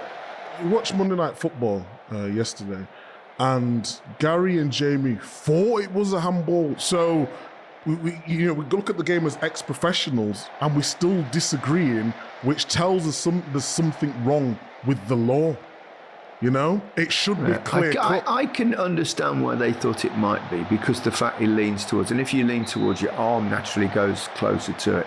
But I do think he was genuinely, because of the deflection and also the fact that he was desperately trying to get the arm behind his back. But as you say, you know, there's no common sense in allowed in refereeing anymore. And but anyway, let's move on. JKD. We Liverpool Football Club fans understand players trying to force a move, e.g. Coutinho, Sterling, Suarez. Can we hear Alan's views on Wissa currently and Gordon previously refusing to play, trying to force a move to Newcastle? Also, does he think Newcastle's offer of 25 million for Wissa is belittling? Cheers. I think this is obviously because of your reaction to all the Isak stuff, which I think you've been pretty fair about. I don't think it's... I don't like players that have got a contract not train or refusing to train or refusing to play. You have a contract behind you. Now, I always said I understand there's two sides to every story. Isak might have a story which he hasn't spoken about yet. Wissa might have a story which he hasn't spoken about yet. I think I read this morning he's deleted all his photographs of being in a Brentford shirt or anything to do with Brentford. Deleted his profile from Brentford. I don't know his side of the story, but I'm exactly the same as the Isak situation. It is not right. If you've got Isak's got 3 years left. You can't not train or play. You're being paid by the football club. And whatever reason or whatever hump you've got or gripe you've got with whoever, chairman, owners, manager, whatever it may be, you still have a duty to the other players because of that contract and to the football club to go and train and go and play. There's a way of getting out of a football club, and refusing to train and play is not the right way. I think what you said was fair, Al, just now on a match today. Two things I want to pick up. I mean, you said 30 quid for train fares. Have you been on a train recently? It's about 200 quid for train. Yeah, it is for you when you sit in fucking first class. Not for us normal guys who just go in with the normal punters. Oh yeah, and hide from the Sunderland fans in the corner. Okay, yeah, I get that point, Micah. Yeah. And secondly, what about how the players are treated when they're not wanted? Because I get that as well. We've made that point. That's why I said there is no loyalty in... Don't talk to me about loyalty in football with either football clubs or football players. We use Donnarumma as the example. And we can use the Man United players who are now being forced to train with the reserves or train away from the first team squad, because Man United all of a sudden want to get rid of them. So I totally get that and understand that loyalty with football clubs and football players, no chance. Yeah, and I think this is probably where it's difficult for fans, especially, isn't it? Because obviously their allegiances to the club, their loyalties to the club, they're very tribal, and it's very hard for them to imagine why a player would want to leave their particular football club. So they'll even side perhaps with the club in circumstances when the club's not being fair to footballers, which happens regularly. When I was at Aston Villa, I know I talk about partying and lifestyle and all that sort of stuff, and sometimes I take that too far, but when I'm talking, I try to be as honest as possible, give people insight. But when it came to me training Aston Villa, I always give 100%. No manager's come out and said anything bad about me. But in the media, I was made out to be some sort of monster. And the club didn't back me at that point, but no manager said, if someone says you're not good enough, you can take it. I had injuries and all that sort of thing. But I was always professional. But sometimes they would tell me, don't come in to train, go train with the 23s, or do all these things. And I could have said, oh, Aston Villa are treating me this way or that way. And I just think with the situation with Wissa, with Isak, we just need to be careful that we're getting fed the true story. So Alan's completely right. You should never, ever, and I didn't want to give the satisfaction to people at the club to say Mike has got a bad attitude or Mike is not working hard. But there's something untoward going on here where Isak's refusing to come in and train. I would just love to hear the full story, you know? His side of the story as well. I'm sure he will at some point. It leads me on to a question, actually, which I was waiting to come. I thought it would. Mithrandir, or Mithrandir, apologies if I said it the wrong way.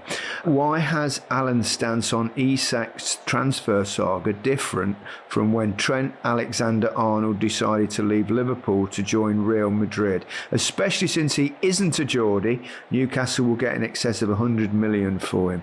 I think there's an obvious answer to this one. What a stupid question that is. You can't compare them at all. Trent was a kid who was brought up at Liverpool. He came to the end of his contract. He didn't refuse to play. He didn't refuse to train, and then was well within his rights to leave. Now Isak's got 3 years left on his contract. Doesn't take a genius to work that out, does it? Come on. I think Liverpool's fans' problem is that he's a Liverpool lad and they feel like they didn't get a monster transfer fee for him. Obviously, they did get something in the end, 8-10 million quid, whatever it was, from Real Madrid, because they wanted him to play in the Club World Cup. But it reminds me of the circumstances when I left Leicester. Now, it's slightly different because you leave Leicester, a club like Leicester. I'm a Leicester fan, so I know it inside out. It's not a monster club, whereas Liverpool is. But if you've got an ambition of playing abroad, playing for one of the giants in world football, to educate yourself in another country, to learn different styles of football, different ways of life, then that ambition is perfectly acceptable. And I made a conscious decision under different circumstances when I left Leicester. I wanted to go to a club that I thought I had a chance of winning trophies to. So when I left Leicester, I said to myself, I am not going to leave Leicester mid-contract, because I don't think that's the right thing to do, because I cared so much about the club. And I suspect Trent has thought the same. He's thought, well, I'm not walking out on a contract. I'm not downing tools. I'm seeing out my contract to the end of the season. I'm not going to feign injury or anything like that. He's done all the right things.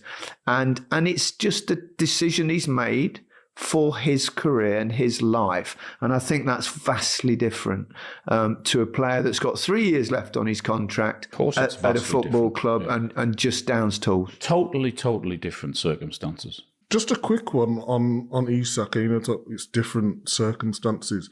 All the reports from Isak was he's a very good lad. Alan, you've always talked really well about him. So someone just doesn't come in and not train. So in terms